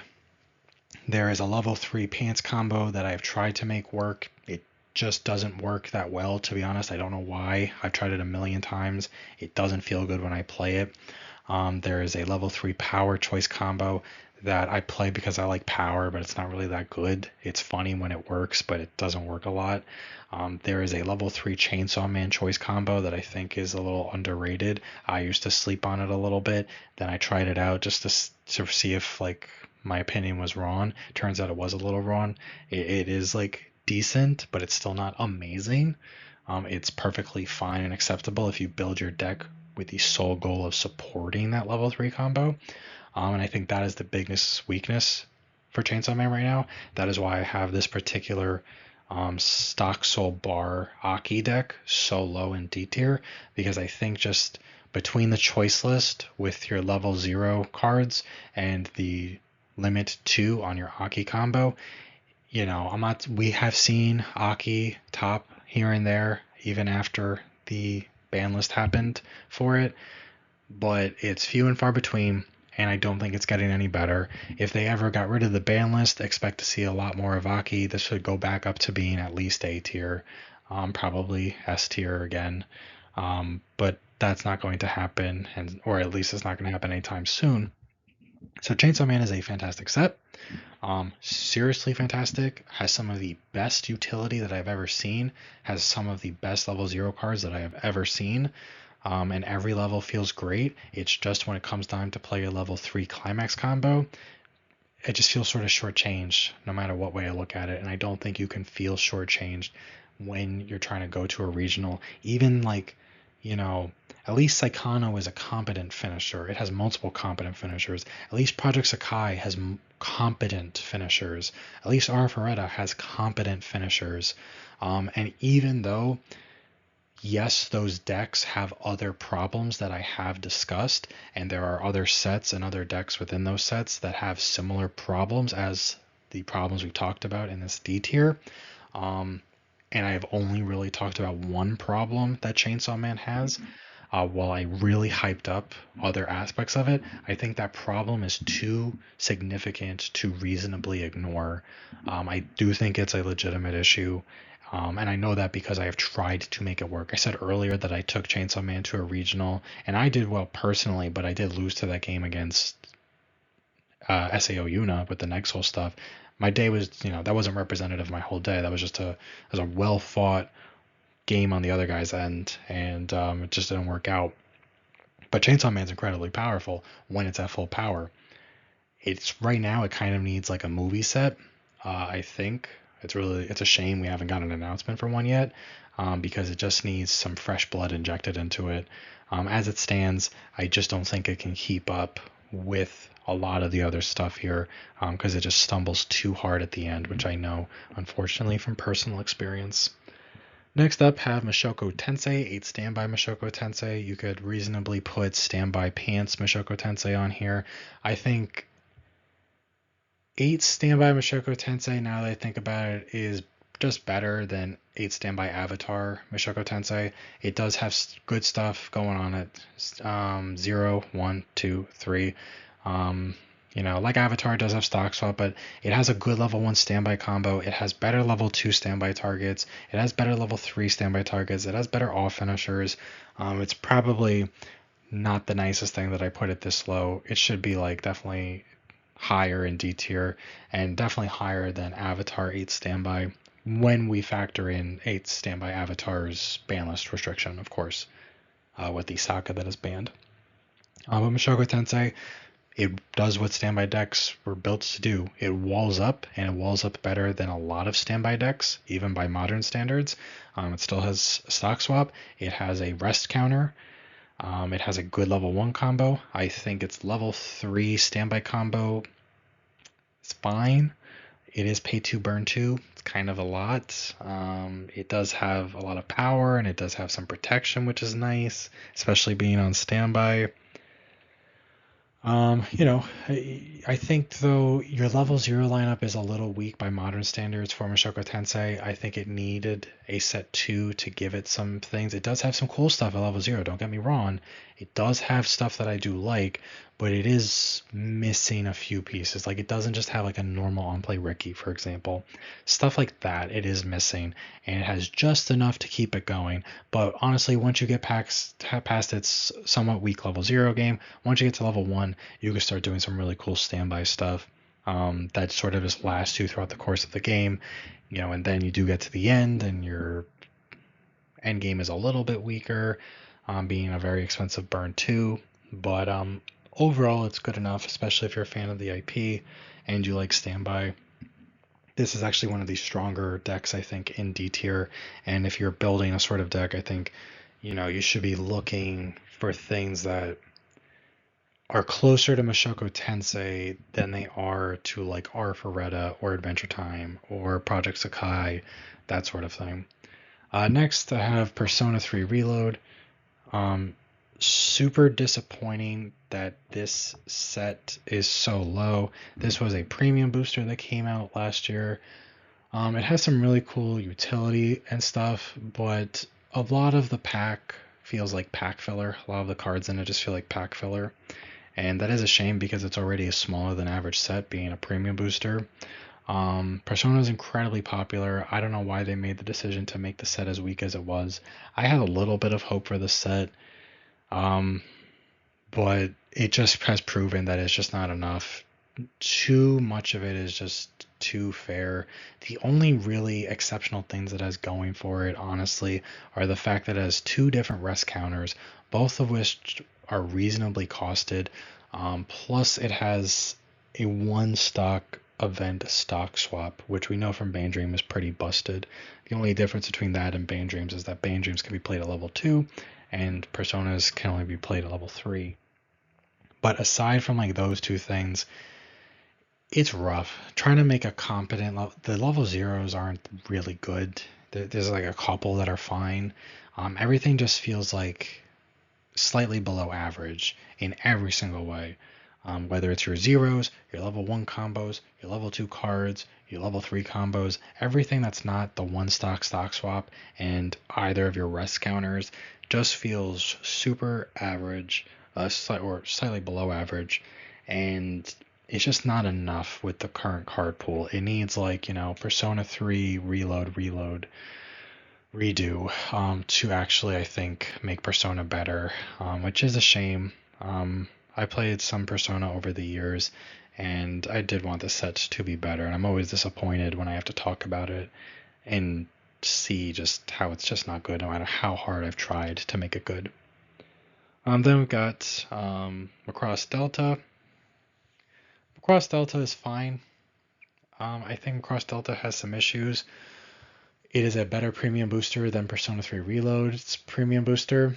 I do think that Macross Delta actually does have a competent level 0 lineup. Nothing broken, but it is competent.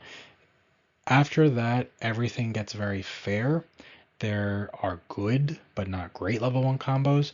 There are good but not great level 3 combos. There is some interesting utility that is good but not great.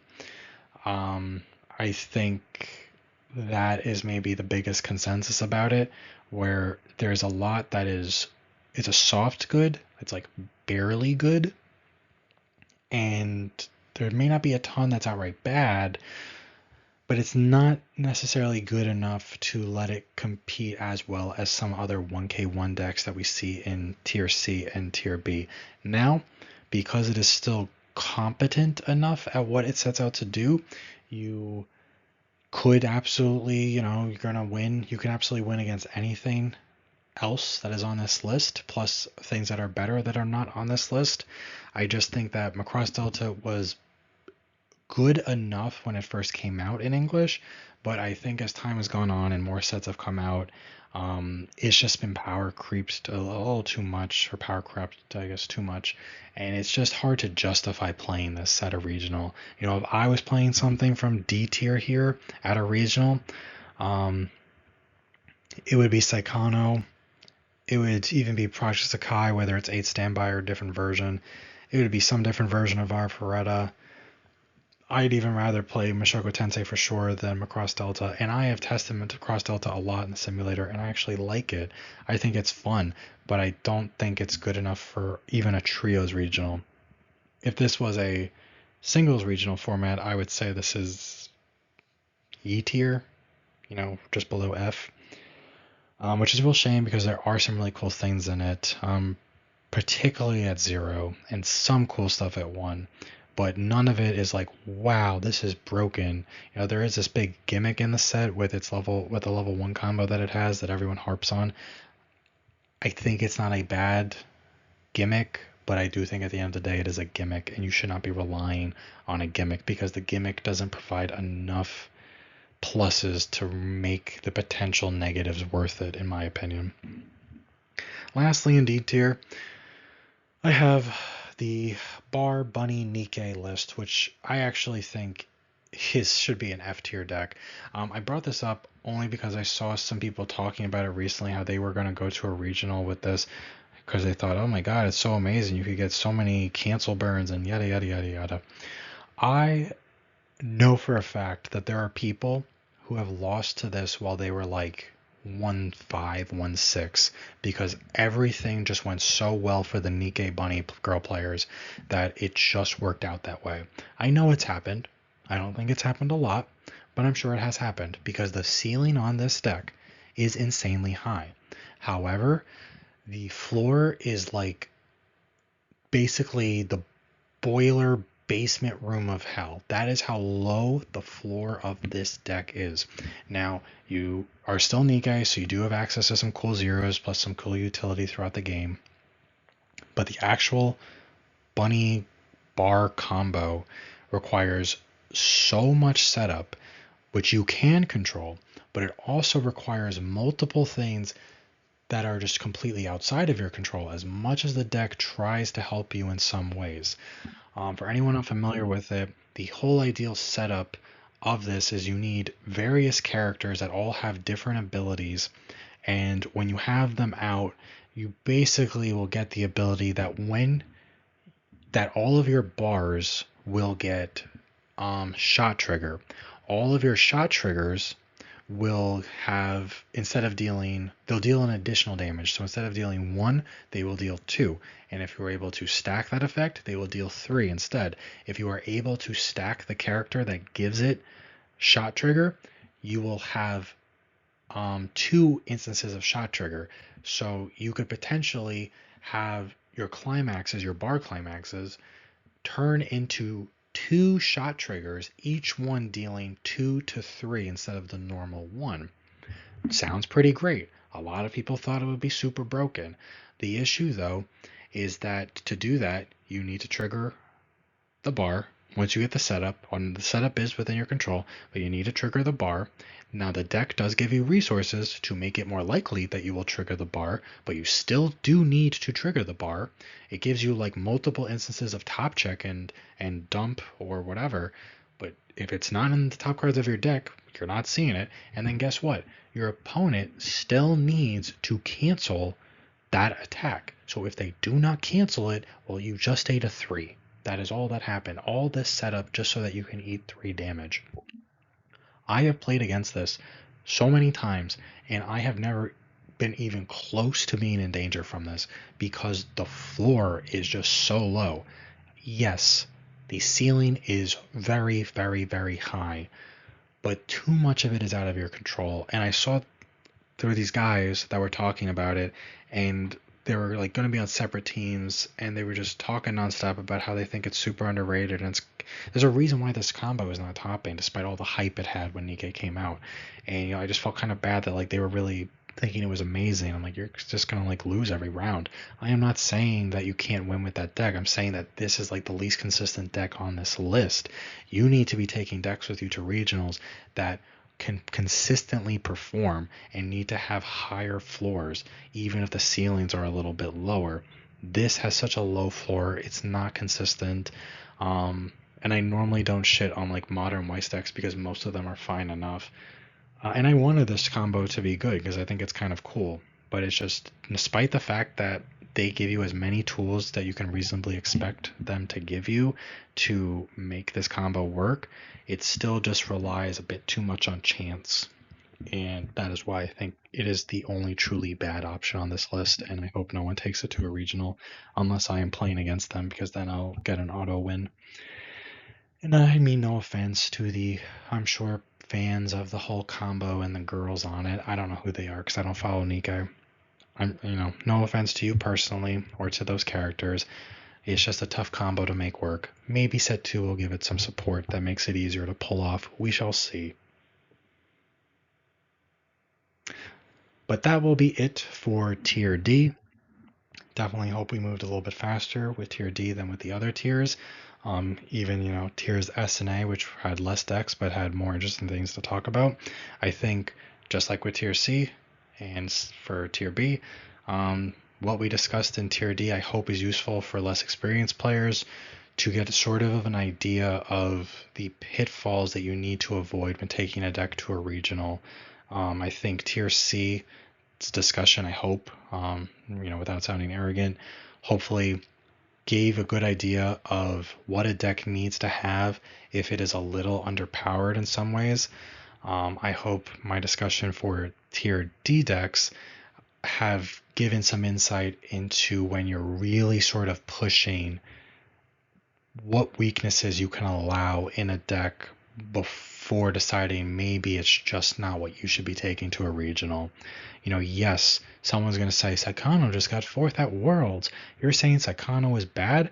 I am saying that most people who have played Saikano haven't played it anywhere near enough to be as good as the guy who got 4th place at Worlds. You just haven't practiced it enough. I love Saikano. I think it's a great show. Lots of people like Saikano. I have been buying into Saikano English since set one. And set one, aside from the memory package, set one was dog shit. Set one was not a good set. Set two was a lot better, but it also came out really, really late. Same thing with set three. I've been buying into Saikano since the beginning.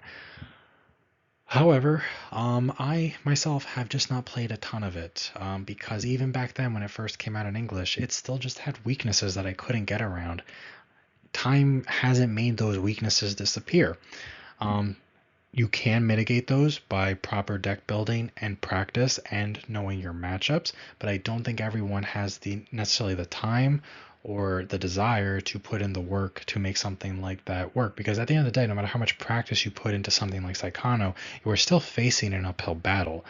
If anyone watched the two Saikano matches that were on stream for Worlds, he did well, 100%. He got fourth. He obviously did well, and his games were good, but it wasn't like he was ever in a position where he was dominating. Every game looked to be an uphill battle because Saikano is facing an uphill battle against most things. He just knew the field well enough, and he knew his deck well enough, and he was a good enough player that he was able to mitigate that difference in basically power creep between his deck and the other decks that are out there. Not every player is just going to have the time or the energy to do that sort of thing. And I think a lot of things in this D tier sort of reflect that. There are some things that I think are just unfortunately like outright bad, like the Bunny Bar Nikkei deck and Persona 3. Sorry to all the Persona 3 fans out there. And then there are decks that are strong in some ways. They're overly strong in some ways, but then they're overly weak in other ways that are too much to overlook. Where at a certain point if you're taking these to a regional, you're taking them because it's what you have, or it's what you know, or because you just really love the IP and you don't care about winning as much, and you might still win. There's no reason why you can't take Saikano to a trios regional, and I don't think you're going to get like fourth place like maybe the guy at Worlds did, but even if you took that exact list, there's no reason why if it's a 7-round regional you can't get like 4 wins out of it, and I think that would be perfectly respectable with anything that is in D tier, to be honest. I think that's respectable for a lot of players, even if they are playing stuff that is in S tier or A tier, because Weiss is a game that has a lot of mechanics you got to remember up front, but it's also a game that can be really hard to master. Once you memorize those mechanics, you can get competent enough to play it, but it is a game that is hard to master. I know that from experience, and I've watched other people get into the game, and they're good at card games, but it does take them more time than other card games would to really realize what you need to be doing differently with Weiss than with other card games. And because Weiss does have every card game has an element of chance to it. I think Weiss has more of an element of chance than other card games. It's not as big an element as some people, especially newer players, make it out to be. There are a lot of ways to mitigate that chance element, but sometimes that chance element is always there. It is always present, and sometimes it's just not going to work out. So even if you are playing if you're a player who gets to play a decent amount of times, and you think you're pretty good at your deck and you're playing Oshinoko, you might still just, go 3-4 at a regional. It happens because of that element. The point of this tier list is to showcase decks and talk about them and strengths and weaknesses so that people pick decks that sort of take one extra element of a weakness outside of, their tournament experience. Meaning that, sure, you could take Mushoku Tensei and you could go undefeated, but you're going to be facing an uphill battle pretty much every round that isn't maybe round one, most likely. And you could still absolutely do it, but at a certain point that you can't just maintain that same level when you are facing an uphill battle. Eventually, your deck's going to get a little tired, it's going to get a little wary, and it's going to falter for it, I guess, to use a sort of weak analogy. But I have had a lot of fun making this tier list, and I think, there's still plenty of things that were not showcased here that are worthy of taking to a regional, especially a trios regional. I don't think there's a ton more to say, but you should have a general idea by now of the sort of things your deck needs to have in order to, be good enough to take to a regional, while understanding what your deck absolutely cannot have in order to take to it as well. I love discussing Weiss with people and talking decks and tech choices and all that sort of thing. If anyone is a little bit newer to Weiss and they just want to leave a comment with a deck lock code from Bushiroad or Encore deck or something like that, and just ask me to take a glance at it and see how there's any room for improvement, I think I would have no problem doing that. I hope that this tier list video has been informative to people, and yeah, it should be an exciting regional season. We basically should know. I think these tiers are going to be pretty much how they're going to be until ReZero comes out. I don't think Blue Archive animation is going to do too much. I think Uma Musume set 1 will have a lot of people on it, but I think it needs set 2 to really do a little bit more. But I could be wrong. Uma Musume set 1 has some cool stuff that's still going for it, and they do use some stuff from set 1 once set 2 comes out. So we will see with that. ReZero, when it comes out, if I had to say now, there are a lot of people who would say that that is an S tier deck and that it would go right alongside Oshinoko and Bane Dream. I think at the very least it is easily high A tier. My concern with that deck is that, having tested it in the simulator a lot, it is incredibly powerful. However, I do not like how the set feels like it pigeonholes you into a single deck. It really pigeonholes you into 8 pants. And there's the card, despite ReZero having a massive card pool because it's had so many sets, most of those cards are incredibly dated at this point. So you have some cards you can pull from older sets. Most of the cards are going to be from the new set, which means that large card pool isn't as large anymore. And I don't think that the set's card pool is it is nowhere near overall as good as Oshinoko Volume 2's card pool was, or Maigo Ad Musica card pools was, or the third Bunny Girl set's card pool was, or Nikke's card pool was. I think there's some really great stuff in it. There's some really powerful cards. There's some really cool stuff, but I do think that it does have more pack filler than maybe some of those other sets that I just name dropped. I think the REM is really strong if you triple it. I think it's got some good stuff surrounding it, and it's got some good utility. I do think it's an incredibly expensive combo, even if you are playing the Amelia Stockata package, which gets you quote-unquote free stock. Despite that, it is still a very expensive combo, and that makes it really hard to triple. And if you don't triple it, if you only double it, it feels really strong. For anyone who doesn't know, the combo is on play, you get to dig for a card, and its combo is on attack, pay 2, ditch 2, reveal the top card of your deck. Depending on what it is, you either burn 1 twice or you burn 3 twice. I think tripling it is incredibly strong. It should be very hard for your opponent to survive that unless they're maybe 2-0. I think doubling that is strong if you get the burn 3 twices on all of them. On the 2 copies of REM that you play. If you sort of low roll and you just get burn 1 twice on your 2 REMs, I don't know if it's really worth the cost. There's definitely people who are going to say that that's S tier, whatever, and it very well might be. My own concern is, from having played it a lot in the simulator, is that it is a very high costed deck. And because of that, and because sometimes the game just goes really fast, it's harder to get the resources you need, both the stock and the hand, if you get rushed really fast than it is for something like Bane Dream or Oshinoko, just because those decks have less of a resource requirement in order to sort of go off.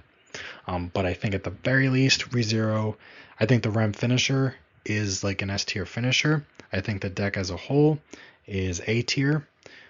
even though I think a lot of the cards, I think the set as a whole is honestly closer to like a mid B tier set. I think it has enough cards going for it, and the Rem is fantastic, despite how expensive it is. Where if you're playing the Rem deck, that is an A tier, maybe S tier thing. We'll see how it goes, but at least it'll be there. Their only other deck of note that I think would come out of the new ReZero is the Door Beatrice level 3 combo, which has some support around it. But I think that is like a solid middle B tier sort of deck. I think it is a little underrated.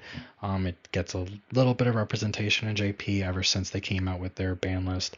But I think that is decent. It is nowhere near as powerful as the Rem, but the Rem is super, super duper powerful.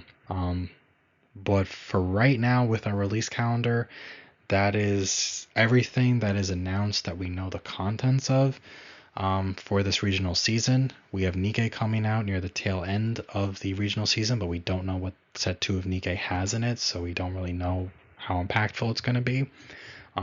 But yeah, I think right now this is a good representation. Plus, once you factor in ReZero, like I just discussed, of what you should be looking at going into the new regional season. And I think, if you pick anything from S, A, and B, when you are trying to form your team, I think you should be perfectly fine. I think you can even pull from a lot of stuff in C tier, and as long as you know what you're doing and you make sure you practice it and you know your matchups and you know what the best decks are and how to play around them, I think you can reasonably pick a lot of things from C tier and still not feel like you are at some sort of major disadvantage. It might still be an uphill battle, but it is not one that can't be overcome. And I think with the type of decks that we see in D tier, it is going to be a very consistent uphill battle, but it's the same thing. Know what you're doing, deck build the right way, get lots of practice in, get lots of sleep and eat your vegetables and all that corny shit, and you should be good enough outside of maybe Persona and Macross and the Bunny Nikkei list, which I just would not recommend taking. But as long as you follow the rest of the guidelines, I think you should be fine, especially if it's your first Trios regional season. Just pick something competent, get good at it, and just try to have fun. But I think that is enough for today's video. Thank you for everyone who watched any portion of it. I hope it's been helpful. Let me know what you're planning to take to the current regional season. And for any, more inexperienced, newer players who want some feedback on stuff, again, just feel free to ask, and I will be happy to take a look and give some feedback. Until the next video, this has been Catskill Weiss Schwarz. Thank you and goodbye.